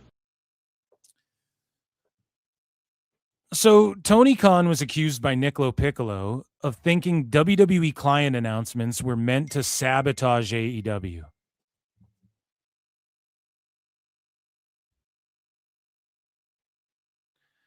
And so let's take a look. This is courtesy of Ringside News and Nick LoPiccolo. And he just said the weekend of July last year, the 11th through the 13th, Tony Khan had called people. He had people directly employed at AEW call other people, and he asked for intel, quote unquote, on Nick LoPiccolo. He wanted to know if Paradigm was part of WME, which is Ari Emanuel's endeavor. It's the stupidest fucking thing I ever heard. He wanted to know if Nick LoPiccolo was trying to take attention away from Allin, which again is the stupidest fucking thing I ever heard. I didn't even know what Allin was, guys. I honestly didn't know. I was at the Nobu Hotel in Atlanta. See, here's the thing, man. Nick represents fucking Jade and Miro and people who dipped out of there, even though Tone offered them more money, or people who didn't want to do business. And in Tone's mind, he's conspiratorial towards Nick LoPiccolo, and there's a way deeper beef. And even Nick gives him the benefit and is like, no, it's just business. I don't know. Why would he be mad about that? And Nick's never said that to me. Nobody's ever said that to me. That's my fucking theory. Austin theory. Da-na-na. So yeah, Tone is just like, he's on the internet too much. He needs to log off, right? And so Tony Khan talks about the state of AEW in 26. He goes, this is the hottest and most viewed we've been in a long time, if ever. And I'm going to have to do a run-in for you guys to get to the Nick LoPiccolo, Joey Janela stuff. Okay, we never get to it. I'm going to do like a run-in for you guys. We'll figure it out. But he says this is the hottest and most viewed we've been in a long time in 2026. It's just not true. Now, maybe the max numbers, maybe you pop close to 800,000, and then the max numbers, if you add those on, maybe you're like around 800, but it's just impossible with the million plus viewership we've seen. And then when Punk came back, 1.8 million or 1.4 million or whatever, where the fuck are all those people? They don't exist. They're not on Max Tone. So he is overselling, but Carney's going to Carney. That's his job, to oversell and to be overzealous like this, right? And so Tone was asked by some fucking mark, Battleground IHR. Shout them out, but like, you're a mark. Who even asks this question to Tone? A 7-year-old company? Yeah, let's ask about the Hall of Fame, and then let's AI graphics of the AEW Hall of Fame that look like the WWE Hall of Fame, but AEW.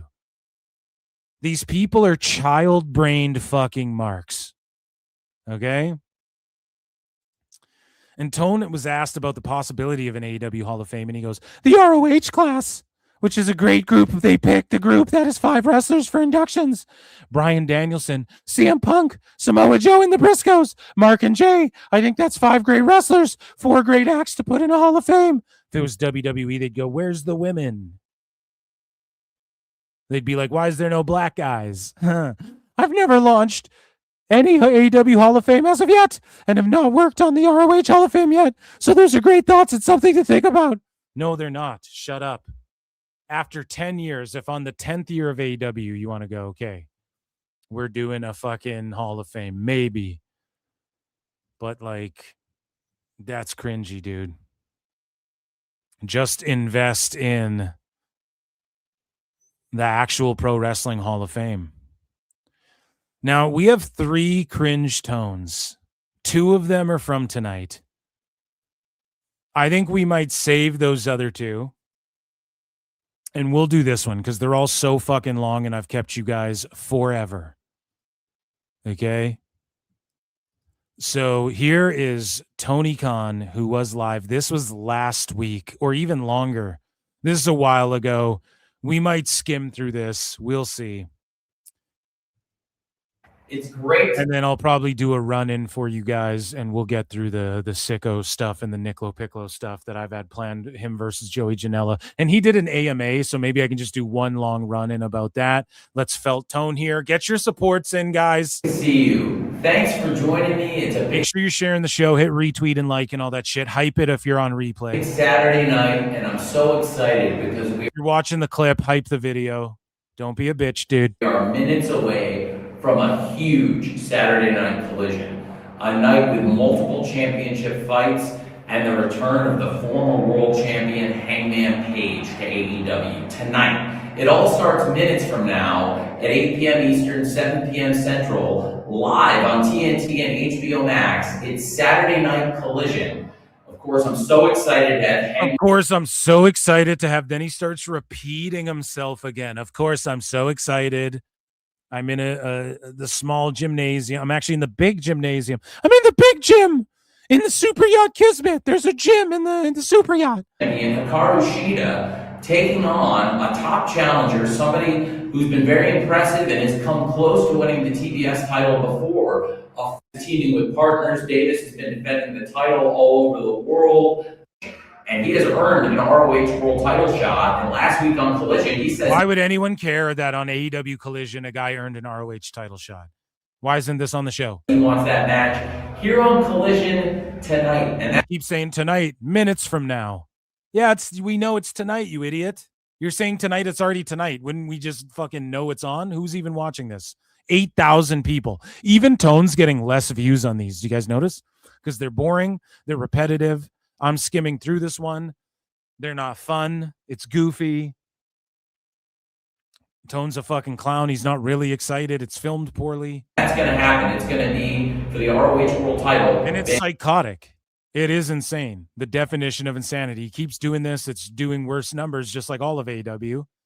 But he just still does that. Bandito versus Shibata. I can't wait for that. And ladies and gentlemen, a lot of excitement here backstage. In addition to hearing from the former world champion Hangman Page making his return, of course, I mentioned at Beach Break we had such an exciting night. We had a new world champion. No one cares. And Willow Nightingale is the winner of the Casino Gauntlet. It's so dumb because anybody watching this, Tone, has already watches your show all the time.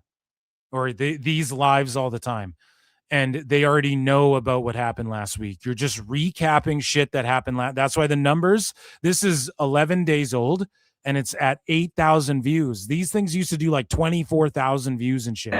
He's going to come here like overnight and talk live on Collision tonight. Live tonight, live on Collision tonight, minutes from now. You're an idiot. The new international champion, Kyle Fletcher. Why would I ever think this guy doesn't know a lot about business? What, do you just think he's a dumb fuck? Yes, he's a billionaire weirdo. Part of Beach Break, that amazing Konosuke Takeshita versus Kyle Fletcher match. Former friends. Yeah, let's keep selling people on Beach Break that happened the week before, and now it's Collision, but I'm going to keep selling you on some shit that already happened instead of selling you on tonight. Commentary later on the main event match. Also, Kyle Fletcher had a personal request to me that I will fulfill. Why isn't that on the show? He should be requesting on the show. You know, there's 3 titles lost in the ring that is now held by Kevin Knight the Jet. You know, Kyle Fletcher still holds a grudge. And he tried. Tone really tried to make these shorter, and he can't do it. He just ends up going back to 7 minutes because he doesn't know how. He just babbles all this shit. Right here on Collision, Kyle Fletcher was injured when he was the TNT champion. And he goes right here on Collision. You're not on Collision, Tone. You're not on fucking Collision. You're on an Instagram, Twitter fucking live. Okay? Why don't you just go ahead and fuck yourself up the ass? Teaming with Mark Davis against the Rascals. See, in his brain, the internet is part of Collision. That's what he thinks, man. And in that match, Kyle Fletcher was injured. He wants some payback. And the Don Callis family's in the house. and it cost him the TNT title in a match against. He's been on this for 7 minutes. The TNT title, Fletcher, he wants payback. The Callis family, Kevin Knight, Fletcher, and he wants payback in the title. We know. Rascals.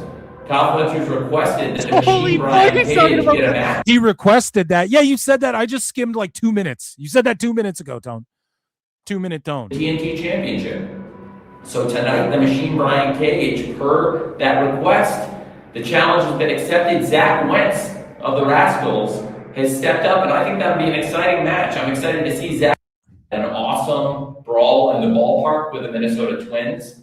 It was an awesome time in Minnesota, and now so spring break, now brawl in the ballpark. Why isn't this a vignette package?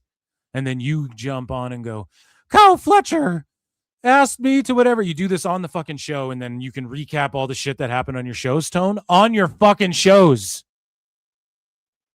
Recap what happened on your shows, and then you don't have to do this to nobody. The 8,000 people who watch this already know everything that happened, or they wouldn't be watching this. we're live minutes from now on Saturday Night Collision. We have a stacked show. Commander and Top Flight picking up a great win in Minnesota. See, he just goes over fucking last week. This shit happened.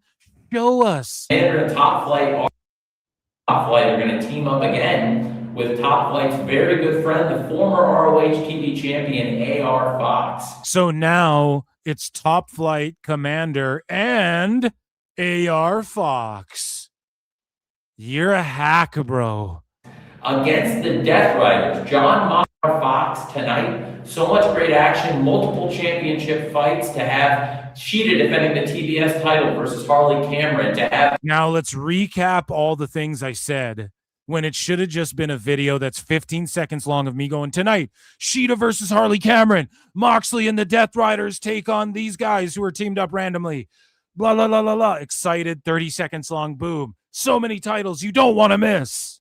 Boom. End the video.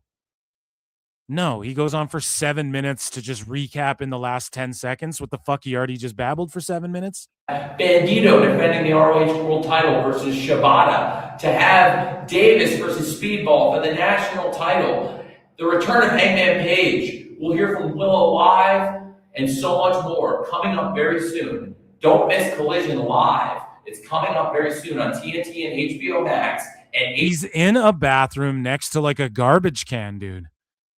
8 p.m. Eastern, 7 p.m. Central, live tonight. You just hear a guy rip a fart and shit in a toilet.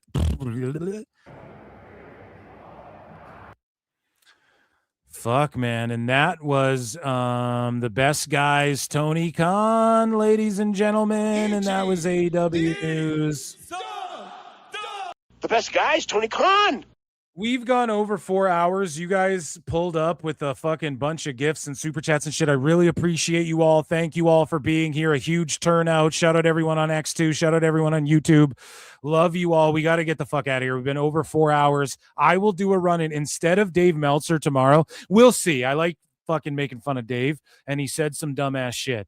But maybe I just do like a run-in stream tomorrow where we cover all the shit I've been trying to get to on the live shows that I just keep putting off.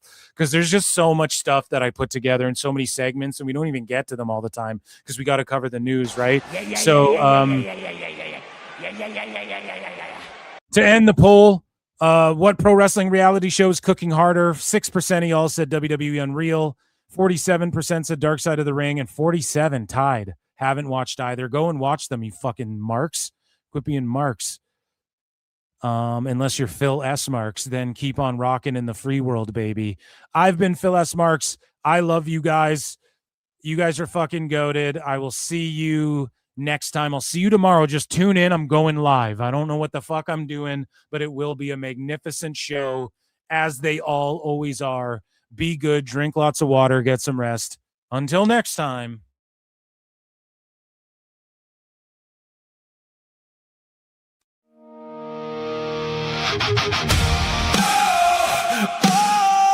Tony Khan is the best guy.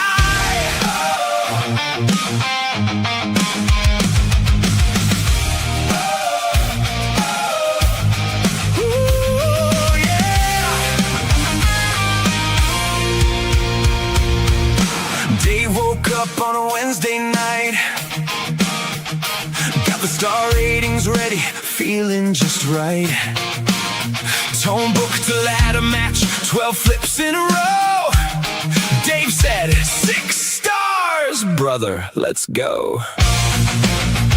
The ratings dipped a little, but that's okay.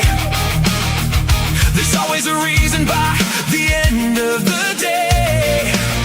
When the message boards crumble and wonder why, Dave just smiles and starts to type. Maybe you just don't understand the art.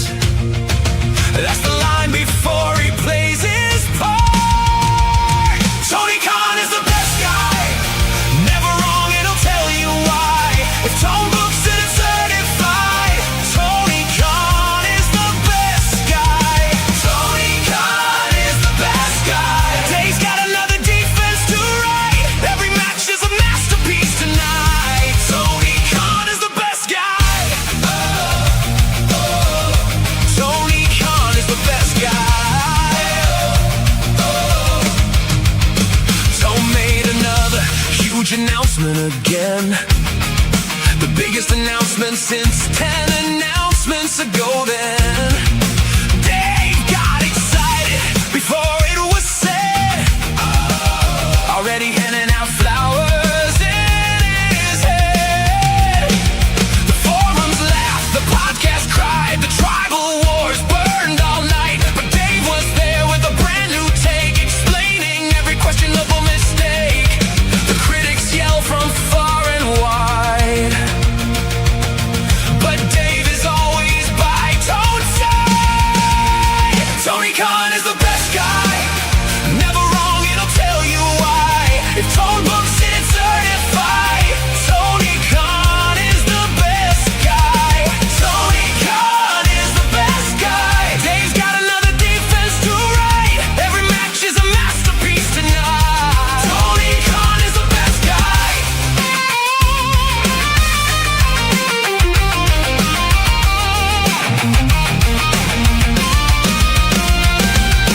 Tone on the phone at 2:45. Dave, what'd you think of the show? Dave said, Tone, that was wrestling history. That's exactly what I hoped you'd say, bro. The fans keep arguing year after year, but Dave's got 5 more stars to give right here. Tony Khan is the best guy. The stars keep climbing to the sky. 7 stars, Dave might just try. Tony Khan is the best guy. Tony Khan is the best guy. Tone can do no wrong tonight. Dave's already got the headline tight. Tony Khan is the best guy. Tone booked the match. Dave loved the match. Tone booked the show.